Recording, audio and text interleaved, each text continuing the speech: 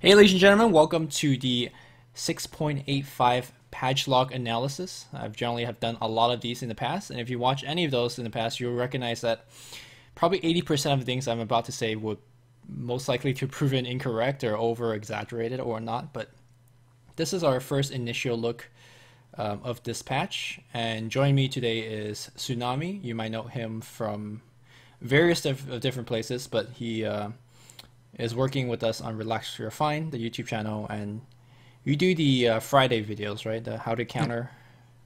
I used to, at least. But yes, that is what I was most known for. Don't sell yourself. Don't sell yourself short. You also do like other videos, like you're on like top of Reddit sometimes, right? For those videos. I get lucky. I dabble. But yeah. Okay, so without further ado, these videos tend to generally get quite long, so we'll get into it from top to bottom. What we're doing a little bit different today is if we are there's something that we want to show in game, we'll just quickly make a lobby to show it to you guys because I think visual is probably better than just talking about it. Cool. All right. Any of these general things that you want to point out that's pretty important? Well, okay. We'll just take it from top to bottom. The first one, Purge no longer deals bonus damage to summoned units. This is elaborated more in the actual patch notes because the most notable thing is that you can't insta-gib Warlock Golem anymore. Okay. Because they used to So, do 99999 damage, correct? yeah, Diffusal Blade used to do that much, and then like other purges like Brewmaster's Split Purge and the Satyr Purge used to do a little bit of extra bonus damage to summoned units, but now it's just nothing. Okay. Then Siege Creeps now behave like normal lane creeps for spell targeting rules, and Siege Creeps now have 80% magic resistance. I made a dumb little vine on my Twitter demonstrating some of the implications of this. But some of the spells worth knowing is that, let's see, Windranger's Shackle Shot can now hit Siege Creeps. Pudge Hook used to go through it, now it doesn't. Mirana Arrow now hits them. Shadow Demon Soul Catcher. Wyvern can Splinter Blast off of it. And Witch Doctor's Cast can bounce off of them. Yeah, I think the more interesting one is the one that you mentioned earlier, is that you could now dominate them, at least with Chen and Enchantress.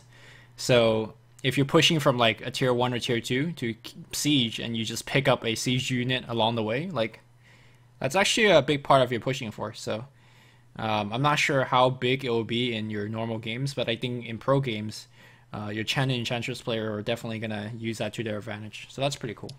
I don't know about, I mean, Enchantress definitely, but would Chen really be worth, would he be willing to give up one of his normal creeps to hijack an enemy siege creep? I mean, it depends on what creeps you have, right? And this one you could micro. So you know how like your normal siege creeps, it just like starts facing the tower, and even if the wave dies, it'll just die. I think it might be Yeah, stronger to keep a siege creep because you can micro it backwards. You that's have true. siege engine now. That's actually pretty sick. And it does give, well, Dominator also gives bonus HP, but Chen heal or Chen Persuasion gives bonus HP too, Oh so I guess man, it's a you can split pretty push with these tanky. now because you could Oh like yeah, put them around the map. Holy fuck! and you can also Death Pack them, but I Oh dude. guess they have as much HP. They only have 550 HP, I think, Okay. so it's not that significant. I mean, it's a actually it's just the same as the lane HP, right? The melee HP creeps. Yeah, I think so. It just mainly comes down to their armor, but you know, anything to speed up a Clink's push, I guess. Right. Okay. Speaking of Chen and Chen creeps, Ancient Thunderhigh has a new ability, War Drum's Aura, provides 15 attack speed and 15% attack damage. This is like a little bit of Vlad's plus AC, kind of gel together. Yeah, Okay, so the real I. question is this better than the It's Granite more like Golem? Vlad's plus drum, hence War Drum, I guess. But yeah, go on. Yeah, is this better than the Granite Golem? Like 50% more health, correct? Yeah, that and I think that aura was stackable too. The war or the rock golem No, I one. don't. No aura is stackable, correct? At Well, the least next in one is. okay. At least I think the This one is previous one stackable. was. Yeah. Yeah. You could look it up if you want, but I didn't think it was stackable. Because I'm sure if it was stackable, somebody has dominated 4 Granite Golems and did a death push with it. But I I don't. feel like I've seen that before though. Okay, let's see. Oh, okay, no. It fully stacks with other health increasing effects, but it doesn't stack with itself. Yeah, that would 15% times 4 on top Yeah, of each. okay, Yeah, never okay. mind. All Yeah. right, so yeah, let's talk about the Ancient Black Drake as well. The +2 armor stackable. Like, are either of these? If you have to rank these two next to the Granite Golem, what's one, two, and three? If you can get multiple Drakes, then I think that would be the best army to establish. Just +6 armor for your whole team. Yeah, because ideally these creeps are used for pushing. They're not fast, and they don't really deal that much damage in a team fight. So if you're pushing, which Chen is usually picked for, then these creeps are great because you'll probably have a mech and a whole bunch of other auras, and these just add up armor like crazy. If you want to fight, then either the Thunderhide or the Golem would be better for team fight purposes, I think. I don't know. I think having 15% more HP, and that's on top of your very heavy armor or BKB. Your effective HP actually goes up by quite a bit. So I'm still on the Granite Golem's camp, but I think it would be dependent on your team comp then. yeah. Yeah, I guess it really depends. So there's really no more point to talk more about it, other than the fact that there's more options now for Chen to choose from. So that's pretty cool. Right. But well, also, and the fact that it's stackable, which means that if you're stacking ancients, then it's going to be kind of a Harder to take problem for through. people like Gyrocopter and stuff That like is that. true. That's actually that's pretty big. Now that you mention it. Gyrocopter, Luna, TA probably will have some new issues as well. Okay, I, so in general, I think Ice just tries to discourage stacking up like 50 camps as your 401k retirement plan, and wants you to maybe take like two camps at a time and then let it spawn over again. yeah, but I like how this change not only kind of discourage ancient farming, which could be seen as a more passive part of the game, and also gives Chen something. So it's kind of like it's not just a one fix, right? It does different things. So I like that Yeah. quite a bit. It gives Chen something, and as you will see later, it gives Lifestealer something also. Right. So couple passive ability not disabled by break. Anything big here that changed in the past? Like Nether I Toxin. Nether Tox is not that big of a deal, but I think Tidebringer may be a big deal because, well, if you can initiate on Kunkka, then you basically take out one of his cleaves. I'm not sure if it'll go on cooldown if you attack and it's broken. I'm not actually not sure how that would work. That's like the only cooldown passive I can think of, actually.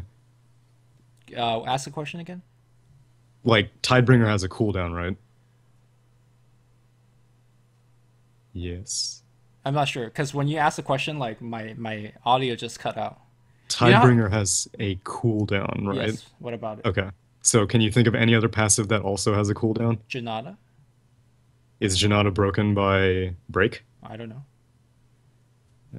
Well, okay, regardless, if Tidebringer does have a cooldown and if it is broken, then if you attack, will it still go on cooldown or not? Probably.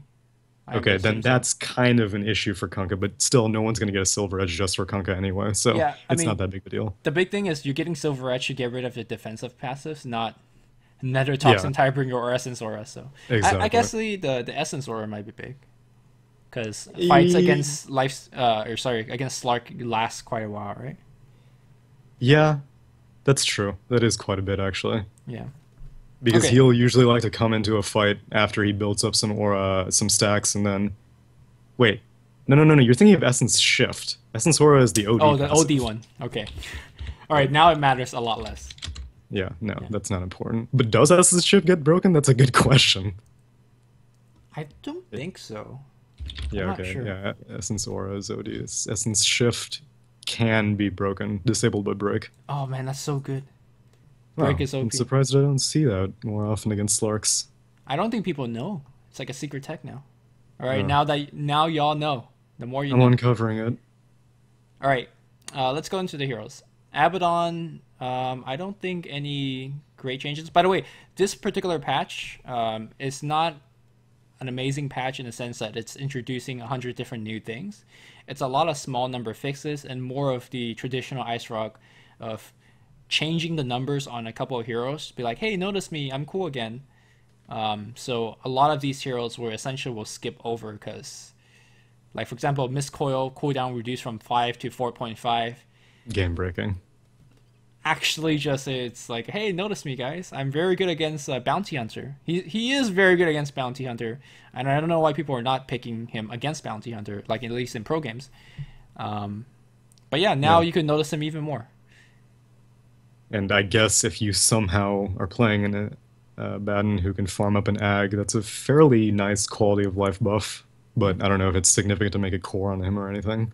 Yeah, I don't think the extra 15% is the reason that sways you to get the eggs or Yeah, not. You're either gonna get it to look cool or you're not. You know, that's right. pretty much it.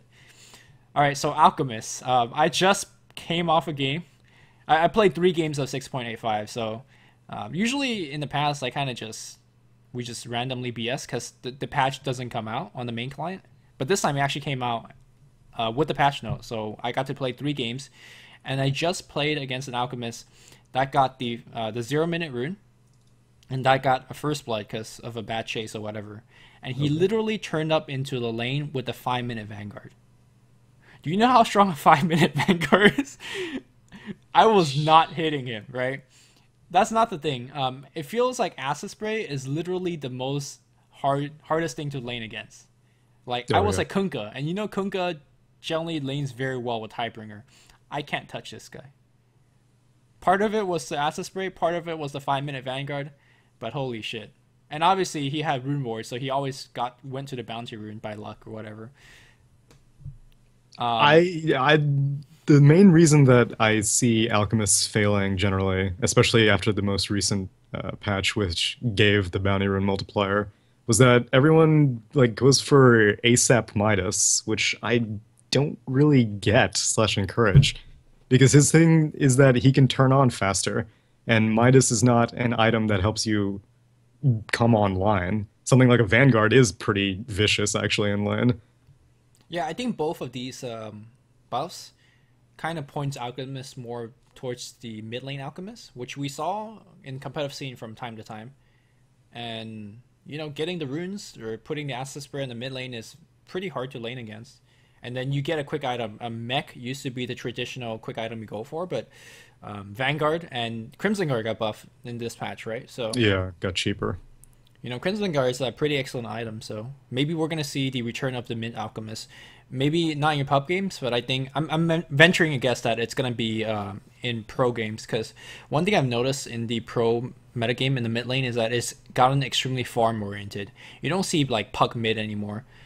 Queen of Pain mid, it gets rarer and rarer. Like the mid that you see nowadays are Shadow Fiend, Leshrac, Lina, heroes that could get 3 or 4 core items. And I think Alchemist, you know, he's gonna have some trouble against Leshrac and Lina, for example, but he's gonna fit right in there in terms of a core hero that gets farmed extremely quickly and then gets item that helps the team. So Yeah, and I didn't really see it that much, but if he is mid, then you could start having your supports farm stack camps for him, just like you would a Shadow Fiend.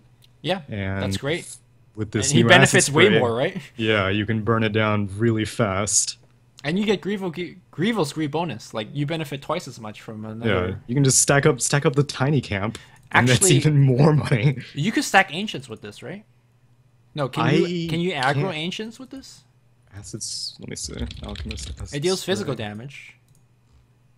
Yeah, it does deal physical damage. So yeah, So fully affects ancient creeps, reduces armor on siege creeps, but does not damage them. so So on the yeah, radiant ramp, can you just like acid spray to the ancient stack as you're going for the rune? Like that's just vicious efficiency. probably because the cast range is 900, Yep. Okay. and that's pretty massive. I solved Dota. All Wow. right. Okay. Ancient apparition. Look at me, buff. Okay, that's great. Anti Yeah. mage, blink rescale, mono void rescale. Anything you want to even mention? Nothing significant, but I'm really surprised that Spell Shield didn't get rescaled because everyone hates, or well, Ice Frog generally hates it whenever people prefer stats over spells. And everyone, every single pro seems to be of the school of thought that 1 point in Spell Shield is all you need. And it's true because you get 3 extra points in The first stats. point is much better than. Yeah, it scales. It's not a linear scaling. And so you never need to get more than 1 point until 23, 24, 25. And so I'm surprised that didn't get rescaled. Okay, maybe that will happen in the future. Yeah.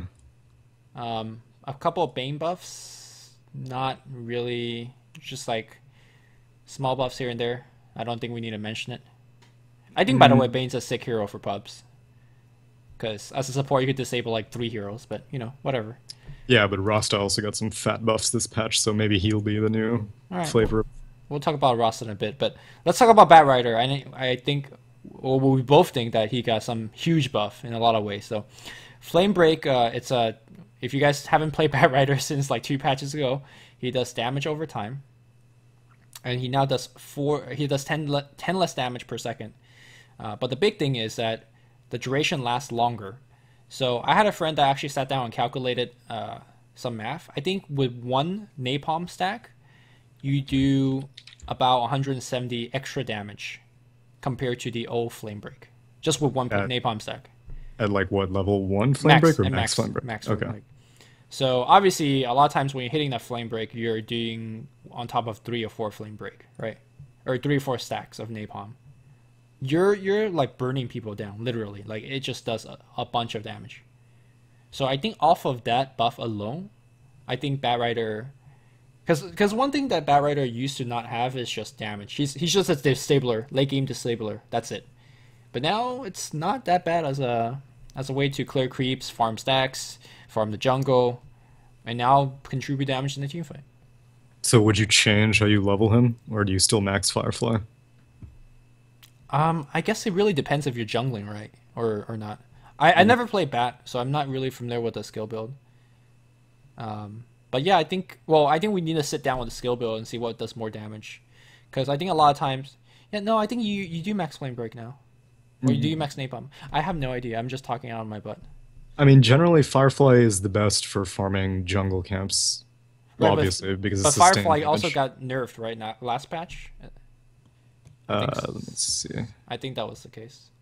Firefly reduced damage from 20, 40, 60, 80 to 10, 30, 50, 70. Yeah. Yeah, but I don't know. I haven't played much no. Everyone in Dota. No one's really been playing Batrider yeah, that's that the much. thing. That's why I'm not so familiar. But I'm pretty sure you still max Firefly, or at least take some points in the Firefly in the jungle, simply for the fact that you could go from camp to camp with breaking trees. Yeah, that's a huge part of his jungling. But the other thing that I think is huge for Batrider is now you could lasso 2 targets. So it sounds pretty cool, but if you really think about it in a important game scenario, for example, if you see the carry, like a Phantom Assassin, and you need to isolate the Phantom Assassin, you don't give a damn if there's a support next to it, right? It doesn't entice you to see 2 random supports. Maybe it does actually, but the target that you want to get is the Phantom Assassin. So the Aghanim upgrade is nice. Sometimes you're going to get an extra one, but is that sometimes enough for you to actually buy the Aghanims? I think the only time that you would really want it is if there are 2 melee carries that you're up against. Other than that, because most of the time, if you have someone, like you said, that you're trying to lasso, people know to stay away in general and only stay close enough if you want to maybe stun Batrider. I mean, yeah, stun Batrider whenever he tries to force staff back or something like that. But most people have long enough disables that they'll be able to reach Batrider regardless of the 400 range. Mm-hmm. And Batrider in general doesn't really have... He has higher priority items that you'd rather get, like BOTs, Yules, Force Staff, Blink. BKB. So maybe as like an ultra... Yeah, BKB. So as like an ultra late game luxury, maybe Ag, but I don't think that this changes his skill or his item build significantly. Yeah, I was also thinking, like, what if you have other setups where it's like an RP or a Black Hole or Winter's Curse, and then I think about if you land a 2-man RP or a 3-man RP or a 3-man Winter's Curse, then do you really even need the lasso? Yeah.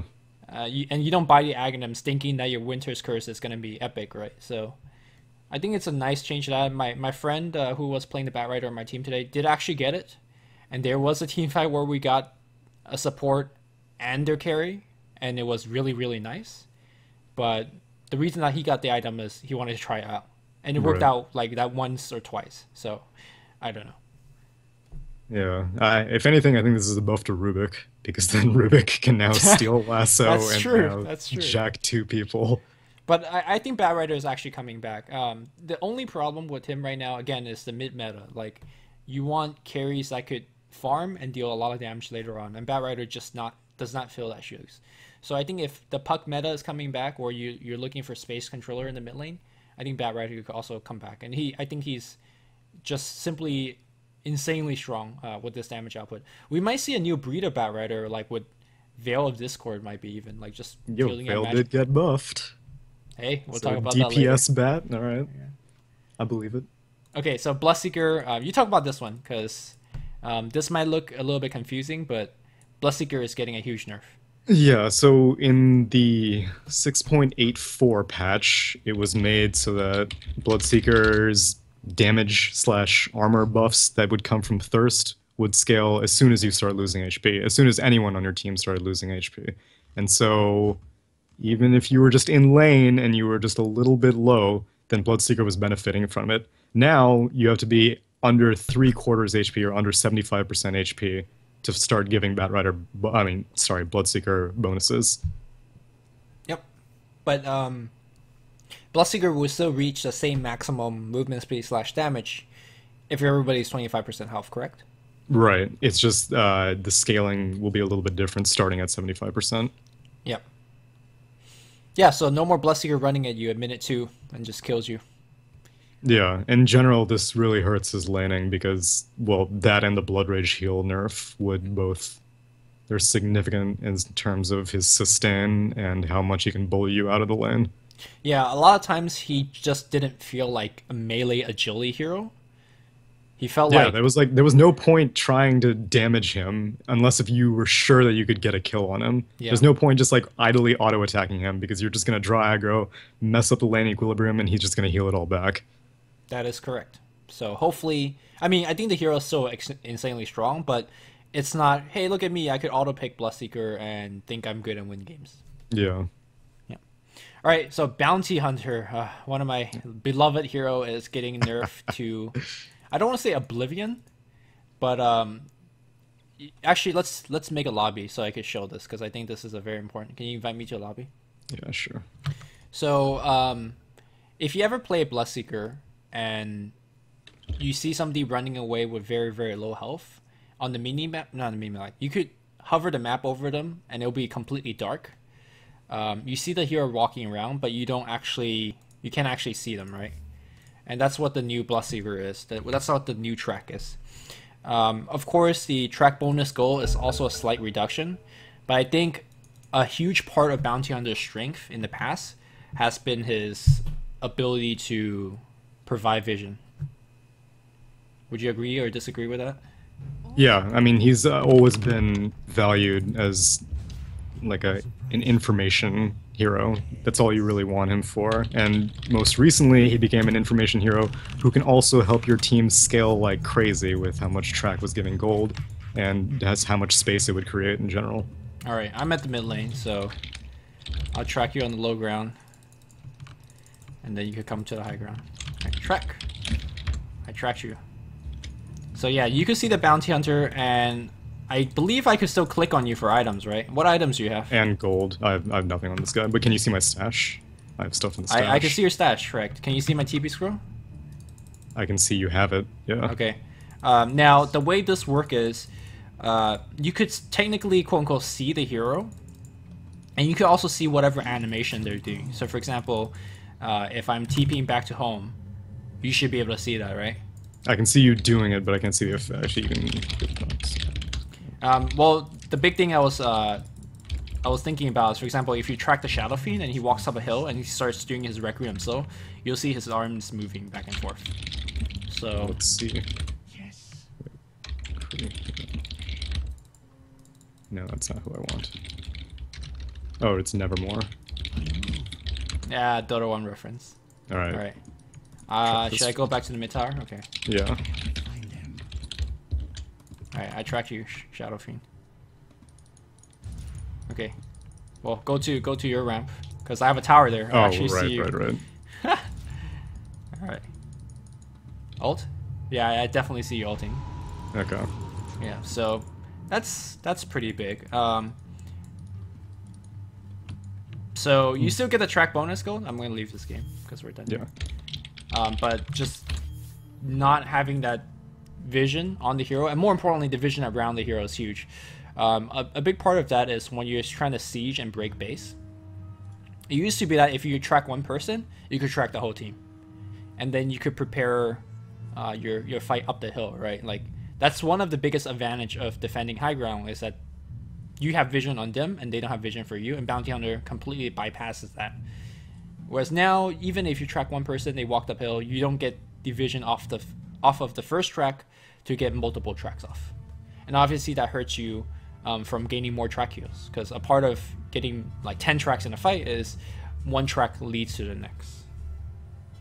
Yeah, and we kind of, since like you're saying you can chain tracks based off of just getting one track off, that's really big in general, not necessarily just for earning a lot of gold, but you know, even if you're not planning on pushing, you can just keep bouncing track vision off of track vision and keep track of their whole team pretty much without really compromising too much positioning. Oh, it also hurts his damage output. Like Shuriken Toss is actually a big part of his arsenal when it comes to getting kills. Yeah, but in a team fight, you're still going to have vision of everyone, though, right? And so you'll still be able to put tracks on people. Sure, but it's just like the first toss, for example, you don't get 800 damage. Yeah, it that's used true. to be like you just drag the creep wave and you just like toss the whole team. Yeah, But, that's true. yeah. So Bounty Hunter, would you say he is still very playable in a pub game? Because, for example, I grind this hero nonstop. Like I pick 2 heroes when I play pub, and Bounty Hunter is one of them. Yeah, I mean, I don't really think that Bounty Hunter in pub games was ever really picked that much for his information gathering. He is.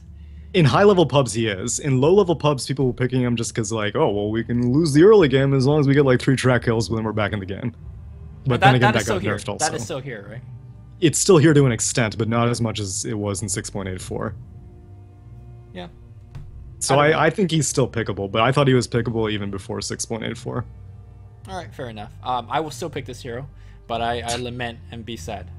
It's just not the same. It's just not the same. There's so much information. Like you track somebody and you see a courier walking by, you're like, okay, I can snipe a courier. It's just random things like that. Now you just don't get the extra information. Also, Dust got a massive buff, which hurts him big time. Yeah, we'll talk about that in a bit.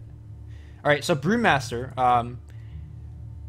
So Dispel Magic is actually one of my favorite spells in the entire game. I love it. Because it does so many things that no one really knows about, because it's just such a rare mechanic, right? Dispel Magic. Yep. And now the AoE is kind of massive. I don't even know what are this. Like, I want to say you could dispel stuns. Is that correct?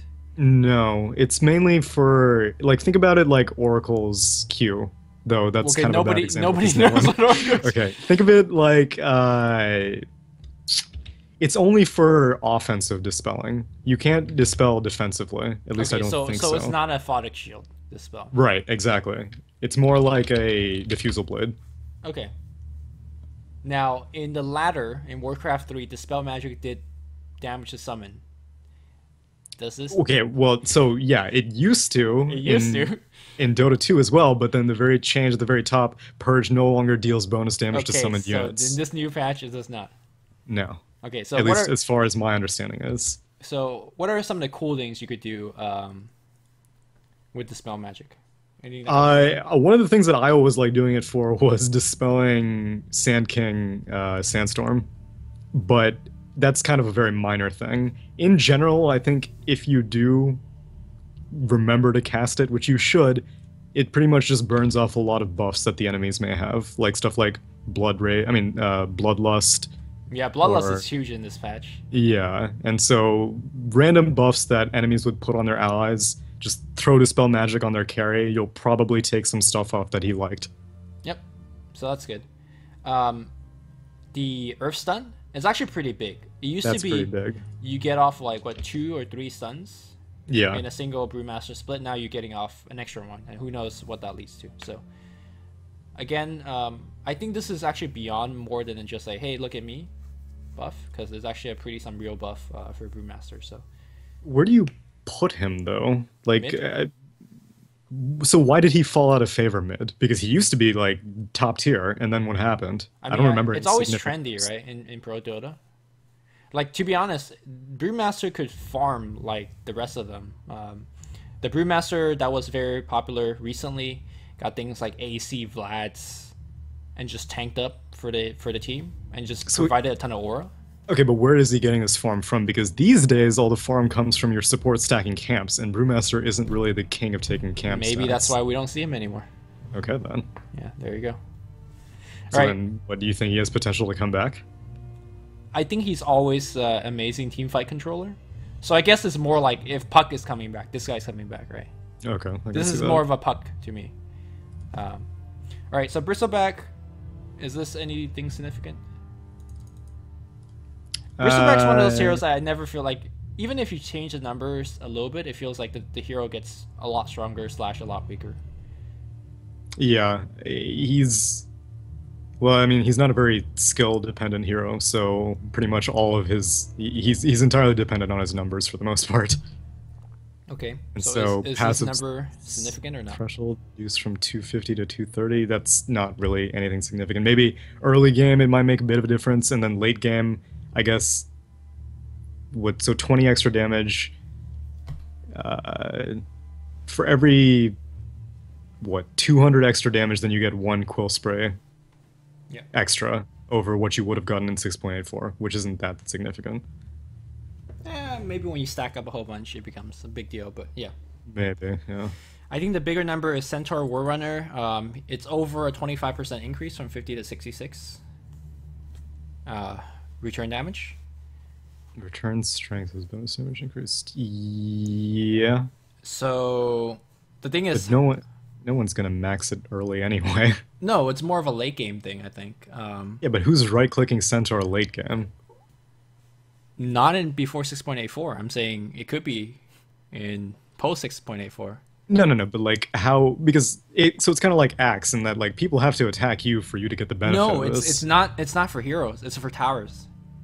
Oh, So it used to be okay, a yeah, that's strat, true. right? You get 2 heart That's on true. Centaur, right? You get 2 heart on Centaur, and you have him face away from the ramp, and you just walk up to the ramp and turn around like Bristleback, and your supports force staff you if you ever get in trouble, right? And then the tower just kills itself. It's true. It is Okay, nice. I'm just breaking Dota, right?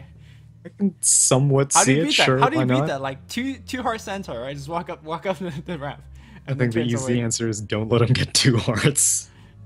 You know, just gank him, right? Don't let him farm. Yeah. Of course. Okay, so Chaos Knight.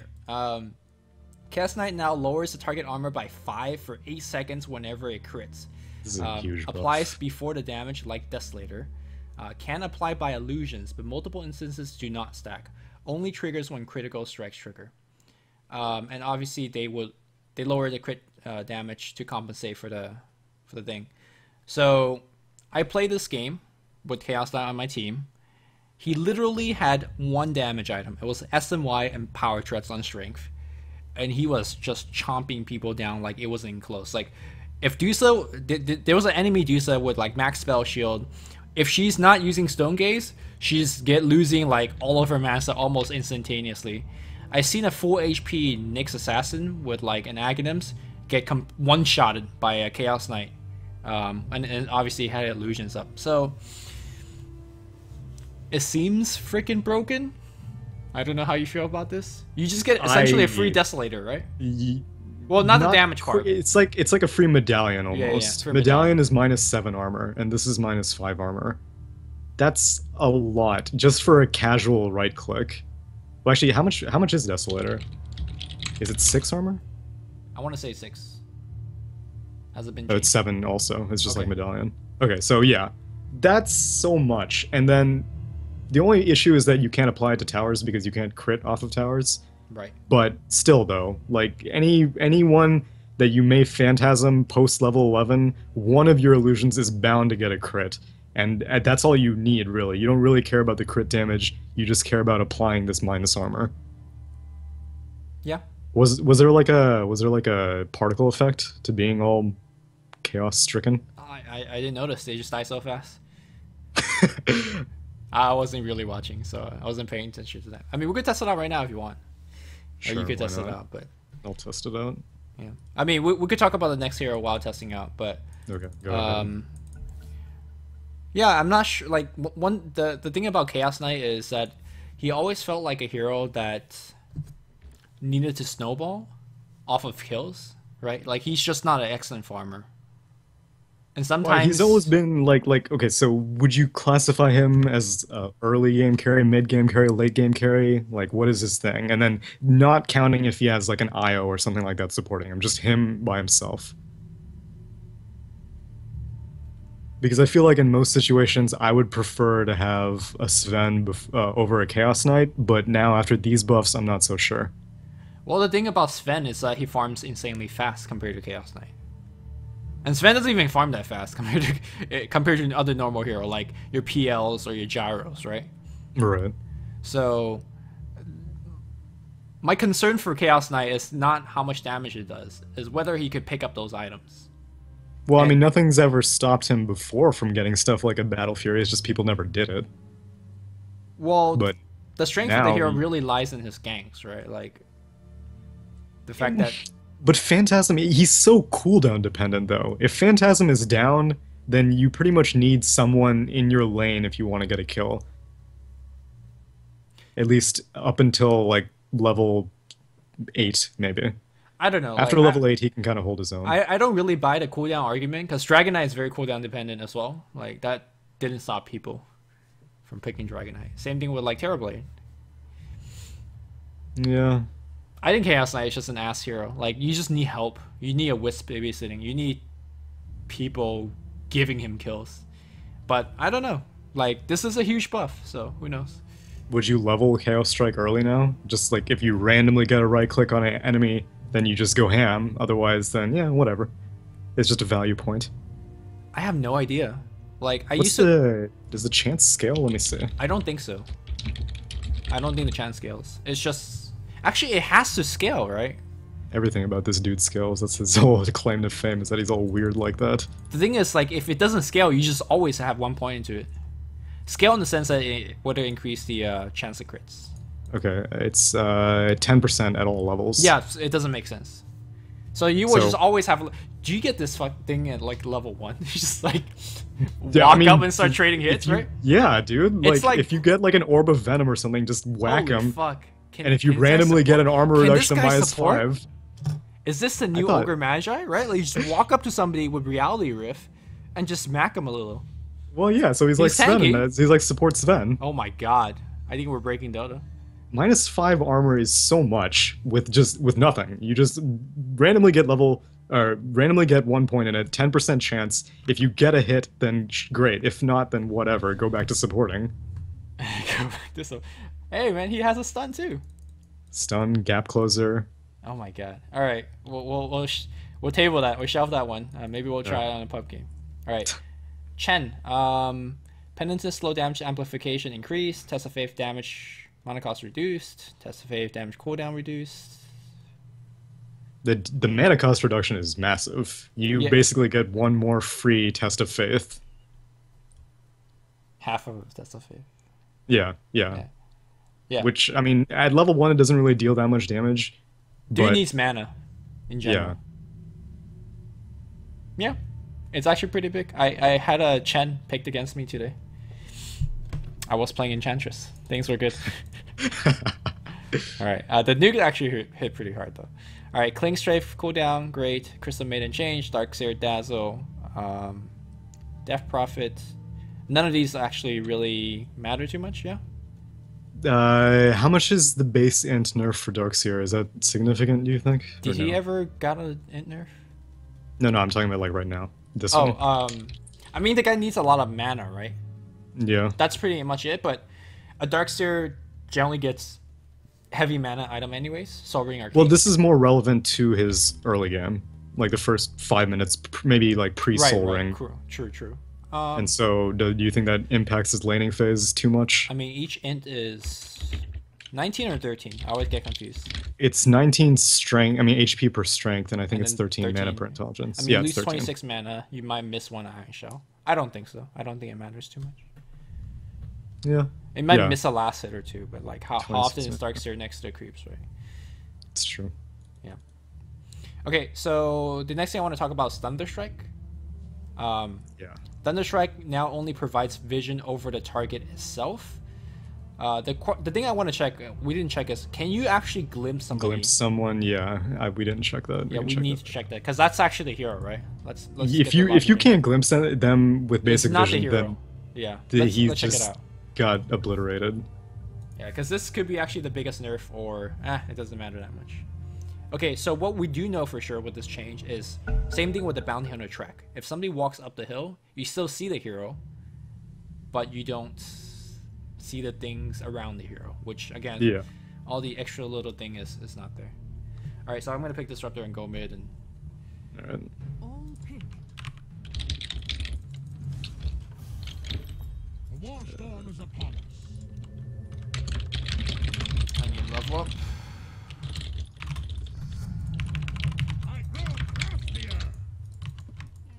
All right, yay! I need to go low hill. Can I still target you? Oh, okay. So that's not that bad. The Disruptor is still in here. But yeah, it's just like the small things you lose, right? Yeah. I don't really know how much how much was the vision AoE even before? It wasn't the full hero. I don't think you could see everything that the hero was saying. Yeah, but you don't argue that this is a nerf. It's just... Oh, yeah. You're losing vision, yeah. Yeah, but I don't think it's that significant that much. Yeah. The most important thing is you can still glimpse like a person, you glimpse him back. And, I mean, the buff of the cooldown is more than worth it, in my opinion. I agree. Because this is a spell that you can actually spam in the early game. Well, provided if you have the mana pool. Everyone was maxing Glimpse back in the day, though, so do you think that now it's worth maxing Thunderstrike? Because even with a low cooldown, you don't really have the mana to support it. It's not just a mana issue. The other thing about a support like Disruptor is you don't know if you're hitting level 11. Like, you might be stuck at level 8 the whole game. Yeah. In which case, you need to have your best spell max, which is Glimpse. It's true. So, all right. So Doom. All right, this hero is the real deal. I played against a Doom in a game, and he ran at me with what I presume as a max level Scourger, who I know, maybe it's just a level 2 Scourger, but it was healing it was healing more than the tower was healing to him. He was just tanking it up. He literally had Tranquil Boots and Ring of Basilius, so he had insane armor, right? Like 8 armor. And he just came at me with 50 HP regen per second. And also dealing with me 50 damage per second. What gives, man? It's I think it might be one of those buffs where people look back and they're like, how did this slip by? How did he let that one happen? Because at max level it heals 768 HP. And will deal 768 magic damage if you're in the vicinity the whole time. And a giant AoE, right? It's not small. 600 radius. Okay. I am very surprised that this happened. So this used to be a joke build that Purge Gamer came up with. You go Veil of Discord, right? Oh my Scourge God. Earth and Doom. Like, it's already sick damage before. Now it's OP.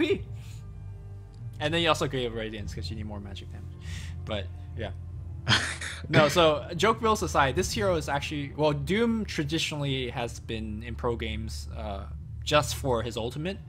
But just adding to his other kind of just tanking or surviving ability is absolutely insane. Also, there is a pub build for you guys out there if you want to try it out. It's called the China Doom build. And it came about in China because Blitz traveled to China for a pro game or a pro tournament, and he kept losing to this China Doom build. So how it works is you start in the jungle, right?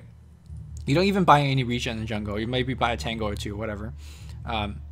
What you want to do is come out of jungle as level 2 with Scourge Earth and Devour, because you need Devour, and you eat an Alpha Wolf creep. You have Tranquil Boots and Orb of Venom as you exit the jungle, and you literally tower dive. Doesn't matter which tower. Mid is probably the best place because you have a Shadow Strike from a Queen of Pain helping you out, whatever. You just dive in with Scourge Earth and you hit them with Orb of Venom, and you have an Alpha Wolf critting for you, and then you just get First Blood. And you just do that like in any game, and you just win the lane, and you go back to jungle and you gank again, and you win the lane and you win the game. Now this build is even more possible and even stronger because things OP. Actually, at level 1 it doesn't matter, right? It's still 12 HP per second. Yeah, at level 1 it doesn't matter, but now level I 2, think that like I mean no one was really putting points into level death anyway, and so you're always alternating between Devour and Scorched Earth. Now I think you always max out Scourge Earth. Like, it's not close. Though, I mean, like the China build was intriguing, but why would you go for the Alpha Wolf? You could go for the Kobold or the Slow Ghost or No, the. if you RNG a crit, you just win. But the slows and the speed or the poison. You get poison your Tranquil boots plus Scorcher if you're getting up there close. Yo, but your Tranquil boots will break as soon as you do the attack, though. Yeah, but once you get the first attack, the second attacks come in because you have Warp Venom. It's also giving your other your mid hero also giving them more attack. That's actually pretty big as well. At that early of a level? Yes. I don't really. What? It's like 30%. I mean, people cry about having 5 extra damage in a 1v1 matchup, right? Like 5 extra It's damage. It's OP. All right, so level def also getting a cooldown buff. That's great.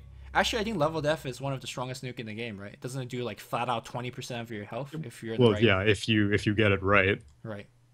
Which I've never, like, whenever I started playing Dota, I never really understood why this skill works the way it does. I know that it's based off of some Final Fantasy spell or something like that, but it is. I wish there was some sort of indicator, like, hey, you're gonna get the multiplier. It's just like, glowing. Yeah, like if you What do you think of this is Hearthstone? Like when it.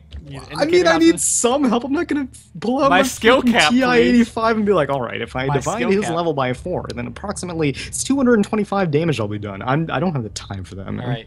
Real story, right? When I was first learning this hero back in Dota 1 days, I literally saved my skill points. I looked at the level and then ranked up accordingly. Oh, that's genius! I'm so fucking good at this game. Or I was. Oh man, I can't believe someone hasn't done that before. That's brilliant. Thank you. All right, DK. Yeah, things happen with DK. Drow Ranger. Wait. So how much is the damage reduction on Breathe Fire? Like Let me see. 20%. 20% is pretty big then for Is an it extra 3 20%? seconds It because was that's like a like Shadow Fable. Fiend's ulti. That was like a Fable. I think so. If my internet isn't so laggy, I can find out for sure. Well, I mean, the reason I'm kind of skimming over this is that DK right now is a very playable hero, and people still pick it. It's just a Yes. nice buff. It's not any more reason to pick DK. Like you're not gonna pick DK. It's like, oh, It's suddenly. a 35% damage reduction at Holy max. shit. 35% for an extra 3 seconds in a team fight is a lot. That's Yeah. not worth skimming over. What? Nobody ever skipped over Brief Fire. Actually, one pro player did. I mean, like it's worth mentioning at least. Okay, 3 seconds, 35%, man. you're correct. I'm not arguing against you. All right. But I guess now it's more. It would be worth taking the time to accurately aim it to make sure that It you was hit. always worth aiming it. In a team fight, I think people will just like mashing out. their face on the keyboard. Come on, people just throw. Oh, actually, it's more important to mention that a lot of people use this as a KS spell, but it's important to throw out in the beginning of the fight. Okay. There you go. Yeah. There you go. Yeah. That's important. Okay, Drow Ranger. Is this important to mention? Precision or bonus damage increase. I mean, the number looks small, but you got to keep in mind that is global. So global and the fact, yeah, and then it'll scale as she scales. But I don't think that this is going to help her laning phase, or anyone's going to be like, oh wow, Drow Ranger 5 ranged heroes. Why didn't I think of that before? I think. Well, it's actually, in the very high level of pro game, like the extra 2-3 damage does matter. So maybe this will make the Drow Visage teams, for example, come back. I mean, the cooldown reduction definitely helps the Visage combo out. Yeah. 20 seconds more uptime on the birds is fairly significant. It's actually not that small of numbers. Might see more draws because of this. So Might see Octarine drown because of this. what the fuck is Octarine draw? Yeah, think of the cooldown reduction. Alright. Birds for days. Let's No, I'm move kidding. on. Please don't All do right. that. Please don't do that. Fissure damage reduced. Great. All right. So Earth Spirit has a little bit of quality of life change. I think this is pretty significant, but I do not play Earth Spirit at all, so I have no idea. I But think the it people that sounds play, good. the people that play Earth Spirit are so good at hitting. Like, I've never ran into Earth Spirit that misses kicks, right? Like, they just hit them because you don't pick Earth Spirit and fuck around in a pub game. You know how to play the hero. Yeah. So I'm not the one that knows how to play a hero. You're not the one. Maybe we should have Mills. Mm-hmm. I'm sure Bob? he's probably pleased. Yeah, I'm sure he's Anything? happy. I mean, well, maybe he's pleased about this, but I'm sure he's still disappointed that he's not still in captain's mode yet. Yeah. All right, Elder Titan, hero that is completely forgotten. He's getting buffed I everywhere, right? I thought he was not that bad last patch, but these buffs are pretty significant. Especially, I think the ancestral attack damage per creep wave. Yeah, definitely. Okay, so for those of you who may not play a lot of Elder Titan, one of the biggest mistakes I see is that people will just put out the spirit, and then once they hit every single creep once, then they'll bring it back to them. Don't do that. You can bring your spirit anywhere, and it has free pathing. So a lot of times, if you're in lane, then just go send it over into the jungle. You'll probably hit some creeps, at least one camp. And now Or that's scout giving... out a ganker or whatever. Yeah, exactly. And it gives you so much more bonus damage. And more than that, you get the bonus damage whenever the spirit finally returns to you. So if the spirit takes a while to return to you, you still get as much time on the buff damage, I guess, like, duration. But then you can also have another spirit ready in the chamber because the cooldown has been burning down while the spirit was coming back. Don't So forget, you also get movement speed. So the more things you hit, the faster yeah, you move as well. exactly. So don't immediately recall it. It's a bad idea. That's why I always hate it whenever I accidentally walk into it and then it comes back to me, because I'm like, just stay away from me. Yeah, so at the very least, like if you're doing the noob way that you just talked about, like you put it in lane and you just hit one hero and a creep wave. So at level 1, you're hitting 4 creeps and maybe a hero. You're getting at least 12 more damage, roughly. Yeah, that's a just lot. off the creeps, yeah. That's a lot. You could actually just hit a support hard with that. Actually, is It's Elder Titan offlane coming back just from this? Might be, It's right? been good. People have been doubting it. It's been good. It's not as good as like Tusk or Clockwork, but it's not bad. Tusk or Clockwork ain't zoning out a support by themselves. Yeah, Elder exactly. Titan That's can. what Holy I'm shit. saying. This is OP. Okay, so Enchantress. I actually played... Enchantress is one of the 3 heroes I selected of a new hero to try out. I was like really intrigued by like Impetus is no longer a unique attack modifier, which means you could Impetus with Desolator, you can Impetus with Scotty, you can Impetus with everything. I was like, okay, I'm gonna go in this game and try it out, right? Try to see out what is the best orb. And also Healing Attendant got buffed. So I went in the game, I went Power Threats because I need HP. I went Aghanim's first because, you know, because I need to increase my attack range. And I was thinking, okay, I need more movement speed to chase people. So I was debating between Yules, but then I ended up getting an SMY. Because I was up against that Doom that was coming at my face. I needed more health. Okay. So I got the SMY, and I was thinking, alright, do I get Scotty or do I get a Desolator? So I found out getting a Desolator. And it makes, like on paper, it makes no sense, right? Because Impetus does pure damage. Right. And I'm not exactly increasing my damage output. But the way I was thinking about it is, first I have God attack range, right? Just having Yeah. Desolator over there by itself is insane. And a lot of times when we're chasing, it's not just you hitting one target, it's your teammate also hitting a target. You have an amazing slow to help that. So you're increasing everybody's damage output as well. And also because Aghanim gives you such a long attack range, your Desolator lets you like hit tier 3 towers from a mile away. So Yeah, I was a pushing king as Enchantress well. has longer attack range than towers with Yeah. Impetus. So, yeah. So I just went Deso. I'm not saying Deso was the right build, and that's what we're gonna see, but it definitely worked out very well that game. The other thing I really want to try out is Maelstrom, because if you really played like, if you're getting orb effects on your Impetus, you're playing more of a carry Enchantress, right? Or at least one that requires quite a bit of items. And I think traditionally Enchantress has trouble farming. I mean, early on you can farm very fast if you stack the jungle and you get a Tornado Walken and just farm. But in mid game, it's all about split pushing and moving through the jungle very quickly. And I think having Maelstrom would help her do that. And obviously, you know, you have long attack range with Aghanims, and then you're attacking fast.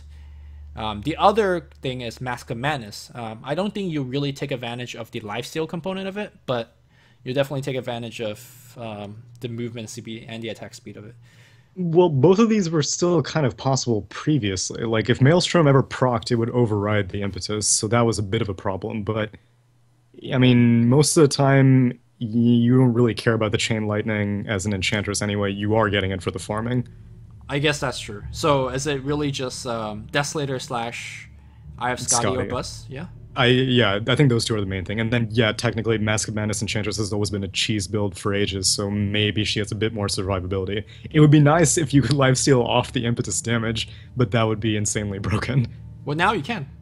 No. I mean like the damage of the actual orb of the impetus. Because you're just lifestealing off of your right click. Oh, is that how it works? Yeah. No, it would be no. You definitely don't lifesteal off of the pure damage. Okay. Because then you could do I was something gonna like say that on that OD. seems pretty good to me. Yeah. Yeah, no. If it did work like that, then I'd say Mask of Madness was core, definitely. But I guess now, actually, the real thing that we need to talk more about is like, if you just get Eye of Scotty, it's like basically a sniper hitting you with Eye of Scotty, except you die like twice as fast. Yeah. Because you're And always gonna plus- be the maximum range, and you're gonna just die. She has mana issues also once you start, being able to spam It impetus doesn't and matter Scotty what gets items you get, you still get mana issues. With a Scotty, would you? Probably.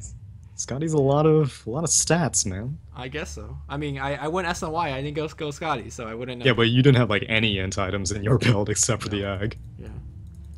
I had a 10 stick magic wand. Or a 10 charge magic stick. That's all the That's value mana moderation. you need. Yeah. I went off-lane Enchantress in that game. Did you max Untouchable? I kind of went around depending what the lane was. I think I started like 2-1-1 by level 4. Oh, okay. That's okay. Alright, Enigma. Black hole radius increased from 400 to 420. Blazing it. Is there anything else? I kind of miss the gigantic Midnight Pulse. I guess 50 area AoE isn't that much, but man, I really love just deforesting places. Yeah. It was so satisfying. And I guess the cast time buff is worth it because now you might be able to actually get off a blink pulse black hole as opposed to just being like, fuck it, I'm just going for the black hole. I don't have time to risk it for the pulse. I mean, if your team is depending on you to get a black hole to win, are you still gonna try to squeeze this? Yeah, well, so it's kind of like how Nyx Assassin kind of needs to trim down his combo just to get the stun. In the same thing, Enigma kind of needs to trim down the greediness of going for a pulse. So I think this kind of increases his window of time where like, yeah, I can get away with the pulse. Maybe if you're playing in the 3K bracket, right? You know, who knows? Yo, 0.1 makes a difference, It all does. right? I ain't saying it doesn't. All right, Gyrocopter nerfs all Thank around. God. All right, his Thank God. damage is actually a lot less now. Actually, it's only 30 damage. It's going to impact his early game, I guess, and rune fights maybe somewhat, but it's not really as much as I You're was still not hoping. getting close to this guy, right? No, you're not. You're not saying, hey man, 6.65, 30 less damage. Let's go in, boys. You're still gonna Yeah. run away. I wish. The big thing is spell immunity. So right now what happens is when you call down and you have BKB on, you still slowed. And generally the slow itself lets you catch up or lets the jar run away or whatever, right? Now he's BKB completely blocks it. That's a pretty big part. Yeah, it also somewhat shout out to Lifestealer being able to get a little bit of a buff back. Or any BKB virus. Or repel. Yeah. Who knows? Or repel, it's true. Alright, so I don't think we need to mention too much. I mean, Gyrocopter is picked all around in pro games, pub games, so. Yeah, I guess the other nerf would be the whole armor on the ancient stack creep, the That is correct. And Black you're saying Drake. he does definitely have some trouble farming, ever since the flak cannon cooldown. there. cooldown. Yeah. Yeah. And so, and between that and I guess Gyrocopter, the rocket barrage damage being a little bit less, than he can't spam it as easily in lane just to get free kills. All right, Berserker Blood magic resistance per stack reduced. Goddamn, this hero needs some nerf. Also, though, when I was making my Mage Huskar video, like the dumb thing, Huskar has a lot of random counters in the game. Yeah. Like, you don't need to try too hard to find a hero that has counter. Like any hero that could buy the Shadowblade upgrade. What do you call that? Silver Edge. Silver Edge, your break item. And Well, then, okay, so I used to think that was a big thing also, but did you know that Life Break purges Huskar on cast? yes.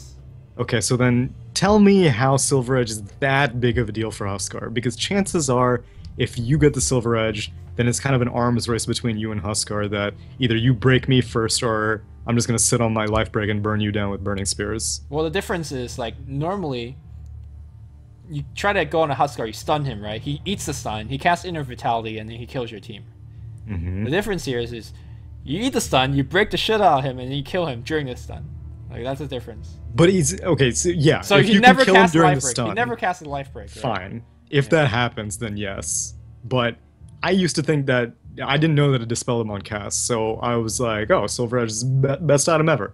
But since Silver Edge is like an initiating item because you are invis and you get the first hit, chances are he'll immediately life break right after. And so I was sort of underwhelmed by the item as a counter. Yeah, I mean, my point is there's a lot of random counters, because I remember Yeah. one game I was doing like the Mage Huskar build, and then I just got randomly like Tinker Laser. I was like, well, fuck, I can't ever play the hero. And then you get the Queen of Pain and the Ags Lina. It's like, well, I can't ever play this hero ever again. But Right. in high level MMR games, this hero does actually pop up quite a bit as a fifth pick. Like, they see you have a team like Rubik and Winter Wyvern, and you don't have any ways to deal with this. Huskar is running you down. Brute style. Yeah, and I don't think this one extra stack makes a difference. It is a nerf, but whatever. Not really. Yeah.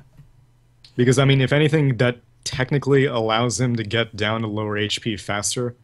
So it's not just like a flat nerf technically, because he kind of likes to be on low stacks. It's just more of a dangerous thing whenever he's at like 10% HP. Right. So let's see. I haven't actually read this Invoker one. All right. 0.8 intelligence growth. That's actually a lot. That's a lot. Alacrity, damage increase, speed increase, great. Aghanim Scepter now adds 1 level to the stats provided by Quas, Wex, and Exhort on all Invoker spells. That's the thing that we talked about, right? I'm not When sure was if we- this? Yeah, I remember having a conversation with somebody that's like, there's actually no reason to get Aghanim Scepter right now. Oh, right. Over Octarine. Yes, because Octarine does everything better. But now you even do more damage. So, okay. So this is saying, like, if I get an Ag, then that's basically like having one more QW and E point.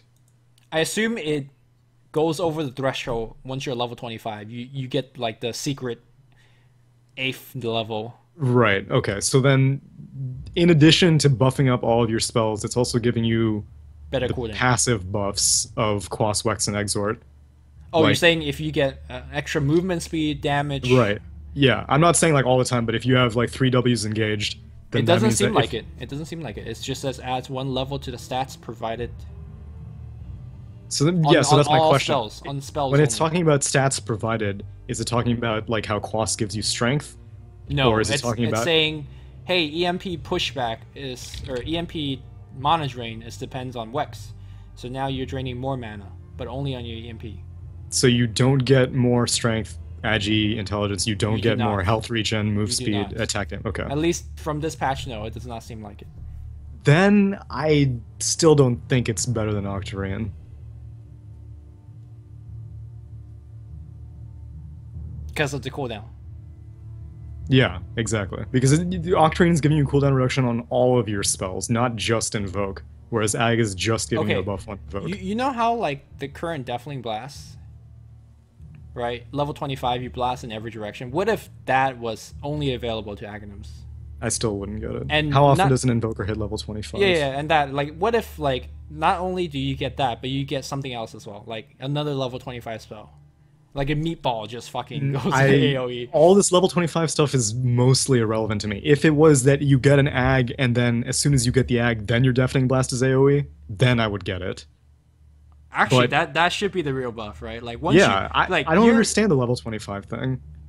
I agree. You're a fucking wizard. Once you pick up your staff, you should get the max Deathling Blast. Or, Yeah, exactly. I mean, dude, it's Aghanim, you know, and Invoker is just he appreciates the inner intricacies of the scepter, and he should get buffs, mini buffs on all of his spells, in my opinion. But if Sign it's up- just make going to a be Deafening petition. Blast, Make a petition, man. I will be dude, the first one I to think sign. I'll have some momentum here. Okay.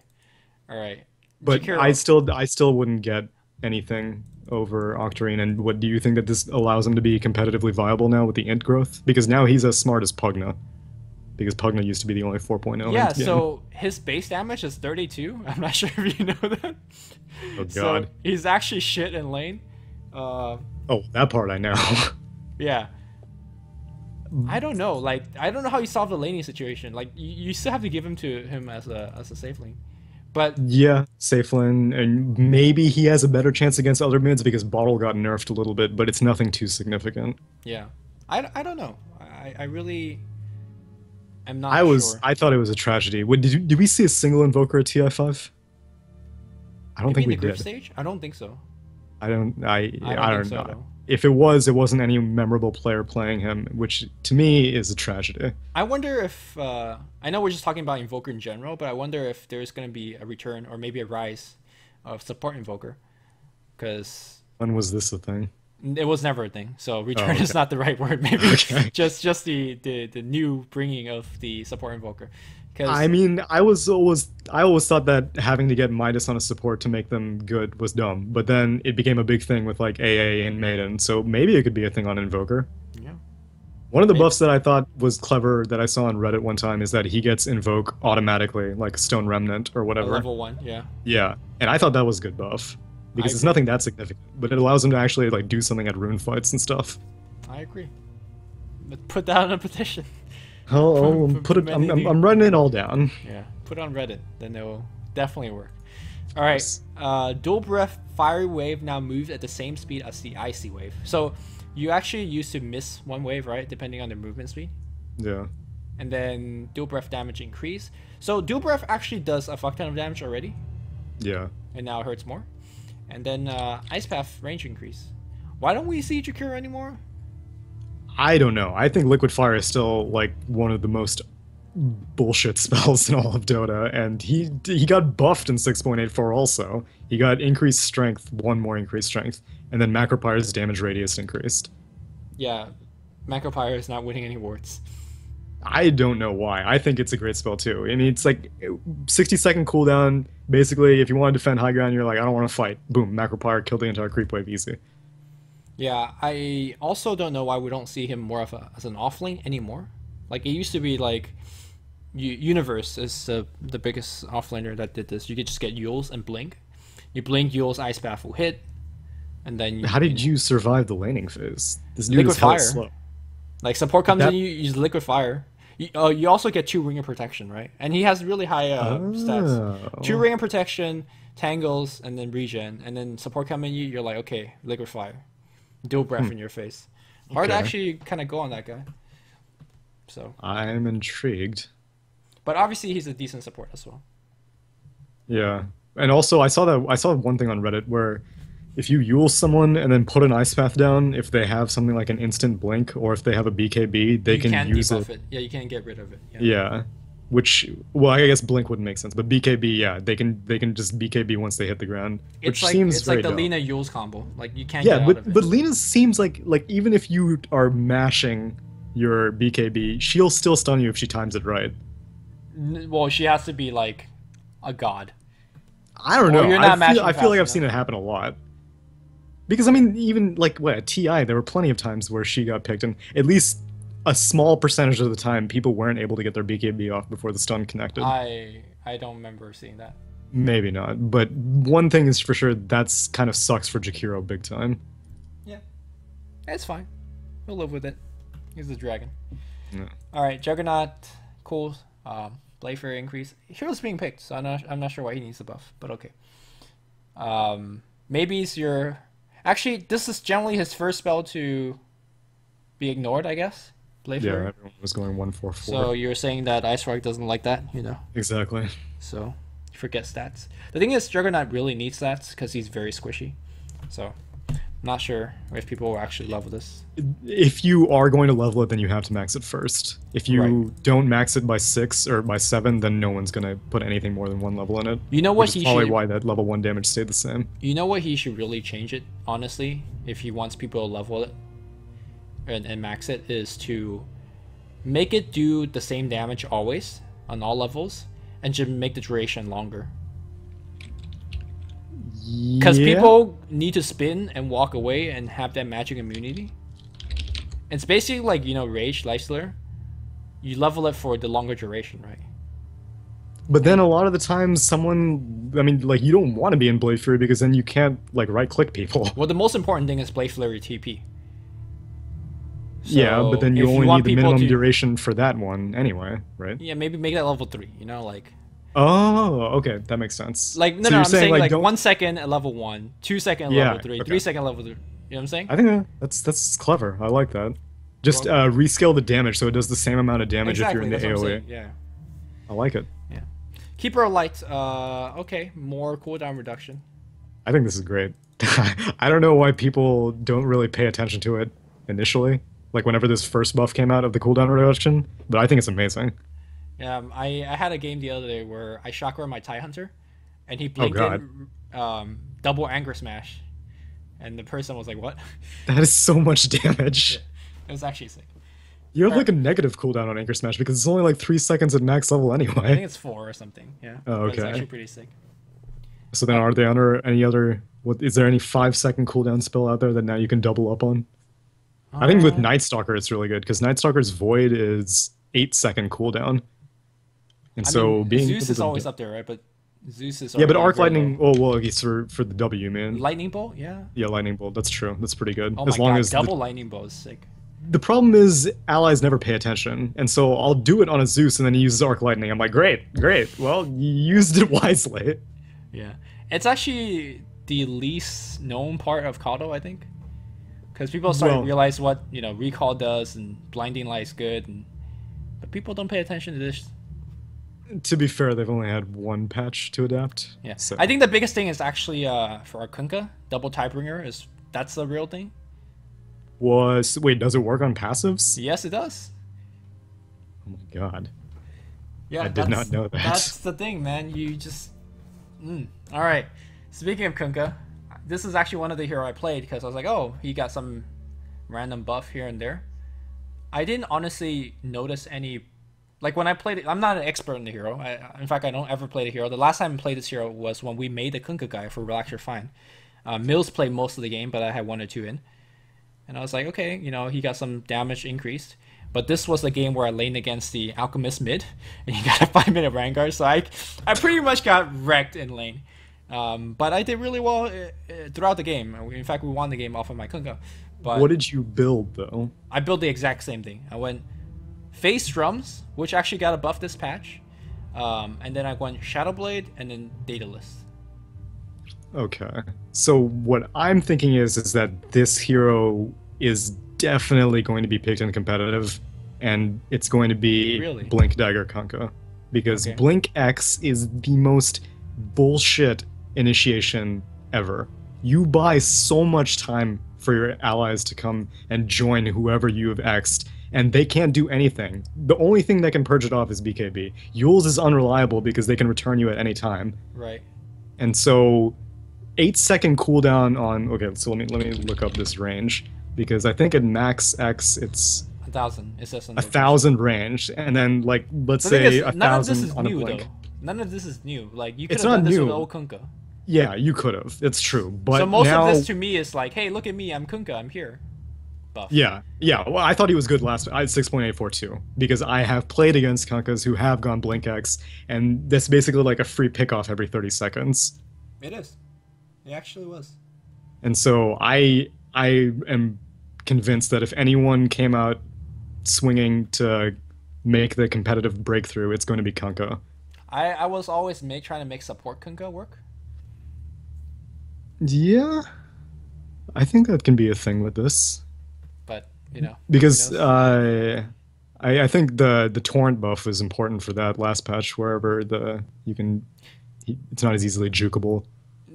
I just think that like Ghost Ship, the Coco Rum part of it is Oh, one of the God. most like sick part of the Yeah, hero. and it's freaking like 40-second cooldown You at just max. give your whole team like the veil / pipe. Not It's so pipe. much. Yeah, it's like raw percent damage reduction. Yeah, 50% reduction for 10 seconds. Yeah. That's insane. It's not true reduction because you take the damage later on, but whatever. Like Yeah, but hopefully by 10 seconds you can probably definitively win the team fight. right, or run away. Yeah, All right, or so run away. LC small buffs here and there. In pro games, I've never liked the hero because I always thought the hero sucks. I think that Elsie would be good as support, but for some reason she's never picked. I Everyone was hates always on- trying to make that work. Yeah, well, I don't know why doesn't it work? Well, it's like she's the worst Abaddon, right? Because No, she's a better Abaddon. That's what I've always said. Because Press the Attack is basically Mist Coil plus Aphotic Shield, except with better range and with more buffs, in my opinion. Because it purges, it gives you HP regen, and it gives you increased attack speed. The thing is, when you're debuffing, well, it depends on the scenario, right? You have one scenario where your carry is just getting wrecked. Okay. And you just want Aphotic Shield and the heal. You want as much backup for him. Whereas, I think in the scenario you're envisioning is, your carry is getting stunned, but you're in a chasing situation.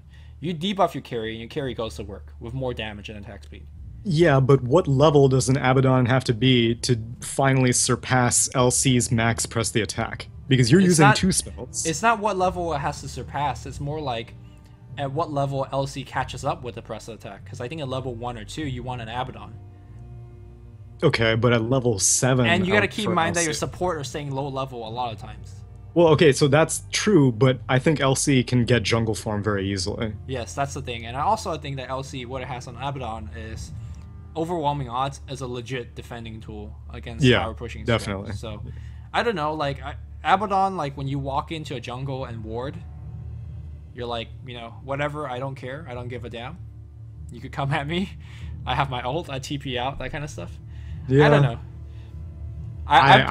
Trust me, I've tried to make this shit work. Like, I think it should happen because I think Press the Attack has historically been one of the best buffs in the game. Yeah, that you can cast on allies. It's so random that it's on like LC. You know? Strength damage dealer. Yeah, I know. It's so weird. It belongs on like a Winter Wyvern or something like that. Rubik would love to have this. Yeah, exactly. Over, like bullshit telekinesis. Actually, I hate it whenever I see LCs being like super stingy with Press the Attack because it's so good on everyone. You don't only need to cast it on yourself.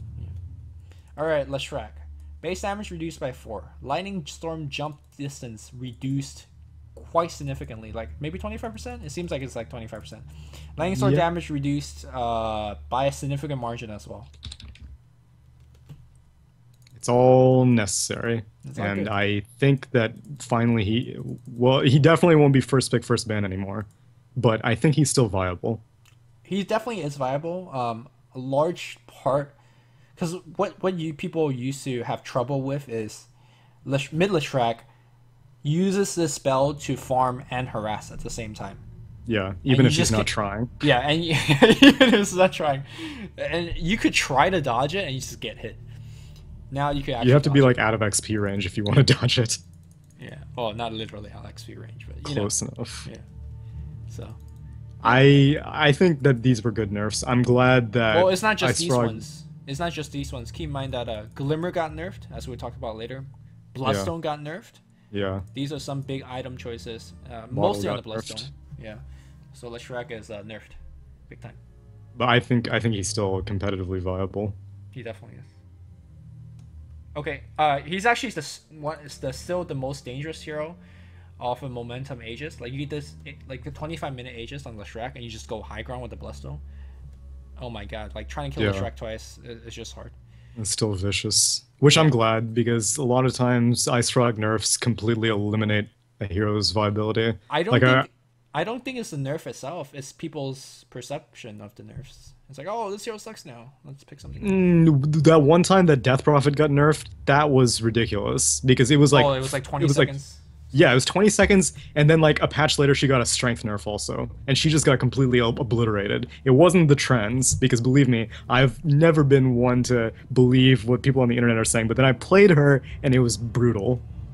So I was terrified that he was going to like make a Pulse Nova do like 10 damage per second or something like that, but I think these nerfs are good. Yeah, I agree.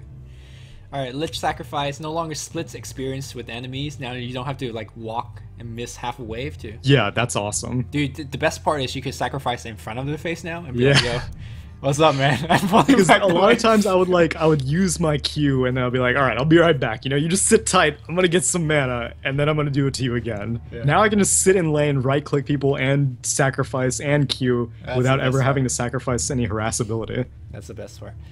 Chain Frost projectile speed increase. That's actually pretty big.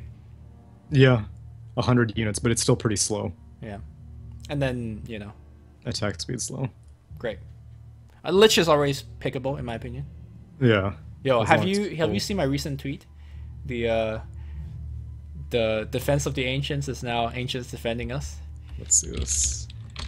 Wait, we'll talk about more later, but this is part of the combo. This is part of the OP combo. I think that has potential. Yeah, as long as people remember to cast ice armor on buildings, which people always forget, but please don't forget that. Okay, so Lifestealer. This is literally the first tier I played in 6.85. Rage cooldown reduced, whatever. Infest and Control can now be used on Ancient Creeps. So I picked Lifestealer. I went Stout Shield, Quelling Blade, Tangles, and a GG branch, whatever. Went to jungle. Got level 6 around 6-7 minutes. Okay. Literally, I went for Face Boots because Face Boot got a buff. In my opinion, was a buff. And then I just phased over to the Ancients, and I grabbed myself a Granite Golem, right? You know how much HP has Granite Golem has? I don't know either. It's like a fucking over 1500 HP or something. Probably. Yeah, literally walks to the enemy bot lanes, the safe lane, and I just pinned the line down. Like, it also has, like, I don't know, 400 MS or something. I just right-clicked the line and then hands off the keyboard, right? Just chase him down. And I think the line was confused for a bit. It's like, why the fuck is there an Ancient running the lane, right? So I think what happened most of the time is you tank a lot. My team asked me to pick this hero because we were thinking of running a 5-man push. Because imagine if you run a 5-man push, 5 minutes in the or 7 minutes in the game to mow down T1 towers, and half your entire team gets 15% more HP. It's actually absolutely insane. And you have this big magic immune tank thing frontline. Yeah, I was up against a TA, and it was like 25% health, and he was trying to chase me down, and she was using traps. I was like, lol, and I just walked over a trap. She's trying to slow me. I just kept walking, and it's really fast. And what happened in mid game is obviously the Ancients weren't doing anything anymore. And I just transitioned over with my Batrider friend, and we did the traditional Lifestealer bomb. But early game, I dominated Ancient, used the Ancient, beat people down, and as they got low enough, I just popped out, did the infest damage, rage open wounds, and got kills. So, and you get the farm from the big Ancient creep to begin with also. Yeah, but you lose farm for staying in the Ancients. I think you actually lose more there. Well, you can still gain experience inside of a creep, I think. Yes. And I was trying my best to last hit with the big Granite Golem. Oh, okay. No, it works. It works. I was actually getting last hits. Yeah, so you're not really sacrificing that much. It's just basically a big beacon that's saying, like, you can't really come into this lane anymore. And you're not, and you can't gank me. That's the best part. Like, they just actually can't kill you. Oh, and the most beautiful thing is, I had an Ogre Magi on my team, and you could Bloodlust a Granite Golem. Dude, I was trucking. If he bloodlust, because okay, wait. So you said that you phased into the Ancient creep, right? Oh, I phased. Well, yeah. Because my question is that I'm in the Ancient creep. In the recent patch, it was that any creep that you infest takes your move speed. Yes. So you don't get the phase movement speed. You don't get the phase. Oh, okay. But if you're pre-bloodlusted, then will it keep your bloodlusted move speed? Yes. And then can you bloodlust on top of that? No. I didn't test that. We could test that right now if you want. I think it'll just. I think the speed will just dynamically change based off of what your current speed is and based off of what buffs you have right now. Let's test it out now. Let's get level 6, because that's. I don't think that's OP, and if it's that OP, it will get patched immediately. I think the way that it's intended to work is, let's say you have 350 MS, that golem just have 350 MS, and then you can bloodlust on top of that. That makes sense. All right, so your Lifestealer, you pick Ogre and I pick Lifestealer. Okay. And we're getting the life level up 5 gold. It's hashtag production value. Phase boots. And we have to spawn neutrals, right? Yeah. Oh, how convenient. That's the one I want, man. Okay, so let's see. Right now, your move speed is 450. Or okay. Wait, it doesn't matter with phase because so as I used infest, it would. All right, 420. So right now it's 423. It's 365. Yeah, which was my previous. So it's your base move speed. And I'm 423. Oh my god! Yeah, so this was what happened, right? I don't think I had max level Bloodlust. I had like level 2 Bloodlust or something. And you imagine a lion trying to run from this. Jesus Christ. And then, like, you look at my HP. I'm fucking 8 armor, 2k. Like, it's only 82 damage, though, which is a little bit less than I was expecting. But still, 2k HP. I'm running next to T1 tower. With 8 armor. That's it's Dude, pretty good. I thought this was a joke, and I was about to go deep, right? I got a drums, which, you know, naturally increased my movement speed. So it made me walk faster. And I was like, dude, what if I got a radiance? Does it Do work your with auras radiance? stay inside? It should. It should, yeah. Let's test it out right now. The battle begins. Alright, I need to get a courier, goddamn. I need to kill these get a other blade. creeps. Radiance.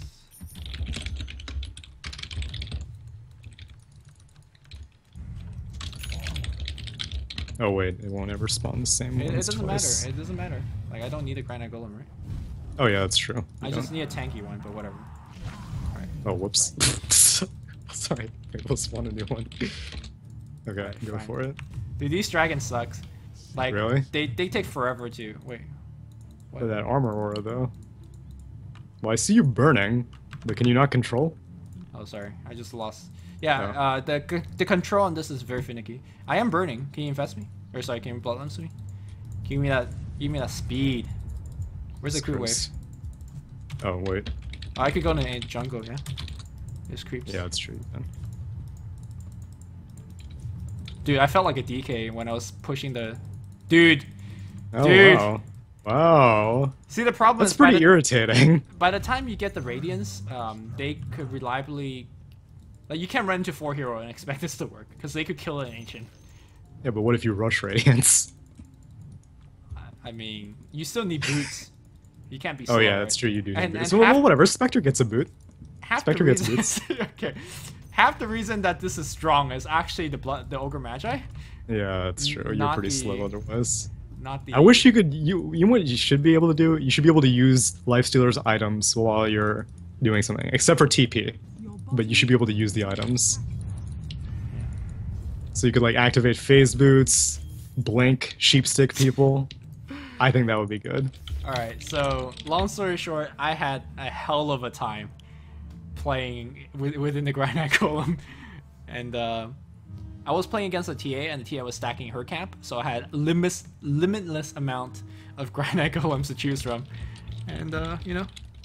But I had to put on the brakes after a while. I just, like, say, hey, I can't keep doing this anymore, because you farm much slower as a I Granite gotta Golem. buckle down, you know, I gotta get a family, I gotta get a job. Yeah, I had to farm. I eventually got a Face Drum SMY, so I was, you know, I was playing a regular Lifestealer game, so that was it. But that was a fun ass time. This definitely helps his early game capabilities, that's for sure. Yeah, you could actually push a tower as a level 6 Lifestealer, or gank and dive Yeah. like no other. Like, it's not even Exactly. close. So, all right, Electric Array from Lina deals reduced damage. Great. Laguna Blade now gets less damage. I don't think she got nerfed enough. I think she's still top tier. I mean, it's a nerf. It's a straight up nerf. If they okay, I haven't seen it in a game yet, but if she can't kill a full creep wave with LSA and Dragon Slave, then it's a nerf. She cannot now. Are you sure? We got a game. We got a game client. Let's Yeah, go. but it doesn't really count though because the creeps scale and Oh, we can't right. simulate time scaling. I mean, we could leave the game on for 8 minutes and then scale it. I don't know. Well, okay, let me. I can actually just math it out. Okay, so let's say that she's level 5. Dan's game. Who does that? I gotta keep my brain from atrophying. You know, I can't just play video games all day. I gotta break out the calculations. Okay, so at level 5, let's say she has 3 points in Dragon Slave, 2 points in LSA. It's 250 plus 120 damage. That does 370 damage. And creeps have... Well, she was never able to kill full creep waves at level 5, though, was she? I don't know. I don't play Lina. I want to say she could kill the creep wave. No, she can't. She never could. You're right. She never could.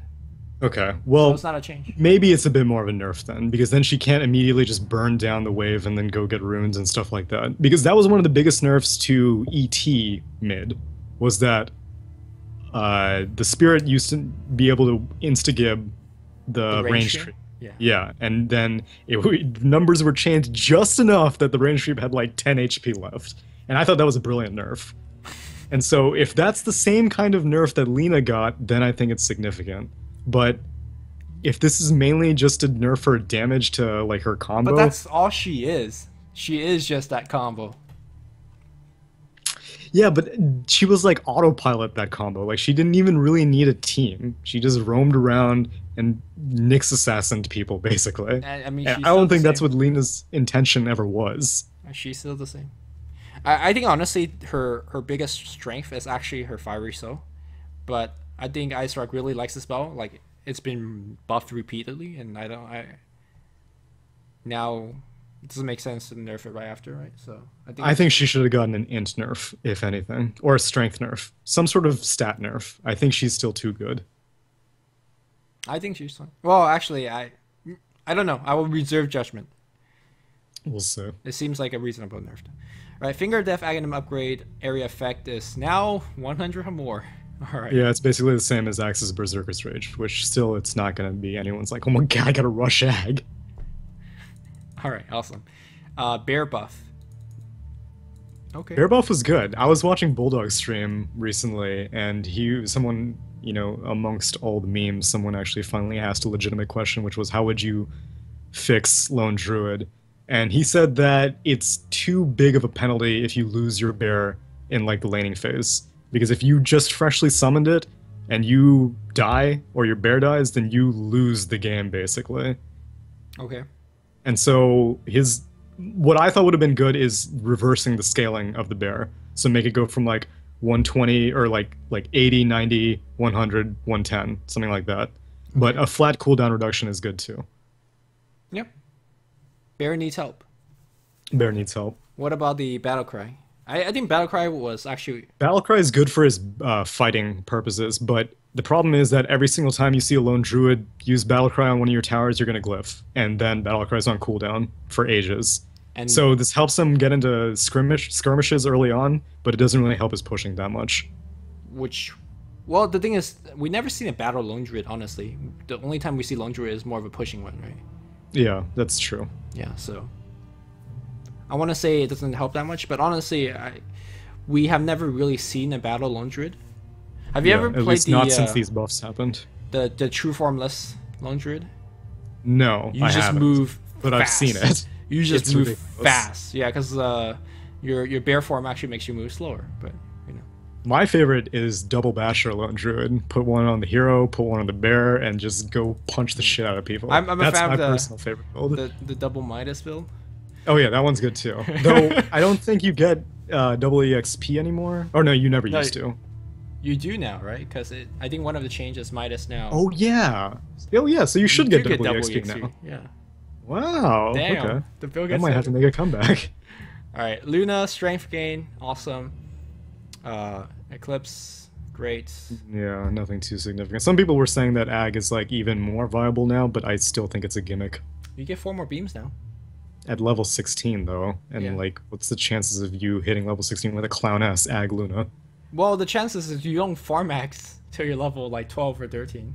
Yeah, I So- guess. I don't know. I think it's still dumb. At least the strength gain maybe will help her get picked a little bit more. Yeah, she definitely needs the help. At least like for example against Lina, you just get popped. Yeah, it's true. BKB or not. All right, Lycan strength gained, and critical strike also increased. That's actually a 10% increase on critical strike. That's pretty big. Yeah, but same thing with... Well, I mean, in general, Lycan is more built for pushing, not really built for fighting, and you don't crit against towers, so Shapeshift Crit Strike doesn't really help you. I think in the more recent variation of the Lycan, they take more fights now. Really? Or it's Well, what more do you capable build? of taking fights. Do you not build a Necrobook anymore? You still go Necrobook, but I'm just saying having a critical strike chance increase is nice. I remember there was a game where Arteezy got a Daedalus on Lycan, and people were saying just like, what's going on? And it has, by the way, it has no relation whatsoever with this buff, and the caster couldn't figure it out. It's because he actually couldn't kill anybody quickly enough with his critical strike in his wolf form, so he was fighting in his human form a lot of times, and he needed crit then. So it was a weird thing. So I was thinking, I feel like maybe Deso would be I've seen Deso Lycan ever since the Deso buff to the recipe cost or whatever. Mm-hmm. And so I think that that would be the way to go. Okay, just in general, yeah. Yeah. Yeah, fair enough. Okay, so my question with this new Magnus cooldown is whether can you buff 4 people now? Let me see the duration.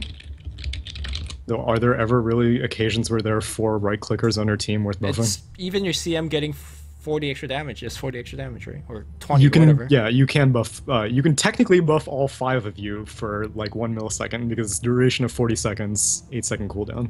Okay, so you could reliably buff 4 people. Yeah, So and that then means maybe you get should some Keeper of the Light up on your team. Oh, man. And then you got a 3-second empower cooldown. There you go. Yeah, I think it's a good buff, but I don't really. I've never really had that many occasions where there are more than 3 people worth buffing on my team. Mills and I were trying to figure out offering Magnus, and then one time we tried to do empower level 1. You put on your creep, and it's like push out the wave. Oh man, It only brilliant. did like 2 extra damage. It's like it actually didn't matter. Put it on the range creep. 40 seconds of extra DPS. Now you're onto something, because we were putting on melee creeps and thinking the cleave would do shit. But it No. actually didn't. No. All right. Cleave is. It's not worth it. All right. Medusa. I think this is a big buff. Actually, Mystic yes. Stick damage and Mana Steel from 25 to 35%. I hate. Like, I Fade Bolt, you can kind of understand. And, like, you know if you're going to be in range for a Fade Bolt bounce. Mystic Snake makes no sense to me. It's like Lesh's Lightning as far as I'm concerned. I think, you know what? I know I'm not sure what it's intended. Probably not. But they should make it. They should make Mystic Snake or any other jump spell to have a jump range of anywhere between 50 to like 1,000, right? Like just make it RNG, yeah. And then Yeah, you just put that like on you just don't PA. know. Sometimes the Medusa player is like, "What the fuck is this?" And then other times the other team is like, "What the fuck is this?" Right? Doesn't Yeah, that that's make exactly it what this fun? game needs. More RNG. More Hearthstone. Let's go. Oh, God. Um, Okay, so the jump radius is 475. It feels like it's 800.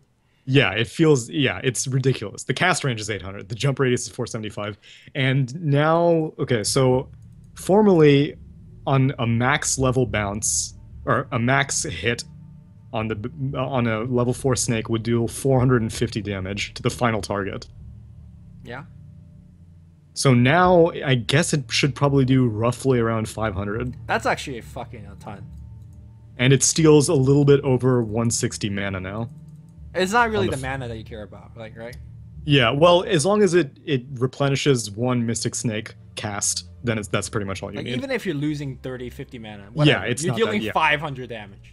Yeah, that's especially if you are able to use that in a team fight somehow and not like just. I mean, in lane it's going to be vicious, for sure. But in a team fight, that's a big deal as well. Yeah, I mean, Medusa was never known for her laning prowess, but maybe now with this big damage bump. maybe she can- Sometimes there have been times where I just don't have the right hero, and Mystic Snake is like the worst zoning spell ever because she has really high range also, so she's not really easy to get in on if you don't have the right hero. You mean on the opposing side? Right. Yeah, if you're playing like a Tuskar as a melee hero, Yeah, exactly. you're It's just done. brutal. Like, you have to go on her and try to win. Like, you're not out attritioning her in a long, drawn-out laning phase. Exactly. All So right. I think this is a really big buff. It's nice. It's great for her. All right, Mirana got some very nice agility gain, and the Starstorm secondary strike increase. So carry Mirana was always treated as like a tier 2, tier 3 carry. Her farming is alright because she has Starstorm, but she's no gyrocopter. And if you play her as a support, she's very unreliable. You're either hitting arrows or you're missing arrows. And, you know, you don't want a unreliable support. So I think she's just in a very awkward situation where there's no good roles for her. There's no good lanes for her. Yeah. Would I you guess this disagree? kind of helps if she isn't able. No, I agree, but I guess this kind of helps that if she isn't able to find levels, then at least she can still contribute somewhat with this Ajigen, so she can maybe help push a little bit better, stuff like that. But I still don't think that there's really a place for her. Yeah, I agree. Because I- you're not I- going to pick her because of this buff and be like, oh, okay, she's just a safe lane carry now, easy. Yeah, I don't know. I'm really sad because Mirana used to be like one of the poster heroes for Dota, like next to your Pudge, your Shadow Fiend. Like all the high skill pros would play Mirana and hit arrows, but Right. Now she's just forgotten. Sad. Yeah, Right. for some reason the nerf on her Sacred Arrow Vision was apparently the nail in the coffin, because after that I never saw her again. Well, I think Moonlight Shadow brought her back a bit. She got a whole Well, bunch of buff on that, right? I'm Well, not sure. I'm thinking about like Sing Sing era Murana, where Oh, it that's was right. just Yeah, yeah, yeah. roam around for days, get arrows. Oh, and didn't just wasn't there a pay to lose cosmetic item? yeah, the Like sperm arrow. the new arrow is just like so easy to see. Did not go well with the pros. Yeah. All right, Morphling. Yeah, agility growth gain, adaptive strike damage increase. Oh, rescale, not increase. Sorry. And then hybrid no longer hides, morphling, or restricts its usage when a replicate is out. Yeah, that was a dumb interaction. I'm glad they took it out. And the hybrid is now visibly known to enemies. I thought support Morphling was good last patch, Wait. but these are buffs towards carry Morphling. Sorry, hybrids are visibly known to enemies, so do they just look visibly different? There's no more walking a morphling illusion and eating a doom? Oh no, replicates still look the same. Hybrids look different. Oh, hybrids. When's Yeah, the last just time you've seen a hybrids. hybrid? Dude, the only And time I'm I not- ever play I'm- Morphling, I have my in mind. I'm like, well, the only reason I'm playing this hero is because I'm gonna build an ag. I don't Do you even ever- care if my team is good with it or not. I'm building an ag. Do you ever get an X? Yeah, because I go support Morphling, which is really good. People got all salty about it once the adaptive strike got that projectile, but it's still good. It's still is- like a it's 4-second stun. 4.25. Yeah, when not that many people can disjoin it. Late game, it's a bit of an issue whenever people get blink daggers, but in the laning phase, he's still a pain in the ass to deal with. So Last time I don't saw know a what these hybrid buffs was are. on the road. It was not in a Dota game. I don't get it. Oh, okay. Oh, Oh my god. Oh my god. Alright, Naga Siren. Yeah. She got Damage nerfed. rescale. Song of Siren heals. Dude, you get Axe on this guy. Heals. Ag Octarine Refresher. Oh my god, it's like having a fountain to go. Yeah.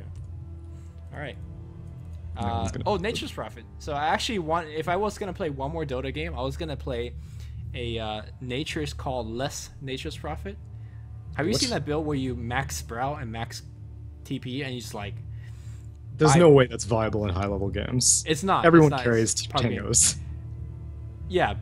Yeah, but don't worry about it, right? Okay. Do you know when you max Sprout, the cast range is like godly long? And I then didn't know you the just, cast range increased. Yeah, you increase as you level it up, and then you just like beat them to death. But anyways, so now there's some nice buffs on Prophet, but I think already Prophet is still very playable as a hero. Yeah. Don't listen to what Bulldog may tell you. I think he's still eminently viable. Any mean- hero with a global teleport will always be viable. I completely agree. I just think that in the current patch, there's a lot of heroes that gets in your face, like Tuskar, Like Storm, Storm. Clock. and those are inherently great counters to Nature's Prophet. So Yeah. I don't think that anyone's going to start building any ags on him anytime soon because of these buffs either. yep. Okay, Necrophall's the most important change is now you can't Ancients. People can't, stop crying about this. Shout out to Leaf Eater. It wasn't even him that was the first it one. wasn't. Yeah, It really was just wasn't. like, But he became the poster boy for it, and yeah, by wrongly golly. attributed. Come on. All right. Yeah, other than that, I mean, I still don't think he's good because Glimmer Cape still exists in the game. Although Glimmer Cave is now nerfed heavily, so we'll talk about that later. Heavily is subjective, in my opinion, but we'll get to that. All right, Nightstalker. Now this is a real change. Yeah, Base this was regen huge. increased from 0.5 to 2. Our I hope good this friend. was a typo. I hope not. I don't think this guy needed any buffs to his landing phase, but go ahead. Anybody that increased this kind of level of regen always went to the off lane, right? Ogre Magi, Nyx Assassin, Spirit Yeah. Breaker, Axe. Axe. Yeah, this guy used to be already in off lane, at least not in pro games, but in high level pub. GGNG, our good friend, well, our quote unquote good friend, Right. because he was supposed to help us on some relaxed, refined videos that never took off. But he is one of the top ranked 100 players on Nightstalker, and he plays it offlane. I could imagine having an extra 1.75 HP regen on the offlane would be amazing. So I am very surprised that he got buffed. I don't think that I think his Nightstalker laning is shit. Why do you think his laning is good? because he has like 8 armor to start. He doesn't have 8. It's like 6. But Yeah, it's an obscene amount. So now he's up with the leagues of, you know, was it Spirit Breaker and Ogre Magi, right? Like, He has it's not- 5.52 armor at level 1. Yeah, Yeah, so he it's- is up in that league. yeah. So now he But- just get a Ring of Protection, and then he This- gets. I mean, like, so this also really impacts his mid, because if you want to take a mid, then one of the setbacks was that, oh, he's a melee hero, he's going to take abuse. Now, who cares if you take abuse? I mean, we don't see him in pro games at all, right? You saw him temporarily as, like, a tri-lane support, which seemed very odd to me, but it ended up working out great, because Void is a ridiculously good nuke.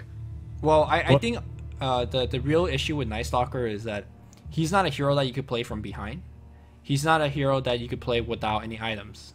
So you need to have a good laning stage to guarantee a decent game with Nightstalker. That's what I thought, but then I saw him in these tri-lane arrangements, and basically his job was just to cast R every once in a while, and then if you show up to a fight, then you get an 8-second silence for free. Like, Is why this a would you support why would you pick Nightstalker, or- why would you pick support Nightstalker? Why would you pick Skywrath over Nightstalker in this current patch right now? the instant If you were to silence? I don't play know. as a support. the instant silence, Okay, so then that would be good against people like Weaver and Anti-Mage. the better but against, lane control. That's subjective though, because Nightstalker is pretty good at zoning with all of this armor and regen. I guess so. And then he's, I guess move speed is a bit of an issue because Skywrath got those buffs, but at nighttime, Nightstalker is crazy fast. Yeah. So I'm surprised he got buffs. I don't know if this will change how pros will approach him or how pubs will approach him, but in general, I think I'm he's definitely be gonna good try for him out everything. now as a support, just to see. If you how it try him goes. out, I recommend rushing BOTs. It's so good. As a It's support? ridiculous. Yeah, I'm gonna rush as a BOT as a support. No, do it. Believe me. If you somehow manage to Dude, cobble I'm together gonna get 2K an gold- urn so I can help my team. I'm gonna It's get a no magic fun, wand man. because he needs, you know, mana. You're missing out.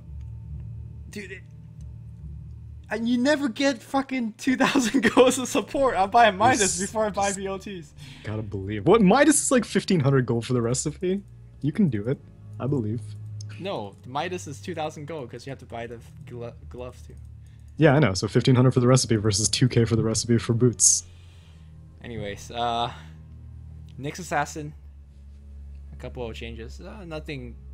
It's to his ag, so Actually, it's I not really think the biggest change is the level 1 duration of Vendetta. Yeah. Oh, wow. Actually, that's Yeah. significant. I didn't even process that. You used to like Vendetta from mid to top, right? And then by the time you get to top, it's like, oh, my Vendetta's over. Wait, so then Vendetta at max level now lasts longer than the cooldown? Yeah, now you could be forever lonely. And Yeah, because it used to be the same amount. Now it's a 50-second cooldown and a 60-second duration. Now you add Kato on top of that? Damn. Yeah, that free 5 seconds. Yeah, the level 1 buff is huge, because now, yeah, you can actually go from lane to lane without having to go into Vendetta like 5 seconds before you actually come into the lane. And that allows you to bypass a couple wards, makes your ganks more likely. So that's pretty big. That's pretty big. Yep. And then the Burrow Impale Mana Burn is like, nice, whatever. Yeah, and I liked the ag buff, because Nyx was always one of those heroes that after you got Blink or Dagon, depending on what you were doing, you didn't really know what to build next, and it didn't really matter what you build next. Some people would build like Necrobook or Force Staff and stuff like that, so I think ag has a good place on Nyx. Yeah, I think the more supportive item like Solar Crest, Veil, or not Veil, sorry, Glimmer has been becoming more popular on these supports that don't know what to build, so. Yeah, that's true. Alright, Ogre Magi, base armor increase R1. Why did he get buffed also? Dude, Bloodlust, man. Bloodlust is what's happening. And Bloodlust could now be cast on towers. So, earlier I was making a tweet, it's like, now you Bloodlust your tower, you Frost armor, and you Living armor from Tree and towers. You know what's the coolest thing? When you Bloodlust a tower, the power actually gets bigger. Wait, really? I was It hoping does. it would. Oh does. man, that's awesome. Dude, it's a fucking big ass tower, and it just shoots fast. Boom, boom, boom, boom, boom. Dude, we were defending high ground with a Lich and Ogre in one of our games. It was actually amazing. Like, we held the tower forever. So is there some numbers on the average DPS that it increases on Bloodlust? Because how much more attack speed is it? 60. Jesus Christ. It's like if your tower had a hyperstone. Oh, 50 attack speed. Okay. Yeah. Wow. No, That's... 50, 60. The new one's 60. Oh, God. Oh, yeah, you're right. Yeah, 60. Wow. Okay. That's obscene. It's not like winning you any game, but it's just a nice, cool thing you could do. For just like idly defending, because a lot of times people would just be like, okay, it's only a tier 1 tower. You can push into it. But if you have Bloodlust on it, like I always got one early value point in Bloodlust. A lot of people would skip it until like level 9. But I think 1 point is really good, and now it's even better. Yeah. I think, well, for the longest time, I was thinking that you should max Bloodlust. Now I'm in... If you're going like Orb of Venom, right-click Ogre Magi, then sure. But I don't think it's entirely viable. I mean, now that you could defend your tower with Bloodlust, I don't know. Yeah, but is like 30 extra attack speed really going to make that big of a difference? No, if you max it by 7. No, that's what I'm saying. Like, if you just have 1 point in it versus maxed, I see. is 30 attack speed really going to be that impactful? I don't know. Actually, I forgot to mention one thing about the Vendetta, which is absolutely huge, is at higher levels of Vendetta, you come out of Vendetta, you hit them once, you impale, you can Vendetta again. Well, double Vendetta was always possible. But yes, only but you like, have to time it. Yeah, very now heavily. you have around a 10-second grace period. Can you which do is it pretty with level 11 Vendetta? No, duration's 50 seconds at 11 and 60-second cooldown. Okay. But you could definitely do it at level 16. Yeah, with 10 seconds to spare. Yeah, that's huge. Yeah, it's pretty big. Because Nyx, one of his problems is that his mid to late game starts to fall off, as in team fights he just doesn't do enough damage. Yeah, but once you hit level 16, chances are you're not going to have the luxury of being able to Vendetta twice and get a successful Impale. A lot of times, once you're level 16, you need to just land the Impale, and you're using Vendetta for positioning. That's fair. I mean, sometimes you or most of the time you don't, but once in a while you might. Yeah. And that's an extra, what, 200-300 damage? It's true. And if mana is not the issue, there's no reason to stay visible anymore, right? Yeah, that's true. You just invis all the time, so. And you're moving faster. Awesome. I thought one of the biggest buffs was the previous patch where now you can carapace well in Vendetta. I thought that was amazing. And Nyx never got picked. Yeah. Yeah. No one knows about it because no one ever It doesn't break you out of invis? It doesn't break you out of invis. So you can just walk into AoE spells, turn on carapace, and it stuns. And they're like, what? Yeah. Awesome. I know. Alright. So Ogre Magi, yeah, okay, that's good. Omniknights, anything with? Oh, they nerfed Degenera. Yeah, but it gave the cast point buff that people have been asking for like decades. Dude, now you maybe don't miss it as much. Yeah, I mean, your clown Orb of Venom DPS Omniknight got nerfed, but the Purification cast point 9 out of 10 Omniknights will prefer that buff.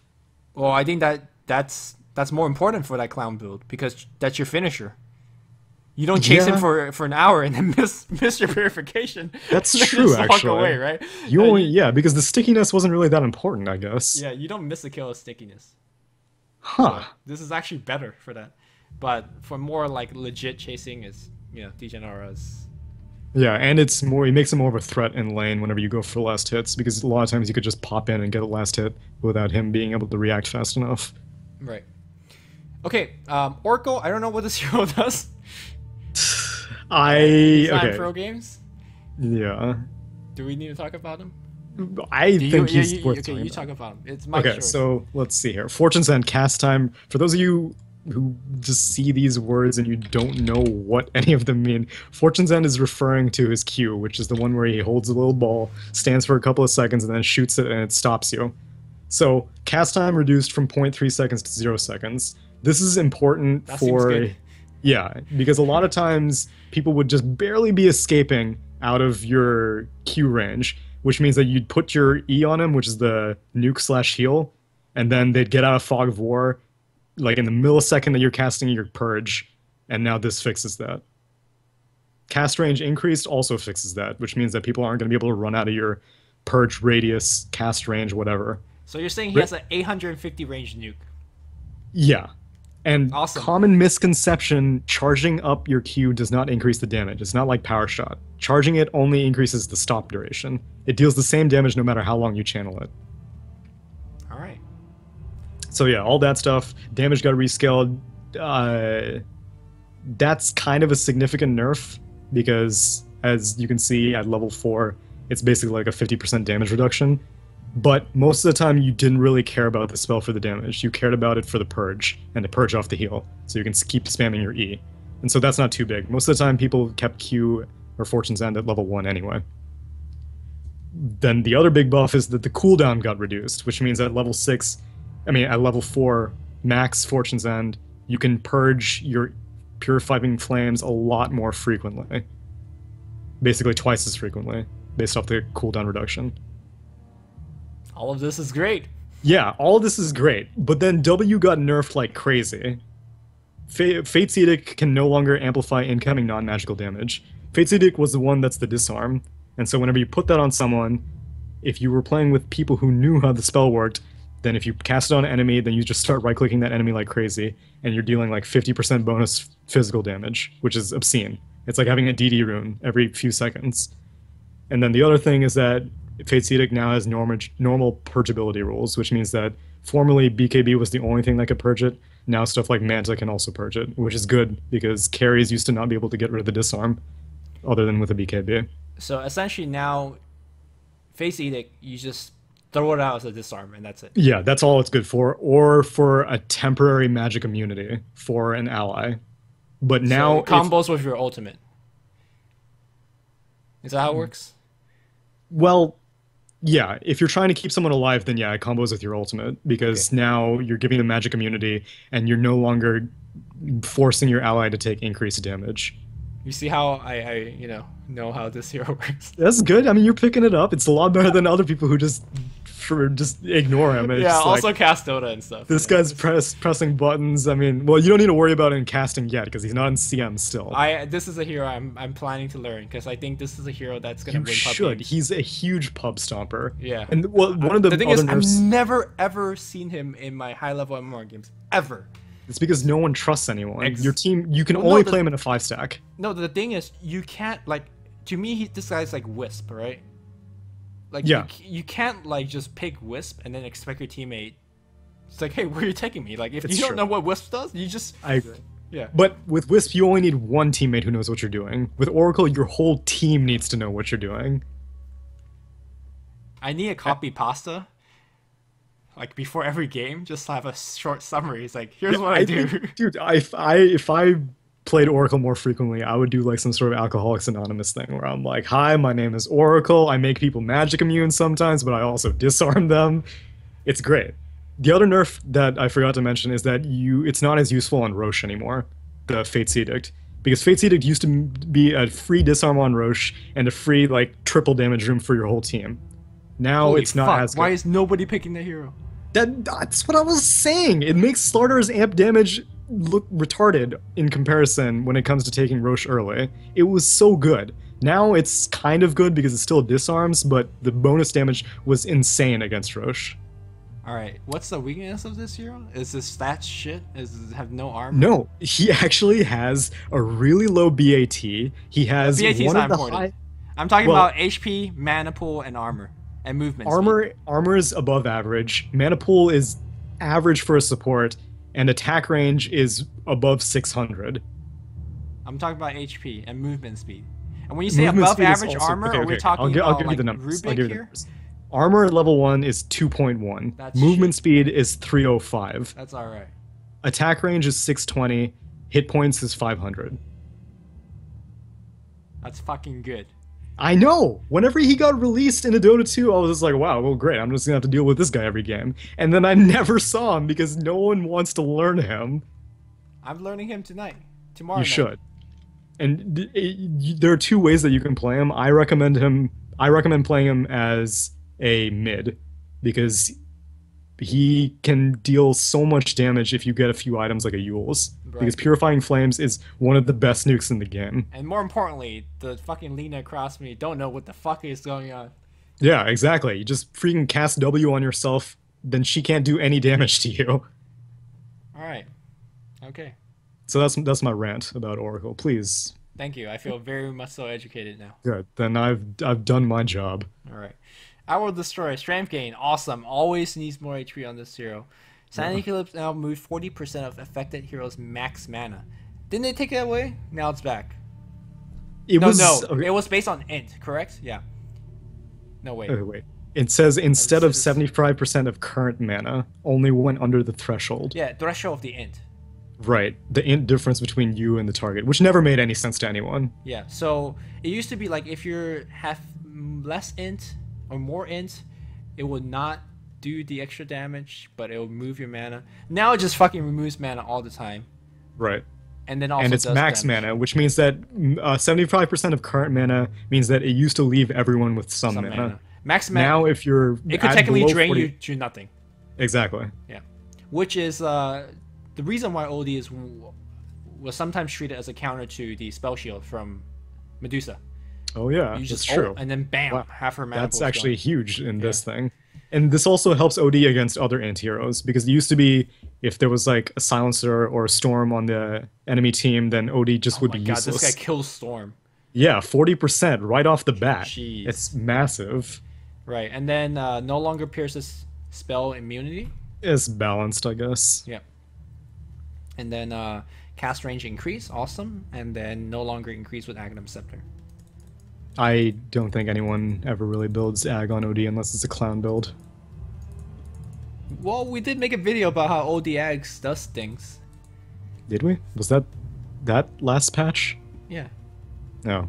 You I'm ulted not a fan. And you suddenly got like, you know, what is Yeah, it? 20 int or but, something. But you're imprisoning the entire enemy team for all their cooldowns to come up. And then you set to up a plan black out. hole on top of that. 420 range now. And you 420 blaze at black hole, sure. Why Yeah. not? I believe. OP.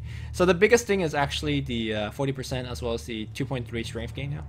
Yeah. I mean, people never pick OD because you can't farm with him in the mid game. You know what this hero needs? You need a proc Maelstrom. Or people need to man up and buy Maelstrom on this hero. Well, ranged heroes in general always have a god-awful time farming. Not Gyro. Yeah, not Gyro. Yeah, if they have a spell for it, like Glaives or Flak Cannon or Split Shot, then yeah, I guess not. This is my Maelstrom. Sure. Okay, Stifling Dagger now applies your attacks on hit effects. This is hilarious. This is So, gonna be so frustrating. My question is, it works with Orb of Venom, correct? Sure, okay. It works with Lifesteal, correct? Yes. But I'm not sure if it'll give you the lifesteal. That's a good question, actually. I'm not sure about that. The Well, we most have a Dota game. important thing is that it works with Basher. But it says, does not guarantee a proc if the Yes, effect yeah, hits. so it's a percentage chance. But there is a percentage that if you have a Basher and you toss a dagger at someone... It's just a fucking get Stormbolt. It's just a stun. Yeah, exactly. Oh, you know... Can they BKB it? The question yeah, is, you should the be able to. dagger's flying in the air. You BKB. But it's It'll a block stun, right? It's a bash. I think it... Because you can't target... I think it counts as like a disjoint once you cast a BKB, kind of. Does it? I don't know. I'm not entirely sure, but I'm pretty sure if you cast a BKB and the dagger would have rolled a bash, then the entire dagger making contact with you is blocked. Because you wouldn't take the damage from the dagger either, I don't think. Okay, another question. Do you cleave creeps now?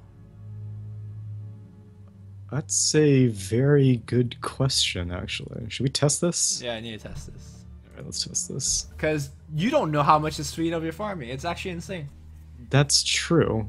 But how much did people really spam dagger back in the day whenever they're farming? The pro players do. What, like with just constant trud switching and stuff like that? Because Yep. I feel like she has And mana issues otherwise. You should blink strike on your on the creeps as well. Yeah, I do that, but that's why I'm saying I usually save my mana for the blink strike as opposed to spamming dagger. Yeah. It's really for before you get your battle fairy, like you just need the damage against creeps. Oh, am I Yeah. doing this?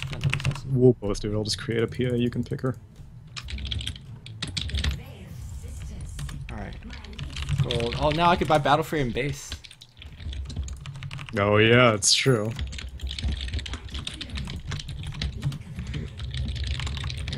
on neutrals. Level up team.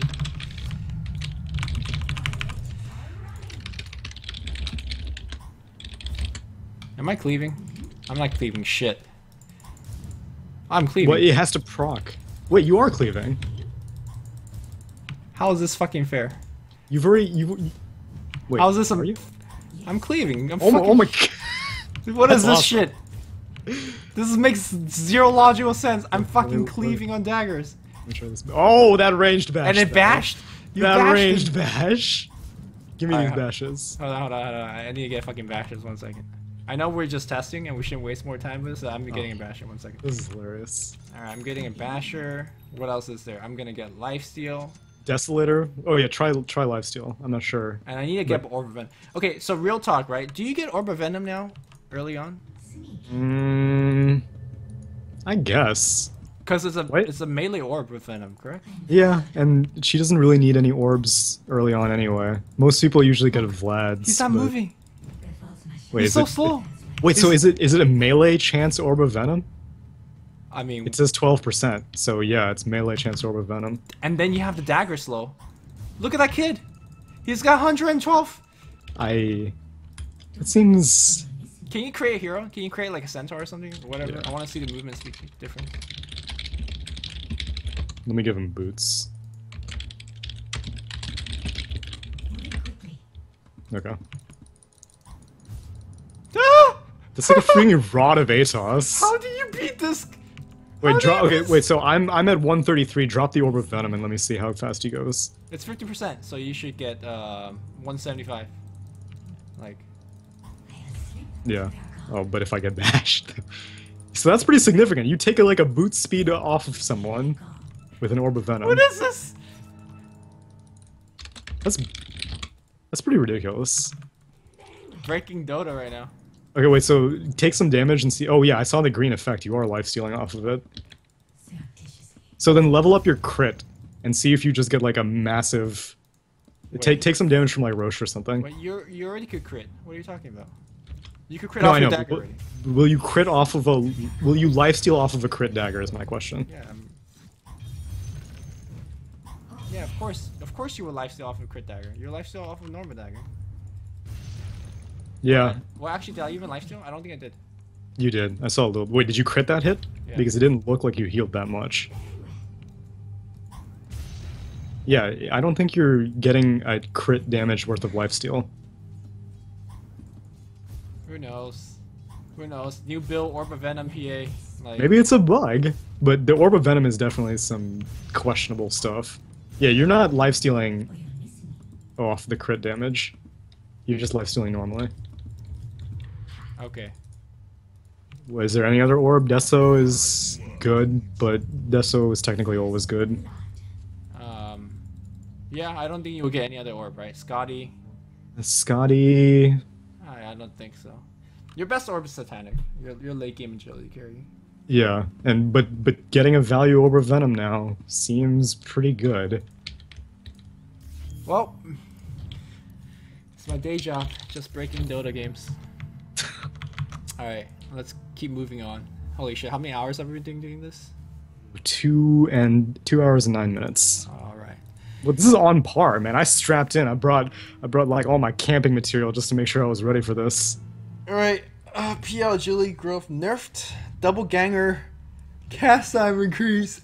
Fuck yeah, PL, get wrecked. This should have happened like 2 patches ago. Get This should have wrecked. happened before he got added to CM. Literally just like, woo, I do what I want.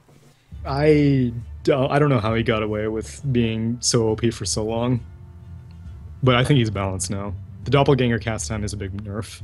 Give him like 2.5 cast time or something. Alright, that's No. overdoing it. Please no. Alright, Sunray max health per damage increased. Awesome. Great. That's nice. I imagine you heal as well? Yeah, Oh. yeah.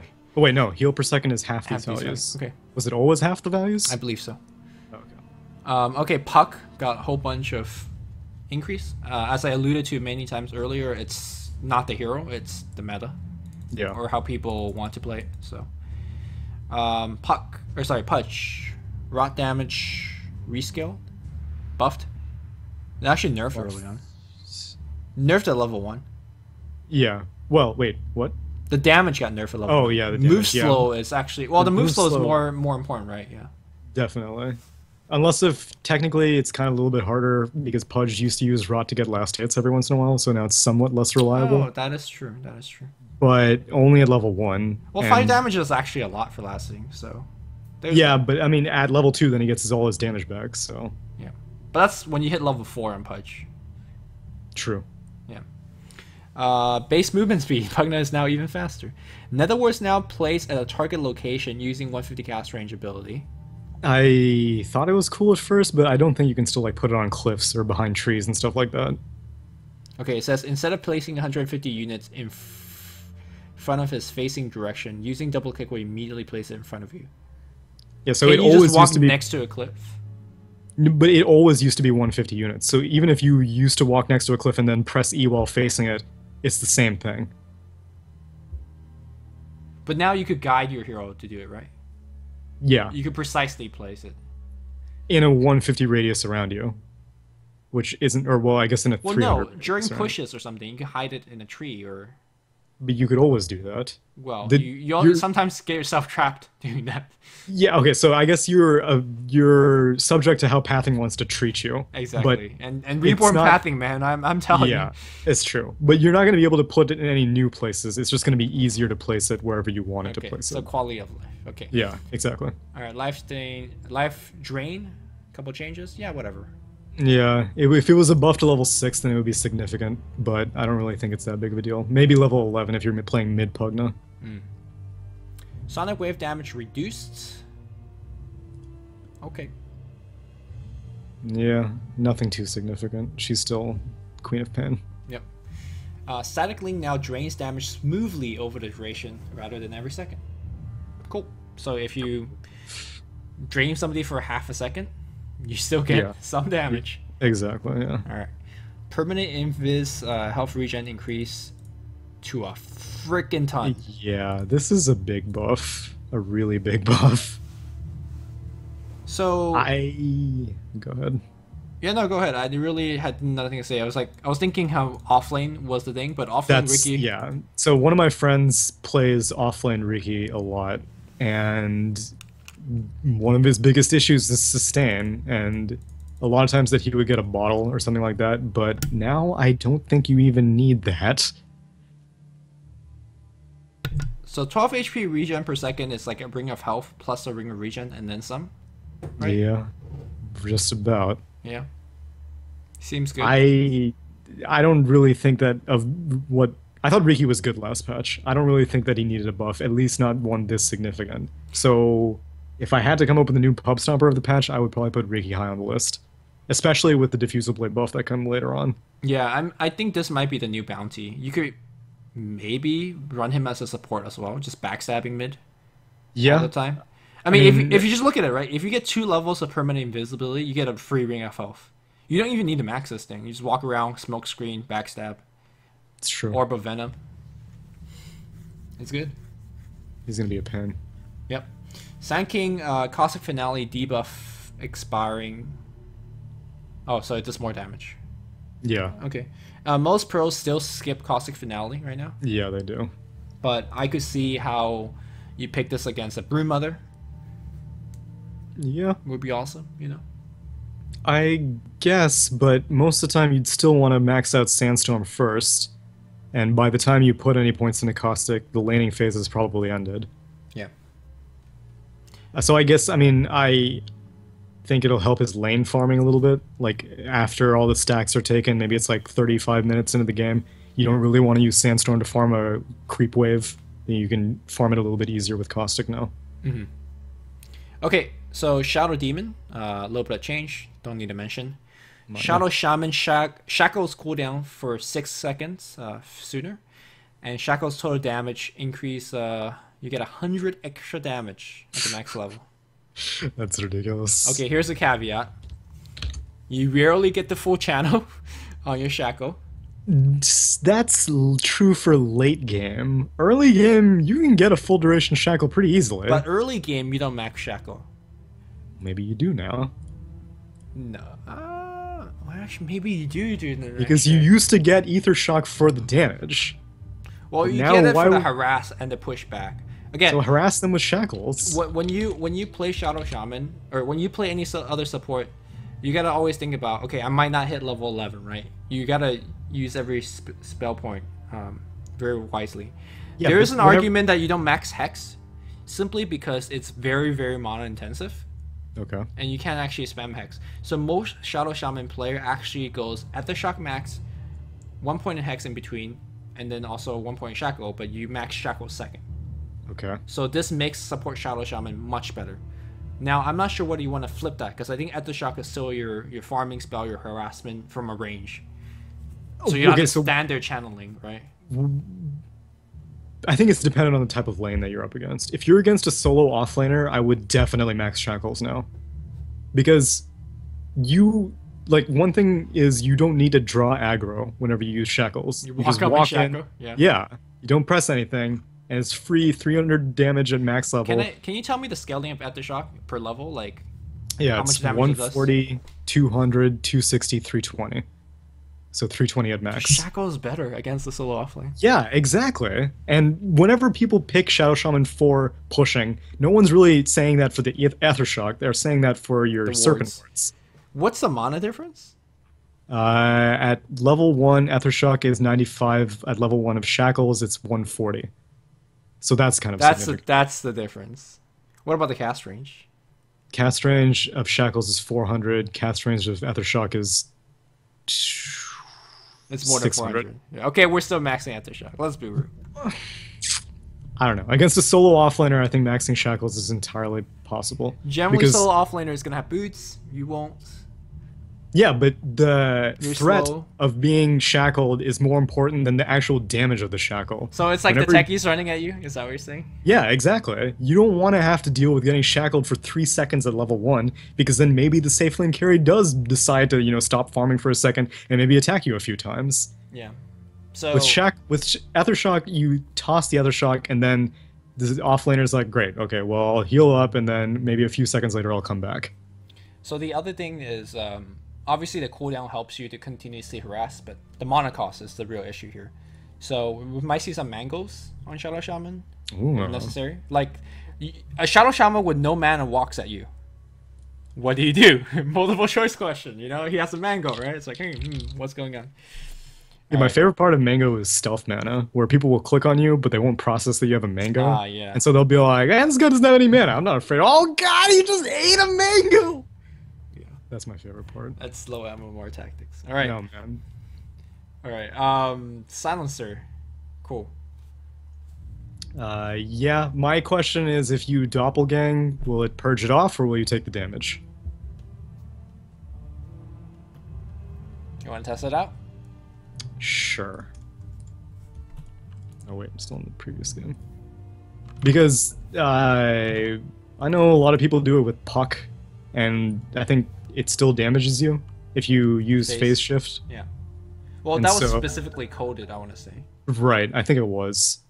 Because it happens before the spell actually happens. So then, if that's true, then technically you should get damage. I wonder if the cast point is the reason why it's like that. Oh, that's actually a good point. I'm not sure. All right, I'm going to keep going down the list. Skywrath Mage got a couple of buffs here and there. Slaughter Sprint now provides phase movement. Yeah. That's an awesome. interesting change. And sprint duration got lower, but so did the cooldown. Yeah, it's awesome. Well, okay, so is this better for his laning phase then? Or is it worse for his laning phase? What do I need to pick? No, it's okay. I'll do it myself.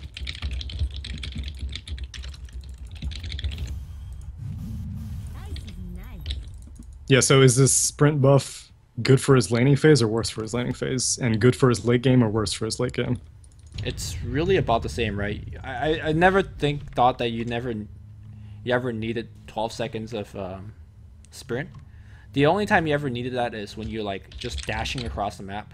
Yeah, honestly, 12 seconds of sprint is more of a liability, because that means that whenever you finally get to the fight, maybe there is still time left on your sprint, and you don't want there to be time left. So what's the what would you conclude with the last word? Oh, it still deals the damage, but you purge off the slow. Okay. And I guess the silence, but it'll still deal the damage. Okay, cool.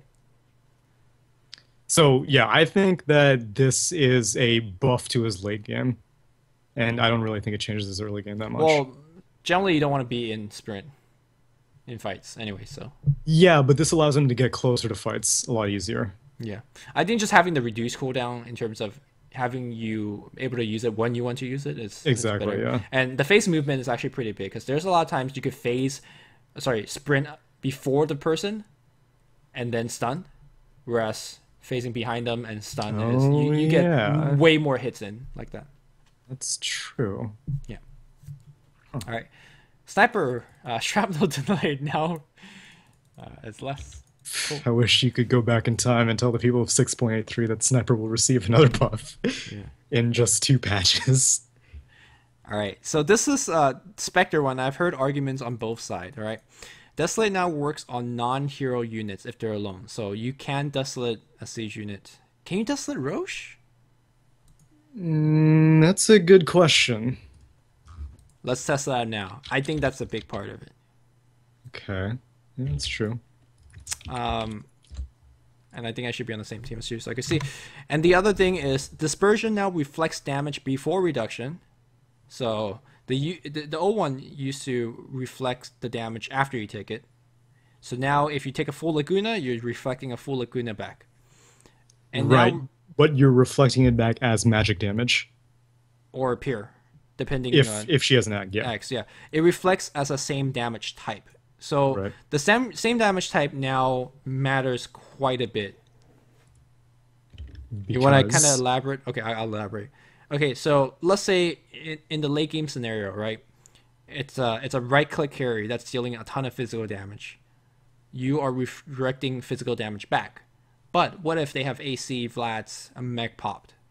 Then all of this damage is now reduced heavily as well. Whereas let's say you get Laguna or just insert random magic damage, and you're reflecting magic damage back, but the carries are BKB'd. So there's that. that's true. The majority of these arguments to me are very corner case scenario, especially the BKB blocking the magic damage, because not the entire team will be BKB'd. Yeah, And- but your physical damage justification is significant because you know everybody usually, gets armor in the late game. Exactly, especially if you're against a right-click carry who's agi, and so you used to be able to reflect back pure damage. Now you're reflecting back physical damage, which is getting reduced by however much armor they have. Yeah.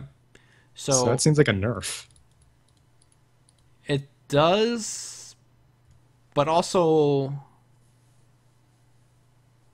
yeah. Because then the other thing is that whenever you get hit by magic damage nuke, it gets reduced by your Well- resistance, and then it gets re-reduced whenever it reflects it back by the enemy's resistance. But the thing is, yes, that's a nerf. The thing is, now you reflect damage before reduction instead of after reduction. So you're reflecting a bigger chunk, but the chunk is for them also able to be reduced more. Oh yeah, so I guess the magic damage thing doesn't get reduced twice; it just gets reduced once. Yeah. So The then other- The Go other ahead. big thing in this is this spell is terrible if you're behind. It's great if you're ahead. Because as when in you're this patch or always. now the new one. Because when you're behind a Spectre in the new patch, that's when they're likely to have things like Vlad's mech AC. Right. So whatever damage you're reflecting, sure, it's before reduction, but they're gonna whiff it off. More likely to whiff it off. Yeah.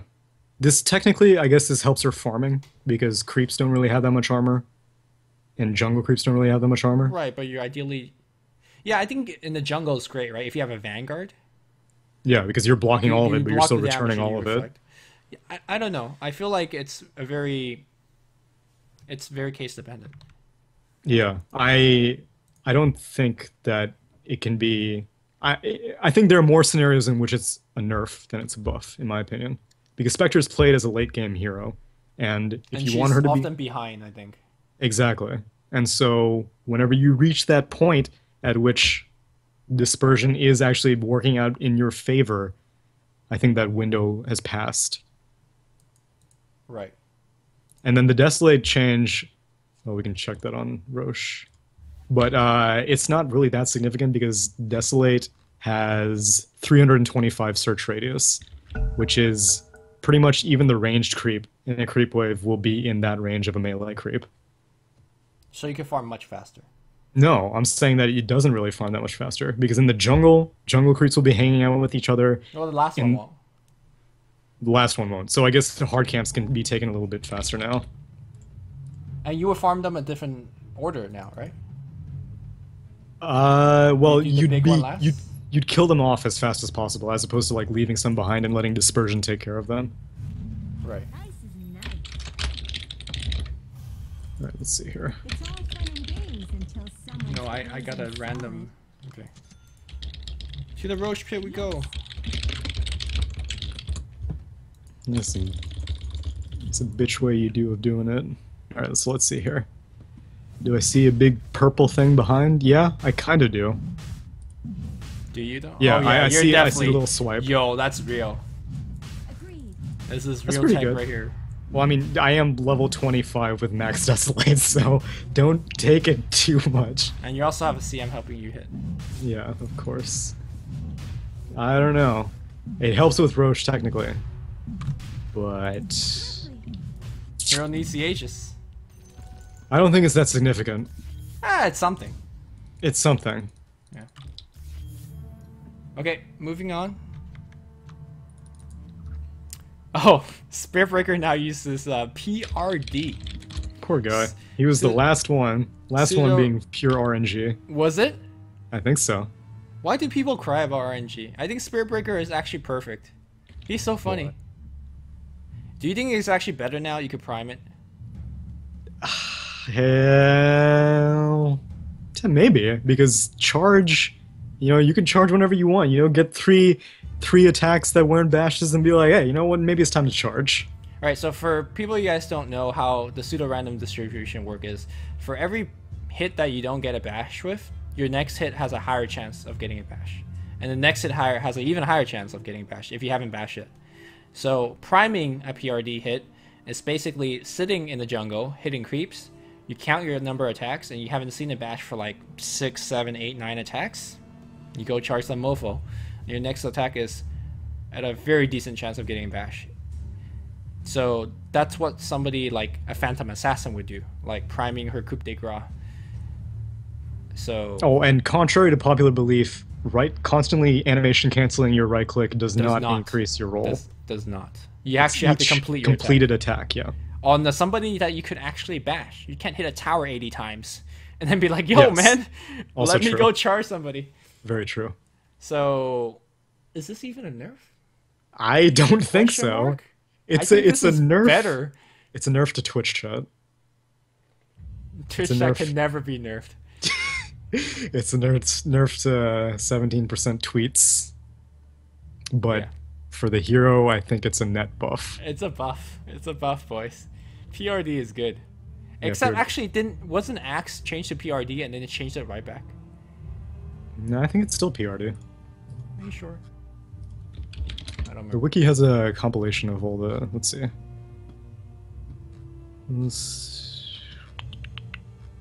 Alright, while you look it up, I'm gonna go with the next hero. Alright, Static Remnant cost increased on all levels.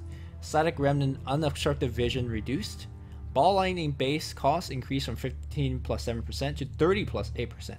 Blitz made like a 30-minute video on YouTube. I haven't watched it yet. I don't know what the TLDR was. TLDR Storm got nerfed. Well, so yeah, but is it significant enough that he won't be first pick in every single game? He's not first pick in every single game right now. Well, yeah, okay, I guess not. At least in pub games he is, but in pro games maybe not. The number looks small, 15 plus 7 to 30 plus 8, but that 1% difference per distance is huge. Yeah. So It definitely hurts a bunch of tiny little short trips to build up overload charges. yes, But like whenever you're taking like a long trip, it's not that big of an impact. well, it's also like I think before you notice a lot of Storm Spirit players, you miss jump and then you follow up another jump to correct your first jump. Yeah, That hurts you a lot. definitely. So I think it rewards a good Storm player, not just the Storm that picks Storm and be like whatever. So I'm fine with this change. It makes the hero much more skill intensive. Where it hurts is definitely the farming aspect of Storm Spirit, the Remnant mana cost increase. And during the farming, especially when you farm a lot of stacks and your Remnant is on cooldown, a lot of times you do small jumps to build up another overload hit. So it hurts that part too. So then, do you think Storms will do less jumps and be more reliant on Remnants, or do you think that it's going to be played the same? It's just that Storm's going to have to go back to base more frequently. I think so too, because you gotta keep in mind that Bloodstone also got nerfed. Right. So I think overall, I think the better way to say is that Storm has less room for mistakes. Yeah. It's already a fairly punishing hero, but now even more so. Yeah, I can agree with that. So only the best can hang with. A lot of people were assuming that his laning phase would get nerfed in that, like his armor or his right click or something like that. I think this is the better way to go about it. I think so too. Because the other thing is that people were saying that maybe Remnant damage would be decreased, but that would really hurt him being able to farm camps and stuff like that. Yeah. And get kills, obviously. Alright, Sven is now smarter by of 2. Greater Cleave. Alright. Yeah, that a I guess typo? you can get a value point early on if you want to go into the jungle. 10% more cleave. The last level you get 1% more. It's Yo, massive. So, did you know about this? Have you clicked on the landmine yet? Yes, I have. It scared the hell out of me because it's so loud. Yeah. Oh my god, that's so loud. Can you hear it? No, I can hear it on my own thing, and I'm sure the people in my stream are like, make it stop! Oh great, now I can't click anywhere. Let me refresh the page now.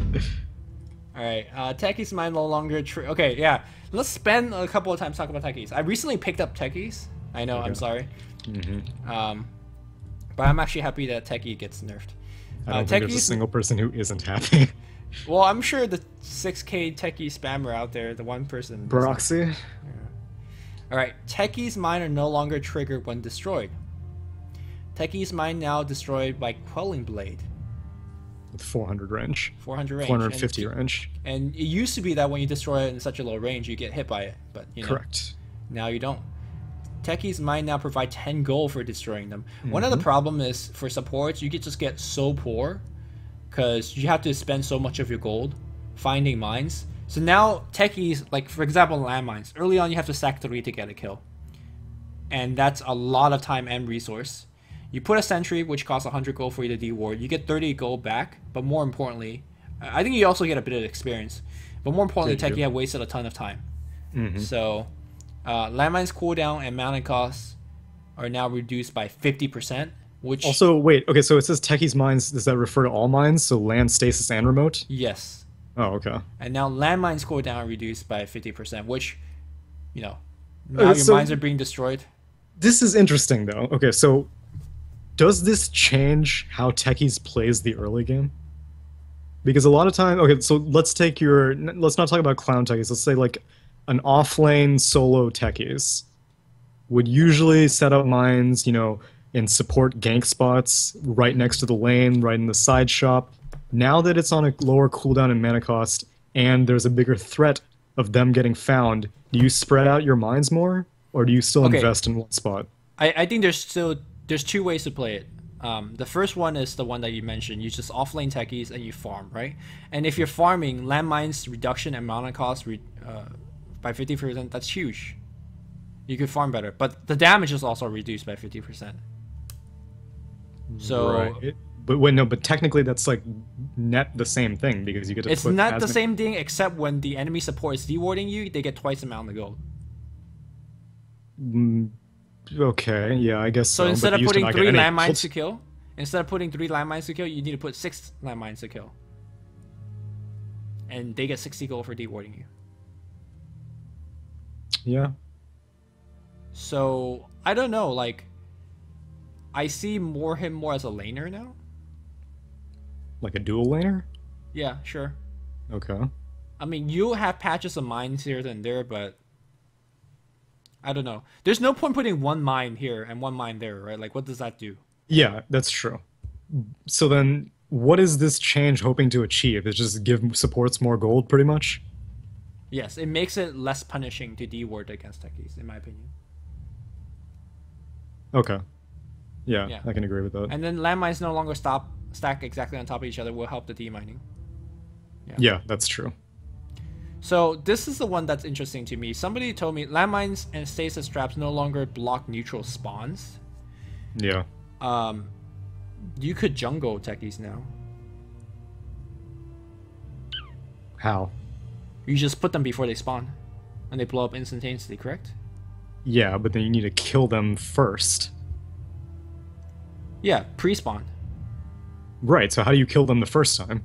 No, before they even spawn. Oh, you mean like 0 seconds into the 0 game. second. You just TP and you just fucking mine up 3 camps. I mean, you do that for the experience, and then, you know, you're only going to be able to maybe kill one camp. And you hit level 3 and you suicide some kid, right? Like, is that viable? I don't think that works the way you think it works. Can we try that right now? Sure, why not? Alright, maybe you need to turn off cheats for this one. Why? Because time matters, right? Yeah. I won't start the game if that's what you mean. Yeah, you do it, because I'm going to keep on going down this list. Wait, no, you do it.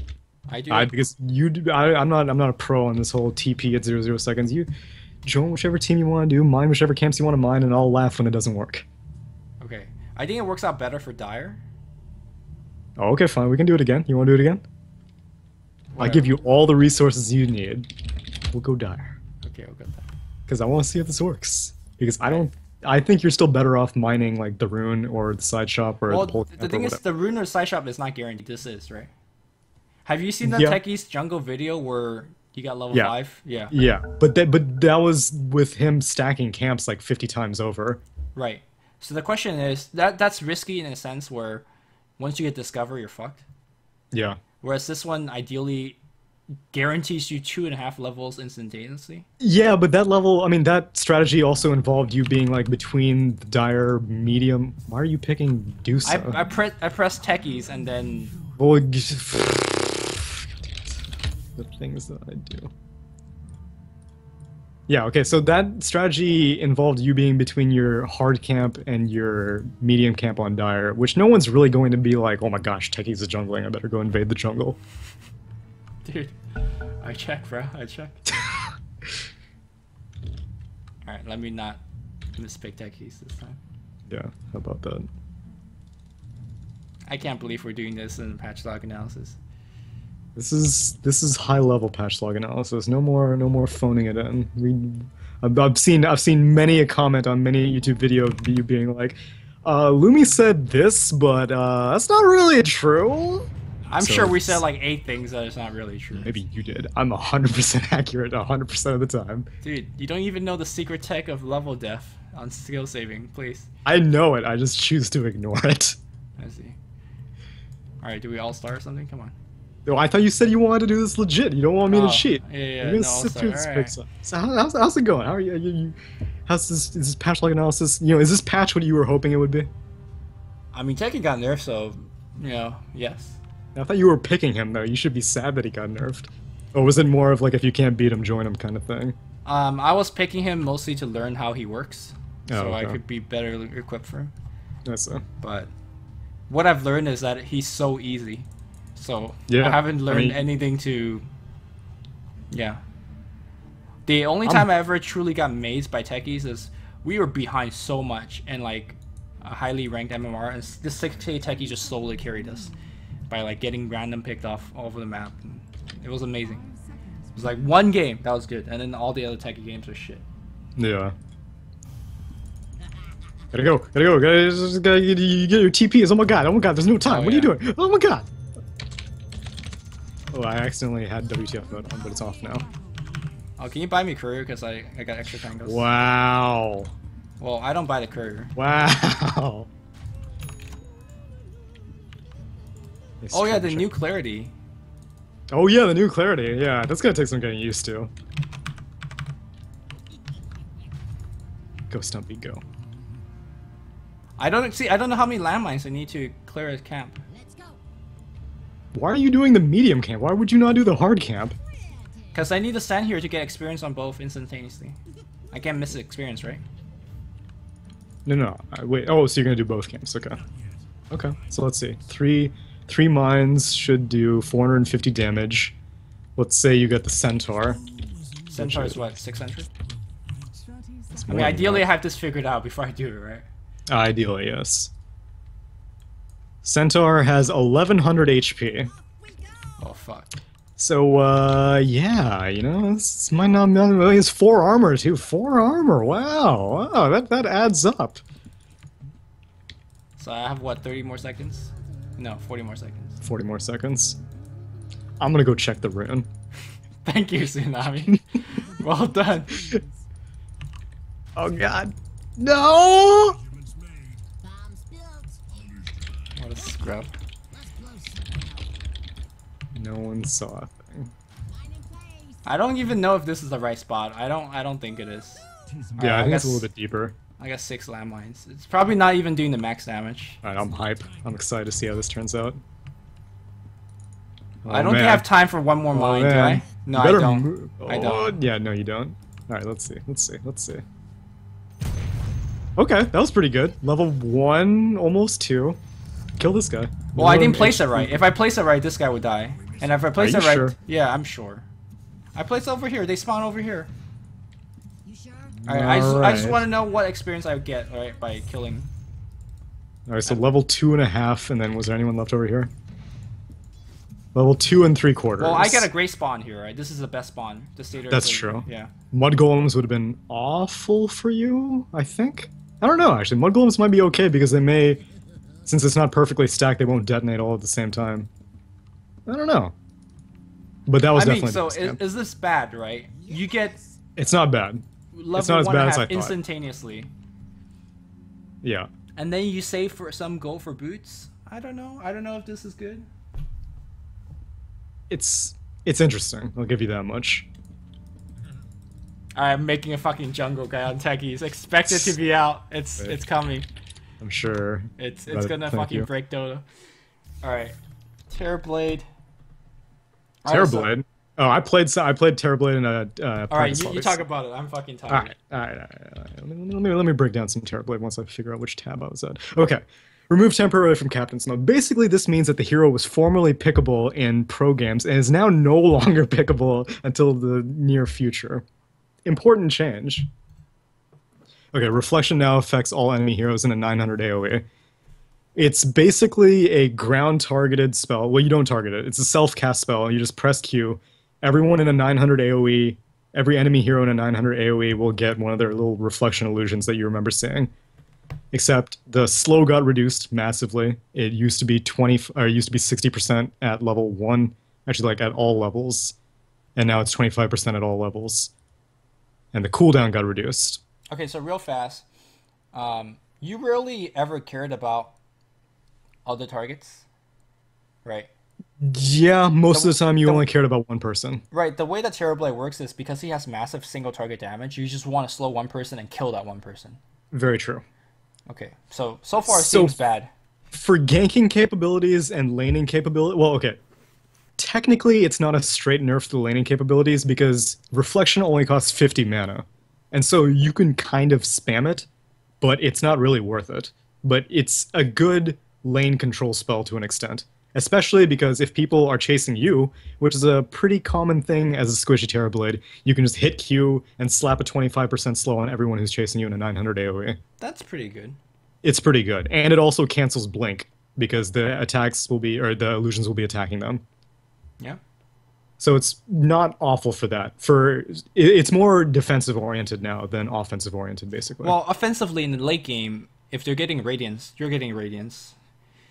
There's always that. Yeah, that's true. It'll carry illusion, but for some illusions it won't really matter. Like Axe, it'll never counter Helix because it's a non-targeted illusion. Okay. So, yeah, it's iffy to see how useful it'll be in the late game. It definitely creates a lot of chaos. So if you're in a team fight and you press Q, especially against illusion heroes, because it makes illusions off of illusions.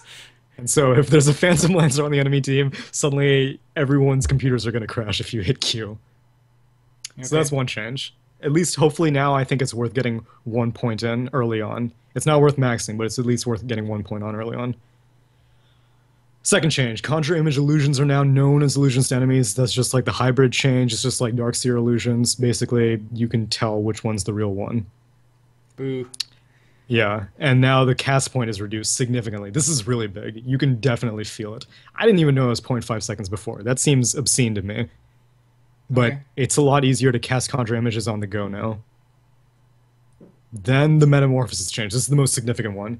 Metamorphosis now emits a 900 range aura that affects his nearby illusions, causing them to match his current form. Basically, doesn't matter when you cast a Conjure Image, doesn't matter when you cast a Manta Style. If there's an illusion next to you and you press E, every illusion in the 900 AoE will turn into Metamorphosis style. Okay, what if What?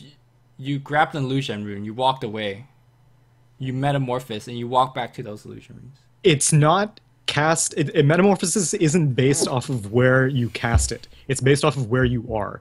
So Yeah, if you I send understand an that. illusion. Oh, so then what's the issue? No, if you send illusions away, it becomes back on the melee form, correct? Correct. What if you send illusions away and put them back?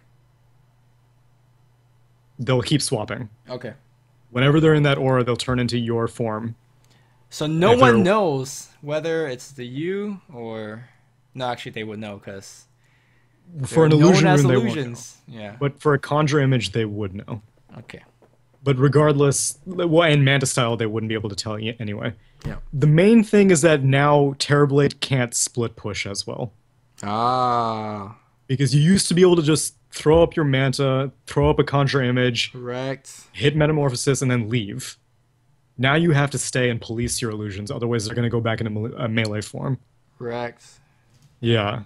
So that's a issue.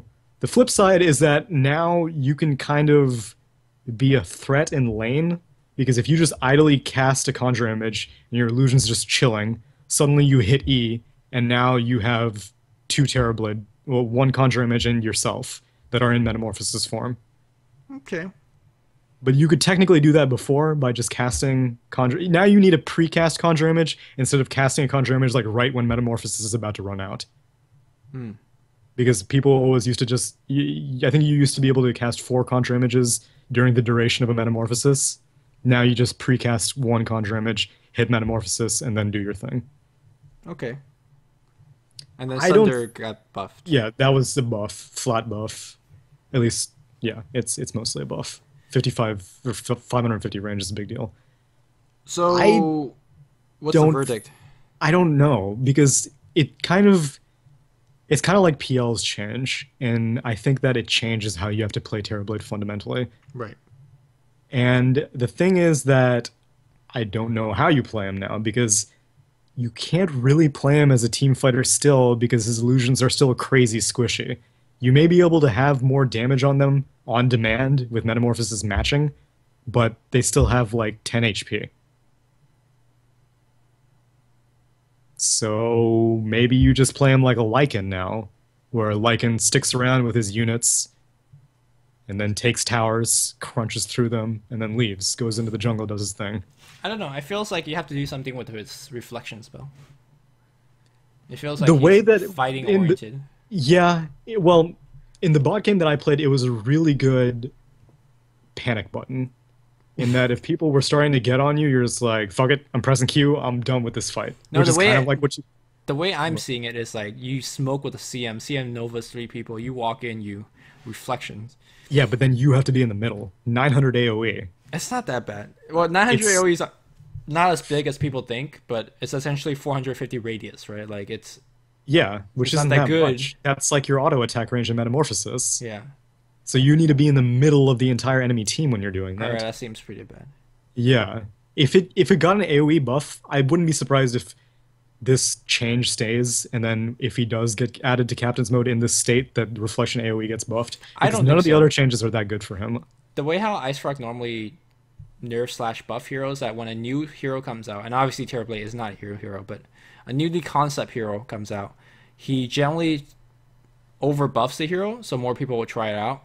That's what I thought. Like with Broodmother, that seemed like the case. With PL, that seemed like the case. But this doesn't seem like the case with Terrorblade. Maybe we're just not understanding it.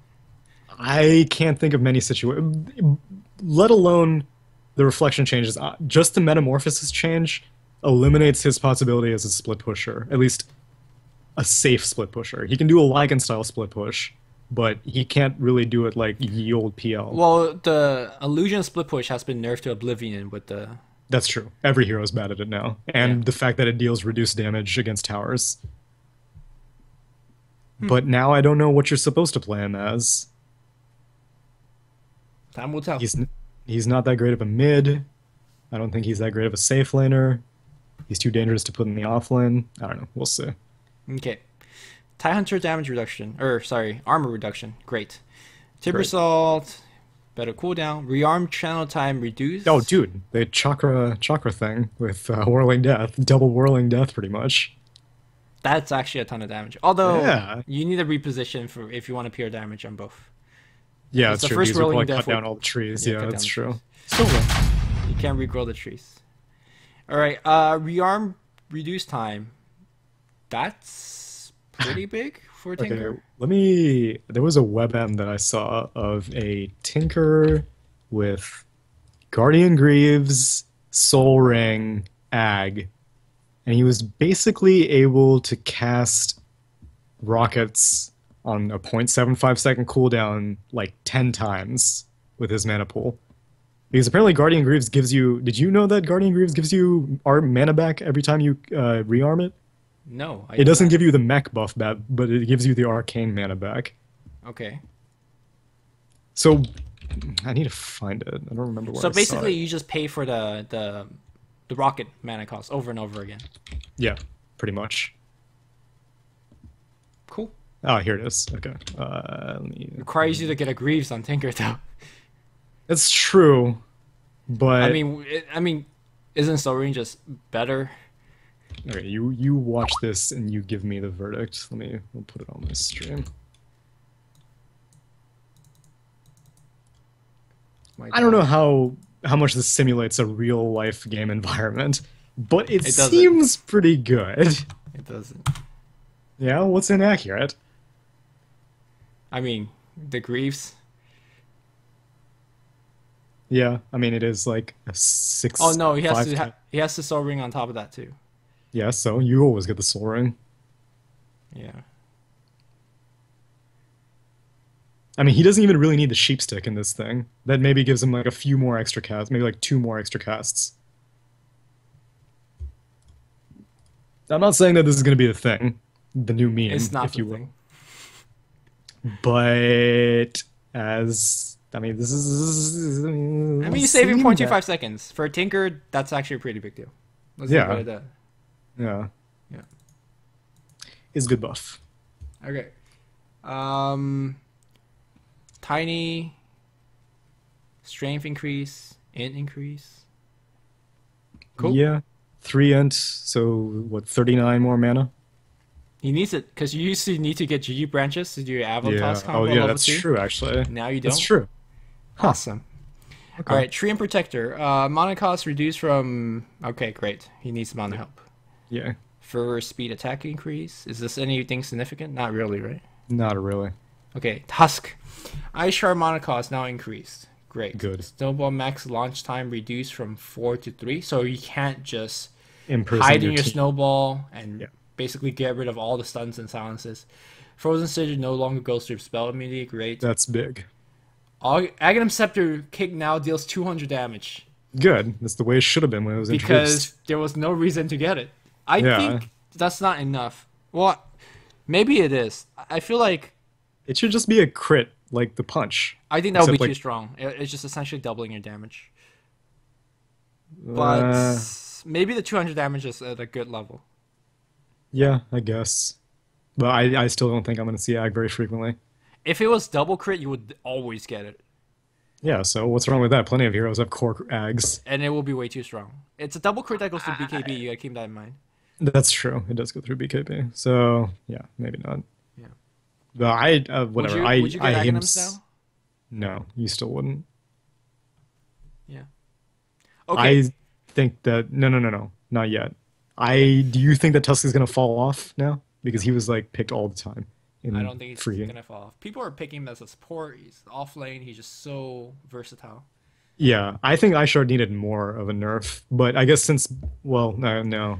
Yeah, I don't know. I think it's still too good. I've seen a lot of. Okay, I think that the games I remember him is the games that like, oh, he rolls and dodges the entire epicenter and all that stuff. But a lot of times, this reminds me of the Storm nerf that we talked about earlier. The hero is so skill dependent.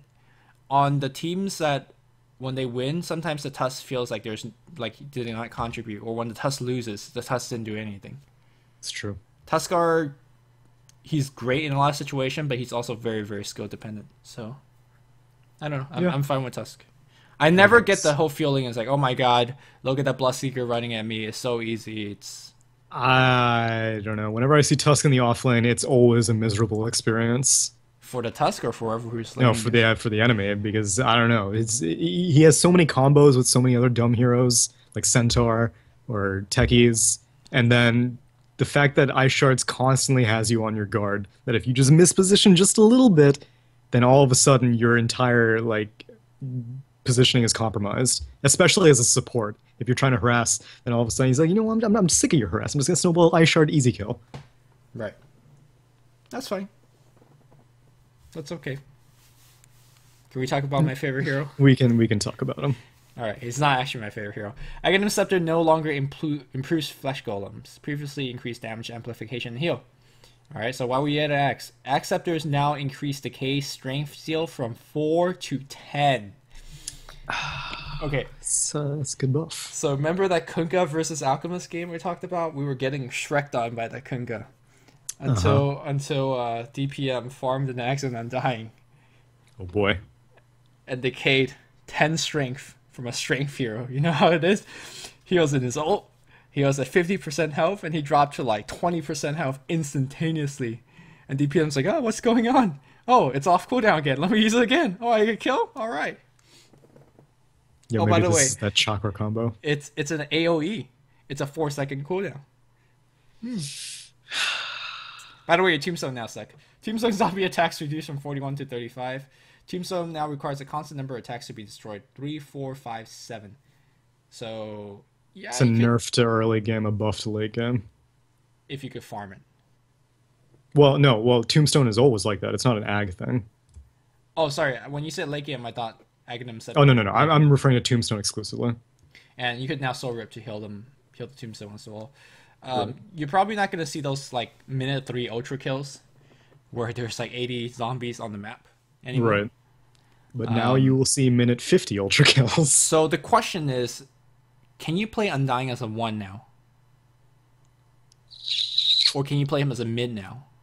Well, let's see. Is- Decay. Yeah, right. Is Aghanim Scepter worth farming for? It seems very, very strong. Oh, it's definitely worth farming for. It's core now. 100%. I mean, sorry. So is Aghanim Scepter Undying core enough? to give a farming position to, as opposed to just bullshitting his way into it into the offlane? Right. That's a good question. Decay has a cooldown of what? 4. 4. So that's basically like 190 pure damage every 4 seconds In an AoE. in an AoE. And it gives you 190 HP, lifesteal, 100% technically, if you want to look at it like that. And it deals some magic damage too. That's a lot more damage than most carries can speak for. It's the way that he's dealing it too. Like 190 every 4 seconds is actually not that much if you think about it.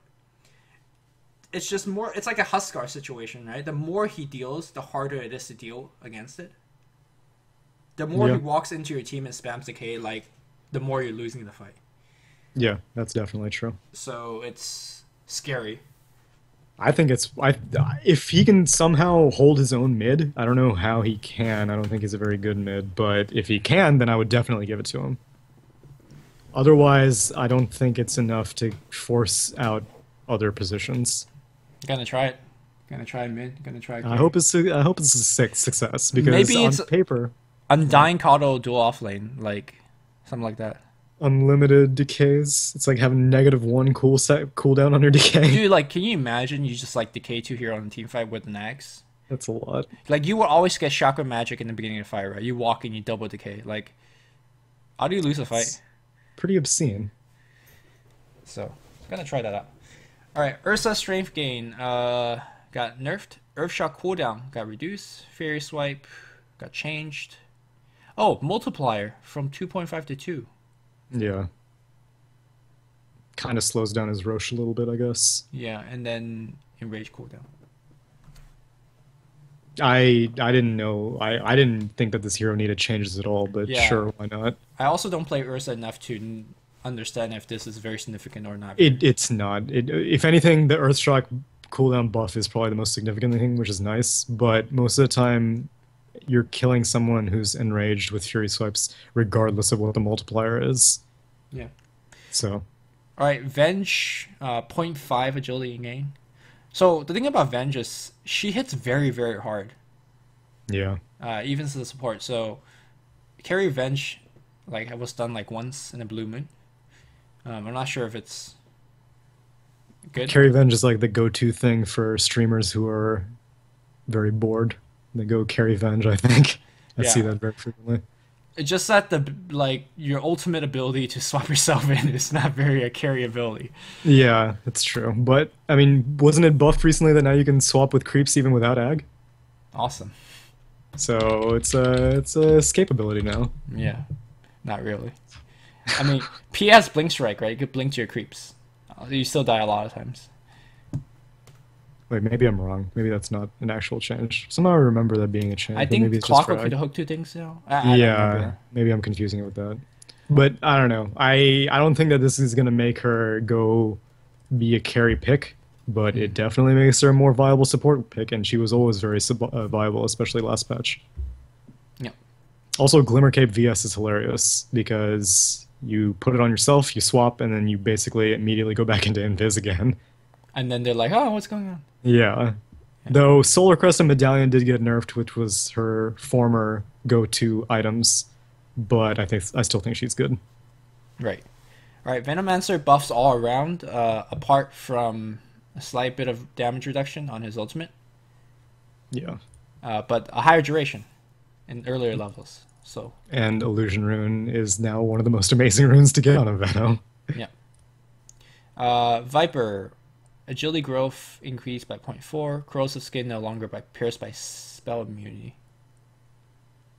Sure. Great. Familiar stone effect. That's a drop down stun, right? Yeah. Tiny bit increase. Great. Golem no longer destroyed by purge. So I think this is a way to buff Diffusal Blade without wrecking Warlock or the purge mechanic in general. You mean nerf Diffusal Blade without They buffing want to make the purge effect more common, but they don't want to ruin Warlock more than he's already. Oh, okay. So you're saying that you want this whole patch is geared towards making Diffusal Blade more common pickup among Agi heroes or whatever. Right, right. Not Yeah, the whole I can patch, see right? that. Yeah, and then they don't want to kill Warlock because he's That's not true. even picked. So, yeah. I like one of my favorite builds is Diffusal Blade Clinks. Ever since the most recent change to not make flaming. Attack modifier, yeah. Yeah, because you have flaming. What is it called? Fiery Fire- arrows. There has to be a better name for that. It's not really called fiery arrows, is it? It's probably fiery arrows. Searing arrows. That's right. So searing arrows, not an orb. Diffusal blade, not an orb, and then you get like a Scotty or you get lifesteal. And if you get Scotty and lifesteal, then you have like 4 orbs per arrow, pretty much. If you watch the Relax Your Fine guide, you would know that we recommend Desolator. as your go-to. Oh, yeah, Deso is good. Yeah. And so, yeah, you can go Deso and Diffusal, because Diffusal, Mana Burn, it deals physical damage. Yep. So it's good stuff. So I'm a big fan of Diffusal getting more frequent pickups, and then I've also liked Warlock big time. I think he's good this patch, last patch. It's just that people don't respect Upheaval, and Upheaval is one of the best spells in the game right now. It's actually one of the best. If you are Exactly. playing Warlock and you're leveling Fatal Bonds, don't do that anymore. No Well, one you cares never about should have Fatal done Bonds. that. For like Yeah. past 2 years, you sound like Exactly, it's true. It's just don't do that. What you do, you just level Upheaval, you cast it behind the enemy. They're like, whatever, it's not that big of a deal. You keep channeling it. Did you know that if they don't have vision of you, they don't see the big glowy circle on the ground? Oh, wait, what? Are you serious? I'm completely serious. No, that doesn't make any sense. So against Radiant mid, you walk up the ramp to the Ancient, right? Okay. You know, between those 2 trees that open up that you look towards downward, the mid tower, you just Yeah. Upheaval there. They don't know the fuck's going on. They're Are being you slow. serious? You want to try it right now? Yeah, you pick Warlock because I'm very intrigued. Put me in lobby. That doesn't make any sense. There are no. I can understand it if they can't see you, but they should still be able to see the circle. Nope. Don't see the circle. That doesn't make any sense. Here, we could both pick Warlock, so you could do it to me now. Okay, sure. After, so my viewers could see. You pick Warlock. I'll just create Hero Warlock. But yeah, it's a really good spell, and I guess. Well, why wasn't Warlock really picked in this patch? Last patch, no stun. Is that it? No stun. That's it. Can lane. He can lane. The problem is he doesn't have any abilities if the enemy just runs face at you, right? Runs hard at you. But he has really good range on his auto attack, pretty good damage, and he has a heal. But a Spearbreaker charges at you. What do you do? Yeah, that's true. You don't do anything.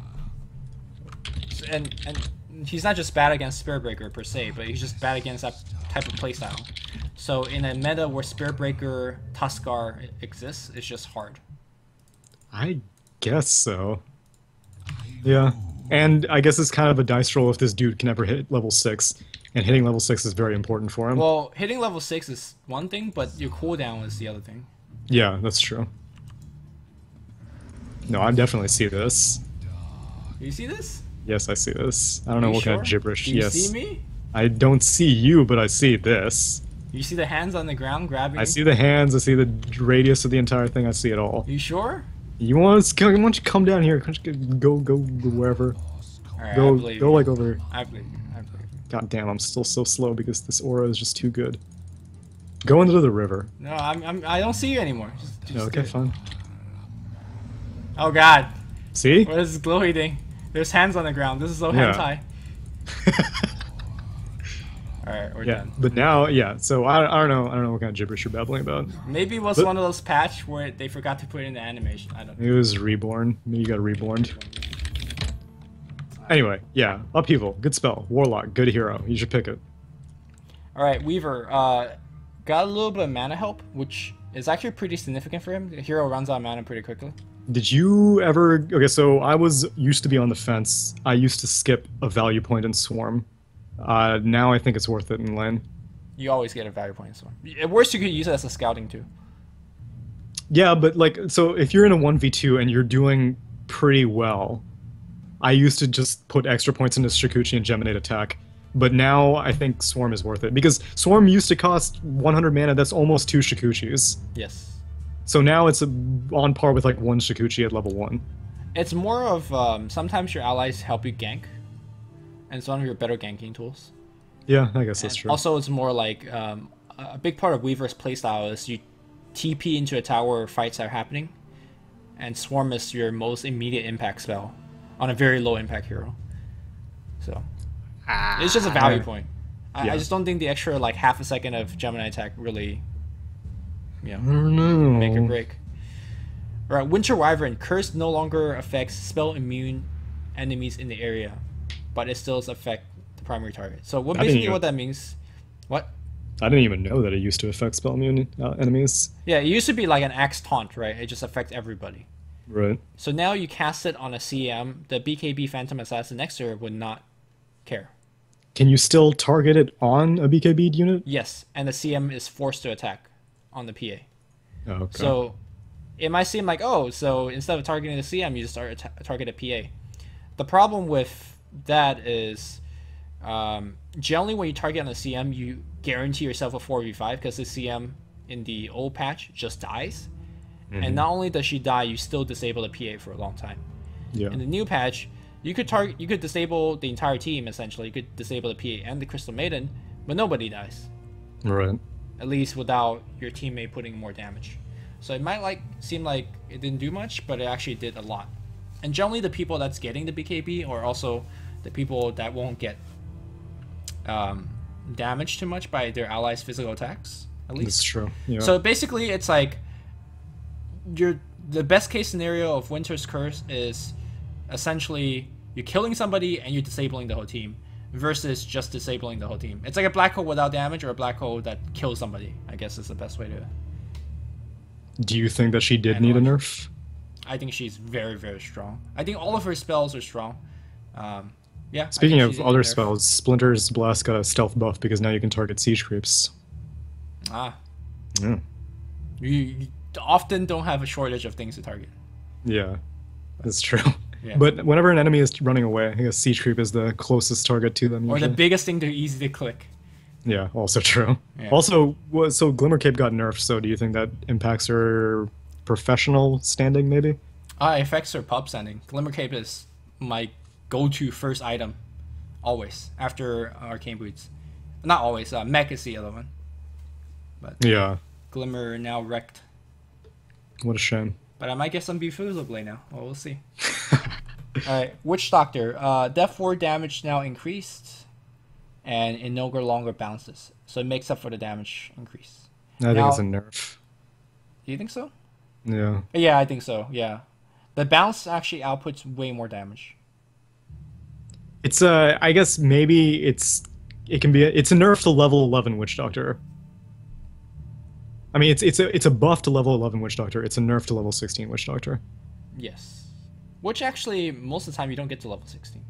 Yeah, and most of the time you will have an ag at that point anyway. Well, maybe you won't. I don't know. Net nothing. I think, Witch Doctor. Yeah. You don't pick him for the level 16 ward, right? This is That's- true. Yeah. Alright, Wraith King, base damage increase. Vampiric does not show the healing effect if Wraith King is in fog. That just makes sense. Yeah. Reincarnation, Agadam's delay. So, what I believe with this one is you don't need the delay timer to last longer. Is that most people don't know they're coming back to life, so they stand around for 4 seconds. Yeah, pretty much. So, if you're buying an Acceptor on Wraith King, you need to give your friends a message. Notify your team. Yeah, it's like, Hand by the them the way, should you die if you're scrub, you will be alive for the next 7 seconds now. Please cast your spells and use your items. Alright, as you saw earlier, the following items are now like Bottle, self-cast by default, and target cast with Control Key. Killer Bullshit, Mango, and Healing Self. Great. This was actually like one of the best plays I'd ever seen a long time ago. It was on. You cut out. The plus that you ever seen, it was on.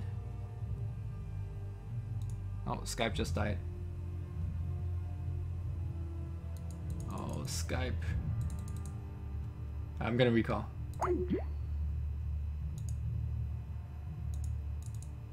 Well, his Skype died, so I'm gonna keep talking about the patch until he comes back.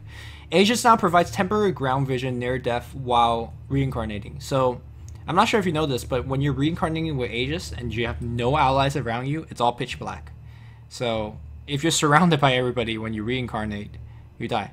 But now you have some vision as you reincarnate, so that's pretty good. I think my Skype died. Yeah, my Skype died. Is my internet dead?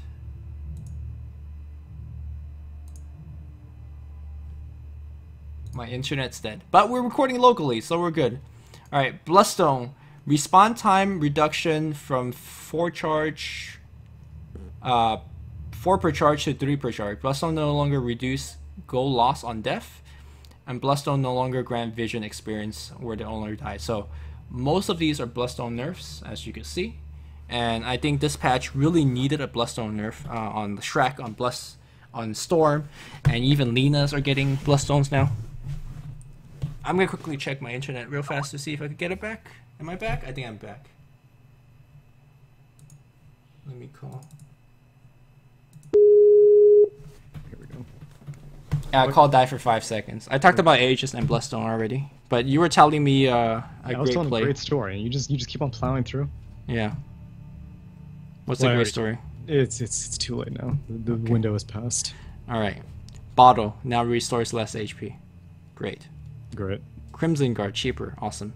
Diffusal Blade purge cooldown reduced from 8 to 0. Now you can pretty purge the significant. whole team. Yeah, you can purge the whole team. Riki can go into a fight. If he gets dusted, he can take it off himself without having to panic too much. Yes. A lot of times, basically, you purge an ally, and then his friends show up, and they dust you, and you're like, fuck, in the old patch. Now you're Yeah. like, dude, no problem.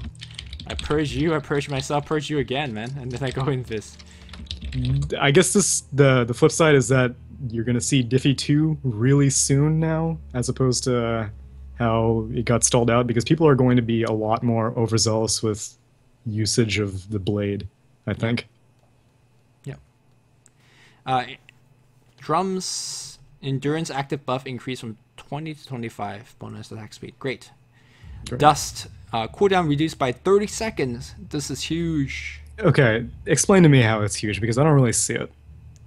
Okay, a lot of times it doesn't matter, but in long team fights or long chases, or maybe after you kill one guy and you just smoke ganking very quickly after a play, you're like, oh, smoke on cooldown. So you need somebody else to have a smoke. Okay. With the very common occurrence of Bounty Hunter and Glimmer Capes, multiple supports need to carry dust, which is a big cost on inventory as well as money. So now it helps out. But people are still only going to be able to cast it once per fight or encounter, pretty much, right? Well, sometimes you miss. Sometimes you miss, right? Then you, what, in the next 30 seconds you think you can catch him? Yeah, it's fights that do last that long. And the play I talked about where you use the dust to get a gank and then you smoke to get another gank or do another fight momentarily after. Like, there's no way this is not a buff, and it does matter though. It's a buff, but yeah. the kind of buff that I'm saying is it a significant enough buff that only one support needs to carry dust now? You still want two dusts, two Yeah. supports on dust, but still, So- it just helps out. It's Yeah. like one of those things like, oh, Ursa getting 1 second cooldown. It's like, well, does this really matter? Well, sometimes it does, you know. I guess so. All right, Mango got reduced from Nice. yeah. I'm still not sure at this price whether Mango is worth buying on a lot of heroes. It's whatever heroes it was worth on before, it's still worth on. But So I like think it's Ogre, I think it's worth on. Elder Titan, I think it's worth on. Did I tell you about the 4 Mango build on Ogre? It sounds like some Nigma Mangolinum Scepter kind of pull. No, literally you go offlane Ogre, you buy 4 Mango, right? You have 4 HP regen on top of your amazing starting stats. Yeah, but can't you just get a Ring of Regen? Yeah, but you have the threat of the mana. We just talked about this, right? Oh yeah, no. If you're on board with the threat of the mana, then I'm all for it. And then now you're like Gucci. Yeah, 25 less gold. I mean, I'm all on board. I've always been a Mango believer. All right, I was not. Now I'm more of. Ether Blast cooldown reduced from 30 to 20. Great. Great. Yule Does this Scepter, bring back Shotgun Morphling? You did get Agi buffs. It's not the item. Well, yeah, it is. But it's not really Adaptive the strike item or the that buff. hero. It's more whether teams feel like that's good or not. That's true. Good point. Yule Scepter. This is a big nerf. Man, this is to heartbreaking. all the Yule Spire, which is literally every hero in the game. Yeah. You can always use more mana regen and movement speed. His item flew too close to the sun. When it got its like second movement speed buff, I knew it was too good to be true. I mean, Yule Scepter has been the best item for like the past 3-4 years, in my opinion. I agree. Even but it was when- stealth good. Yeah, People didn't know about it. People didn't know about it. It's like People wait. were all about like Force Staff for the longest time and all that stuff. Which now Serious- Force Staff is becoming stealth good again. It's okay. A lot of okay. heroes these days can take advantage of offensive Force Staffs, which back in like the days of Light of It's Heaven, all about the Windranger- offensive glimmer now. It's No, I mean like Force Staffing enemies. ah. Dude, that like so many heroes can take advantage of it now. It used to be a select few back when Force Staff was like built on everyone core, but it's fallen off and now it's stealth good again. Trust me. Okay. But yeah, Cyclone range got reduced, so Lina can't combo as easy, SF can't combo as easy. In yeah, general, a big part of it is also chasing. Sometimes you barely chase in range. yeah. And that's the true. extra movement speed help you do that. But then now it's just harder. Yeah, I agree. I guess it's still good for escaping purposes. Yeah, 575 seems like a weird value though. I don't know. Yeah, I know.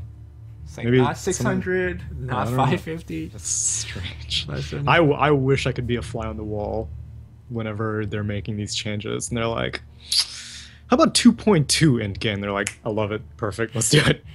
No, it's actually just Leshrac. There's not a committee. He's like, Even now, though? I mean, like, even now. He's like, That's 575. admirable. Yeah. All right, men cooldown 45 to 40. Our Glimmer Cape fade time increased. Now it's purgeable. Magic resistance good. reduced by 10%. So good. Cooldown, range reduced. Cast range reduced. Mana cost reduced. It makes sense. You're reducing everything. Glimmer Cape visual initial cast is now more obvious. I don't know what that means. Means Does it matter though? The fade time is still hella fast. It's more obvious. Are you making hella bright Yeah, explosions? I mean, it clearly turns like neon purple. And it's like, yeah, I'm getting magic resistance. That's what that's the sound clip that you should also play, right? Every hero should have. I'm getting magic resistance. I've got to make that mod. Oh my god. Yeah. Glimmer Cape's still one of the best items in the game. Yeah, it's still a core on so The many question supports. is, will you buy Diffusal Blaze to, like, what else are you diffusaling other than Glimmer Cape, right? Like, Yeah, but then who's buying it? Your carry? no, remember when I say Winter Wyvern, right? Like, so your Yeah, support. I don't think that's gonna be a thing. Okay, so if there's an Omniknight in the game, If there's an Omniknight, yes. but you're not buying it for the Glimmer Cape. You're buying it for the Omniknight. Yeah, so that's what I'm saying. Glimmer Cape does not warrant a Diffusal Blade purchase. If there are other benefits to it, like your hero can synergize well with Mana Burn, then sure. But don't get it just for Glimmer. So this randomly makes Shadow Demon better. Go on. Oh, okay, yeah, I can get on board with that. You dust Oracle's him, better. You purge him off. Oh, Oracle's better. Now we're talking. All right, new hero I can play. Dude, that's like freaking Purge on demand. All right. Okay, Heart of Terror ask 4%. We're getting a little bit ridiculous. It used to be like 2%.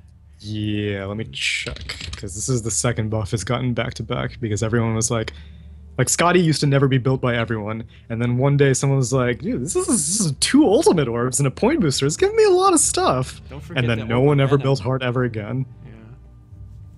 Yeah, okay, telling so you. it went from 2 to 3.25, and now it's 4. I'm telling you, man. That centaur with the heart, with the button 2 of against them? the tower. Hell. You It's know, literally like it's pushing itself. you know, like the Bloodlust. They thought Bloodlust was good Oh, on tower. I thought Now it it would just protect dies him. faster. Now it just Wow. dies faster. You've done it again.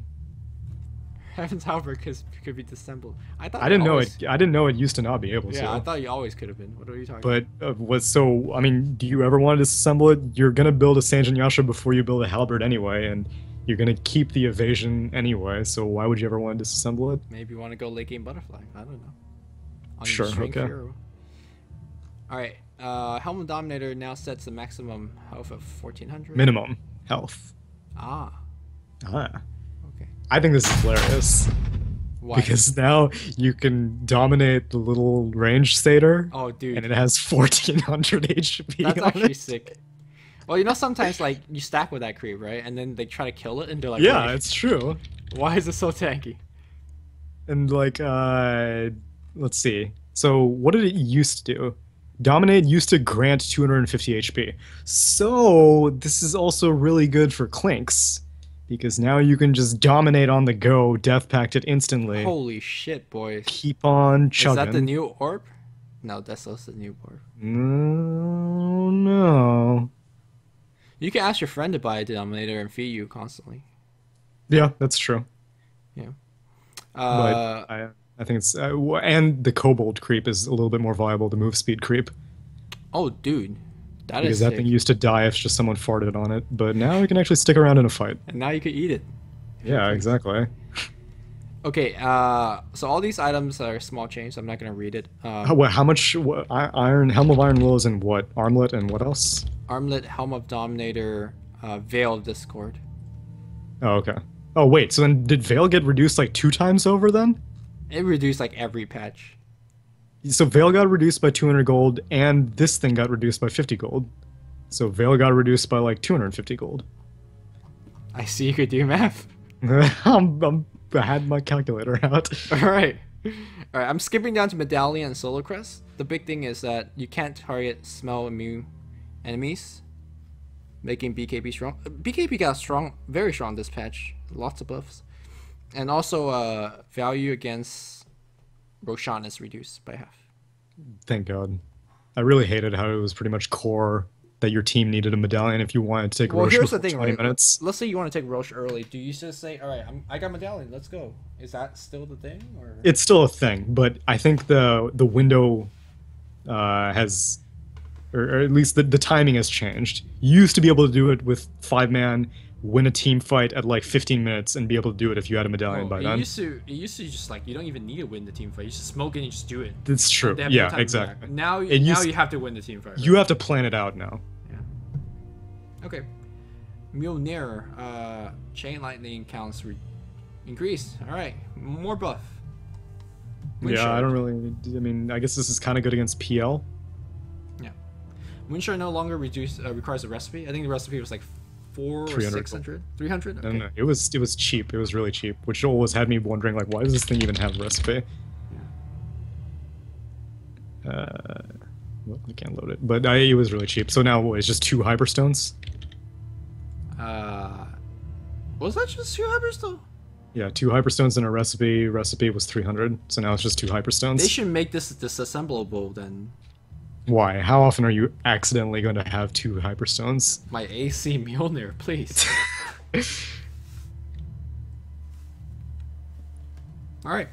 Necronomicon. 100 HP buff. I mean, so it feels like when that item's strong, it's really strong. And when it's weak, it's like, why did I buy this item?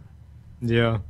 Whoever was building it before is still going to build it. Beastmaster's still going to build it. Lycan's still going to build it. They're not building it for the 100 extra HP. So. Yeah, and no one knew it was going to be like, oh wow. Well, it makes it less punishing because when it dies, it feeds what 200 gold. Yeah, but most of the time, well, okay, so I guess the one thing is that now it deals 900 pure damage instead of 800 pure damage. I thought Or it's always what? 600 pure. It doesn't deal based Oh, on it HP. wasn't based off its HP? No. Okay, well then never mind. 900 pure? Are you kidding me? That's just like. Well, I thought that was some sort of like caveat, like it was reduced or something, but I thought it was based off of the unit's HP, but never mind. Alright, so I'm going to skip down to phase boots because I think that this is the new boots of choice. Phase duration reduced. Whoa, so did you know that Inside Aura used to not work on the carrier? Because I didn't know that. On Pipe of Insight. Because now, it used to be that you had 35% magic resist if you had a pipe, now you have 45% magic resist. Oh. Or you used to have 30, now you have 40. Well, I when I buy pipe, I just base it on feel, and I always felt like the guy that buys a pipe never needs the pipe, you know. That's true, yeah. So yes, it now works on the carrier. Great.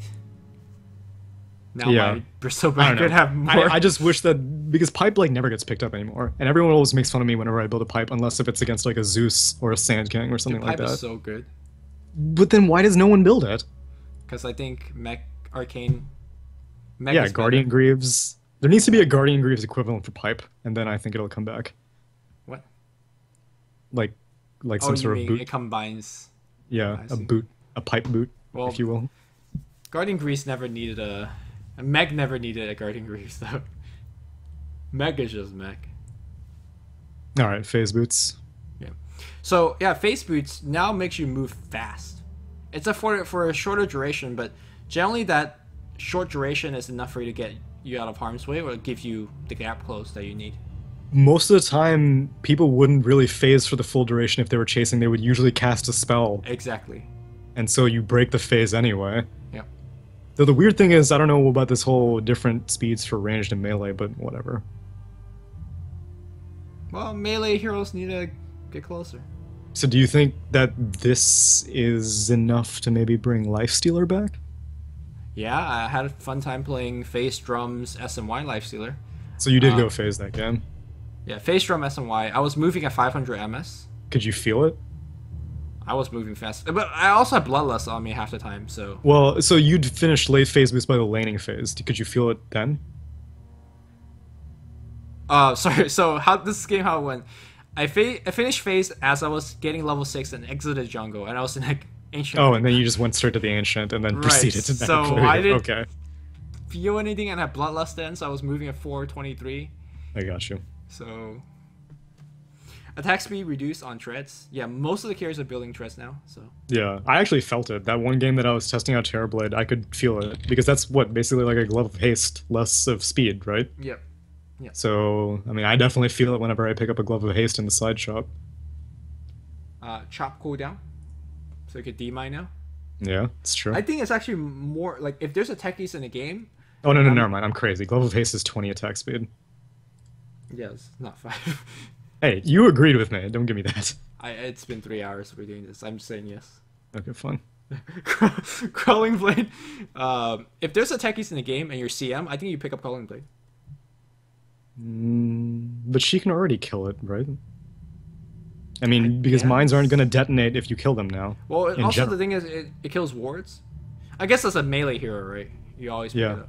Though, okay, so this means that Crawling Blade can insta-kill mines, whereas with ranged heroes, they need to attack mines and deal damage to it. Yes. So That also might be enough. yeah, maybe. Still, though, that's one set of sentry wards, pretty much. Yeah, and one slot, more importantly. Exactly. Yeah. Radiance got buff, alright. So the Scythe of Vice. Scythe of Vice is secretly good. I don't agree. Scythe of Vice is just known good, is that what you're saying? Or No, not good? I'm thinking ever since the break interaction got removed off of it, it's not as good anymore. Yeah. Also, Lotus Orb, Force Staff, Glimmer Cape. Exactly, yeah. And now There's a lot Diffusal of- Blade also getting buffed. Alright, what about TP Scroll getting 25? This is going to take some getting used to. It took me Dude, long enough to get from 135 to 100. Now this. It feels so good. I die so many times today, but like, man, it used to have to wait in the fountain. I'm going to be in the side shop and I'll be like, I don't have enough gold for a TP. And then... Be like, wait, I can buy it now. Alright, Ring of Regen and Voice Stone. Cheaper. Cheaper. Battle Fury, 50 gold cheaper. Perseverance, 50 gold cheaper. Great. Refresh Orb, 100 gold cheaper. Yeah, 100 gold cheaper. That's true. Didn't think about that. Damn. Alright, and Veil got cheaper. Yes, by 250 gold, not We're 200. finally done with this patch though. Glorious Invocation. Alright, what final thoughts? Okay, well, I want to mention the heroes that didn't get touched. If you Okay. have any thoughts about them. Okay, so I- Axe didn't get touched. I think he's fine. Crimson got buffed, though, so I guess that's kind of a buff for him. Oh, you think he need a buff? I don't think he did, but Okay. technically he got it with the Crimson buff. Okay. Beastmaster didn't get touched. Don't think he needs it. He's good. Brood didn't get touched. Think she might need a nerf. That hero is really hard to balance, in my opinion. She is. I think she's fine. Yeah. I think the change to make her incapacitating bite, not an orb, was all she needed. And I think she's balanced. One thing I'm surprised to see not happening more uniformly across the map is all the heroes with orb attacks. Just make it not unique attack modifiers. Or do I you know. think it's Wait, too who's strong? still left? There's Viper, I think. Viper, Drow, OD. Oh yeah, Drow. Can you imagine like Deso Drow with Frost? Like that probably is too strong. Okay, so it's Anti-Mage, Drow, OD, Sand King. I thought Sand King's got changed. No. Oh, okay, well apparently it's still that. Silencer and Viper. I don't think any of those heroes still... Viper doesn't need it still, and I don't No. think OD needs Okay. it still. The two heroes with the slow orbs. Give them Deso. Give them the slow. Yeah, but you can alternate it. Like, Drow's slow lasts for like 4 seconds, and you're going to be getting off more than one attack You every can 4 alternate it, or you could be a what's that? Dota player and you don't alternate it and It's get on 1.5 every hit. seconds. So yeah, 1.5 seconds you can alternate it, and what corruption lasts for 7 seconds. So you just land your first attack Frost Arrow, second attack Deso, and then just swap it back to Frost Arrow. I ain't got time for this. I gotta do Deso Drow, man. I never Deso even Drow thought is about sick. that. Right? Dude. Deso Drow is sick. Dude, and Deso Viper, you could take towers so fast because Nether Toxin will still proc. Giving you ideas right now. Dude, alright. I'm gonna have to go back into the lab about this one. I'm gonna write this on the description. What we talked about in the 6.85 update. Deso Drow. Alright, and then Clock didn't get changed. Hero's great. I think he needs a nerf. I think cogs need a scale. It doesn't already scale? It lasts longer as you level it up. It does, but that's The mana burn? like it lasts like crazy long at level 1. The mana burn is huge at level 1. I think it needs to scale harder. I think the hero's fine. Yeah, maybe. I don't ever face against a clock and be like, oh fuck, I That's, can't. but I've never. Clock is like one of the best heroes in Dota, in my opinion, because I've never been frustrated with a clock, and there have been really good clocks, and it's always your fault. So I think he's a great hero, but I think that this cogs is a little bit too good. Okay. Ember Spirit. Hero's fine. Yeah. He's Some good. people would contend that he needs a buff, but I don't really think so. I feel that it's not fair that you could use off his fire shield, Yeah, that's true. but and TA's Oracle. refraction is like, nah. Yeah, it's true. Yo, they need to. Did they buff TA last patch where when she refract, like you could hit her and she could blink away? Yes. I think that's some BS, man. It is some BS. But pro tip, if you get an Orb of Venom, it damages her underneath her refraction and breaks her Blink Dagger. I don't know how it works, I don't know why it works, but if she has refraction up and you get an attack off, Orb of Venom will continue breaking her Blink Dagger. CM Orb of Venom, let's go. If you don't die first. Yeah. Where'd it go? Faceless Void. I think Hero is secretly OP actually. Yeah, I'm surprised he fell off as hard as he did. I think he's still good. You know what's the one thing that could dodge a Laguna Blade? I know, right? Yeah, Backtrack could never be a bad spell, you know? That's all you Can need. you break backtrack? You can. Okay, that's what I thought. Yeah, but I still never see him. Okay. Io. Hero's perfect. You Yeah. know what the hero needs? Tether needs to stun again. Actually, if you check... If you check the Reborn About page... Oh, they changed it. So they have these little hype lines for all the heroes. And Io's hype line used to say... a powerful companion, Wisp's tether used to speeds allies and stuns enemies. And I was like, yo, that hasn't been true for like 5 patches now, bro. And then they But changed no, it. it says stops enemies now. But yeah. Yeah, Io's good. I think it's balanced. Lion. He got the ag change, but I don't really think that's a significant enough change to count as like a real change. I think he's great enough. He's been picked as a second tier support sometimes. So. Yeah. Meepo. Hero's fine. Meepo got a big nerf last time, didn't he? Like, his respawn reduction got nerfed? Yeah, all I know is that Secret picked him 2 days ago. Divided We Stand no longer reduces respawn time by 20%. Who played him on Secret? Weeha. They're mid player. Oh, right. What, did they win? No. Oh, well. I'm sure the public at large had a lot of fun with Weeha then. Yes.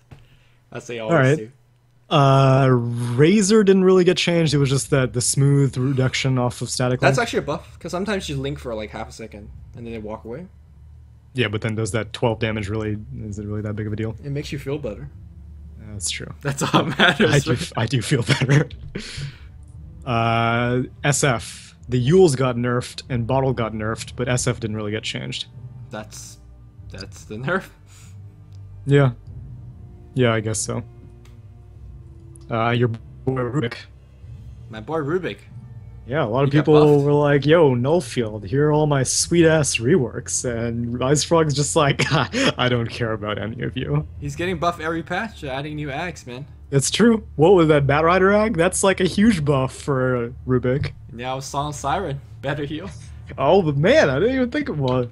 How often can you steal Song of the Siren? Every But time. still, I guess. It's so hard to not give away song. What? Just Riptide.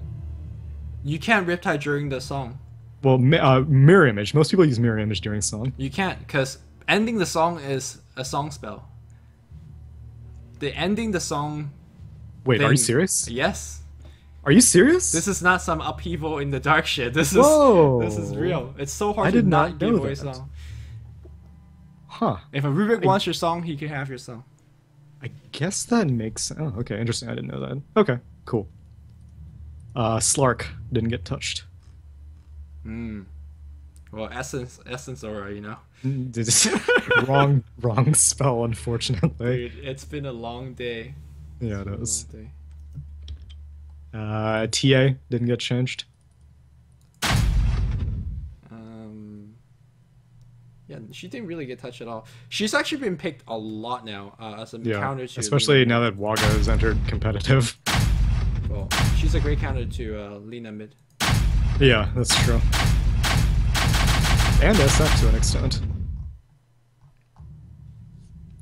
Wind Ranger didn't get changed. A lot of people were terrified that Wind Ranger would get buffed this patch, and she would be the new Lina.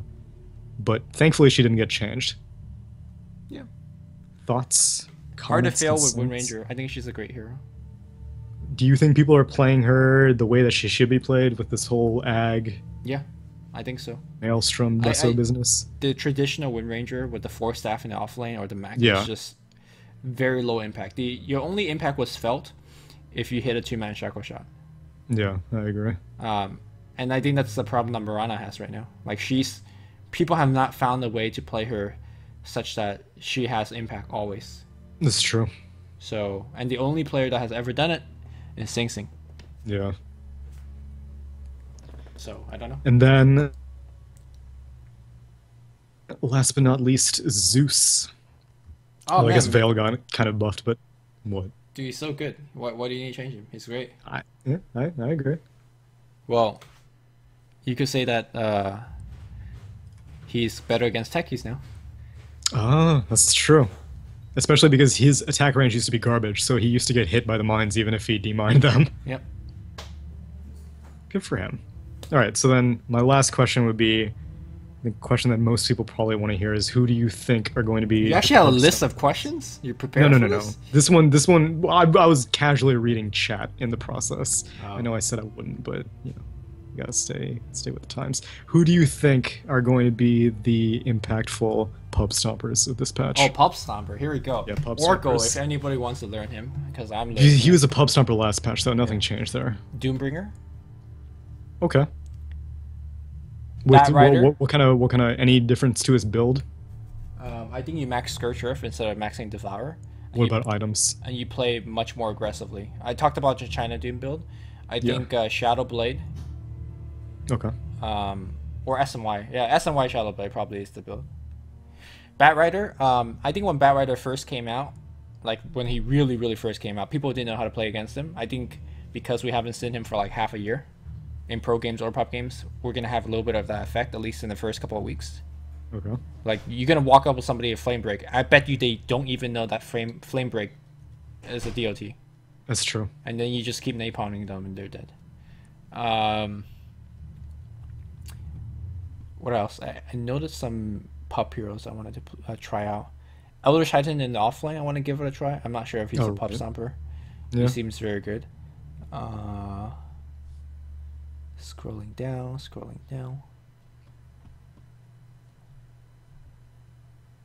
Oh, Nightstalker in the offlane. Yeah. Nightstalker is definitely one of my picks.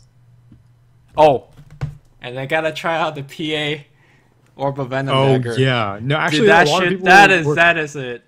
A lot of people were coming into my chat and they're like, "Dude, haven't they talked about Orb of Venom Stifling Dagger yet?" I didn't even think about it when I first read the patch, but after seeing it in action, I'm terrified. It is actually unbeatable. Is it I don't know beatable? what- Like, how do you beat it? I mean, because the problem is she can do that like in lane. What Stifling Dagger slow doesn't scale, does it? It's the flat It's slow at all 50% levels. slow, yeah. So just level 1 dagger, Orb of Venom, freaking how long does it last? Too long. Does it matter? Like, it's one dagger just harass you for how much damage? Okay, never mind. It's 1, 2, 3, 4 seconds. But most people max dagger anyway. No, it's the damage. Oh, actually, well, it's the damage damage. doesn't that much. 30, 50, 70, 90. And then the Orb of Venom on top of that. Yeah, but I mean, you care about the slow. It's a really. free harass. No, forget the slow. If it didn't slow at all, I'm shooting them for damage as I'm CSing or whatever. But Orb of Venom does like 12 magic damage. It's nothing. And so is your dagger. It also does nothing. But the fact that you spam it out... No, the reason you're getting an orb is so that you can toss the dagger and then get like 3 auto attacks off. No, you're not killing anybody with it. You're not At killing least- anyone. Yeah, but for it a gives long you lot time. more You're life. not killing anybody for a long time. You're just harassing them. And it's good harass. I think you're just getting it. Well, I don't know. We'll see. We'll see. I'm going to treat It is right good. now. I'm going to treat right now. Orb of Venom plus Stifling Dagger will be the new... God, I was so happy when PA fell off. I don't want to see her again. Oh, yo, what about CK? You skipped over CK. You don't think he's gonna be that good? Oh yeah, I don't Still know. think he needs someone? I am not convinced. I don't Okay. I don't like CK. Oh, and Lifestealer, man, that's good. It is good. It's corny, It's but it's it's funny. good. It's funny. I'm not sure if Yeah. it's good. It's funny. Yeah. Yeah, but on my personal priority list, Oracle is the hero to learn. What was it that Okay. it could debuff that it just like blew my mind earlier?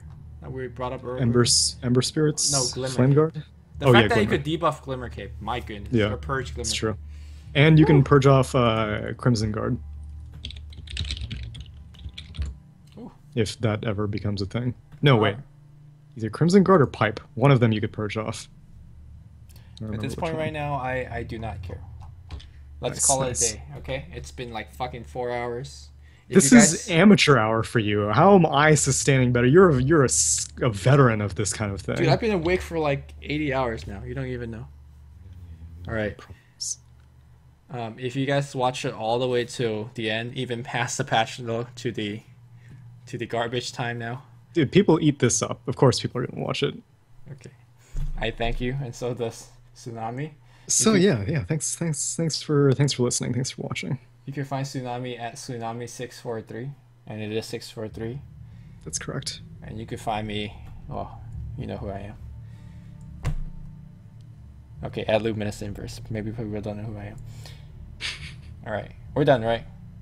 We're done, but I'm gonna take a few questions on my stream now. But you're done. Oh, thanks. Thanks for giving me permission. Goodbye. My pleasure.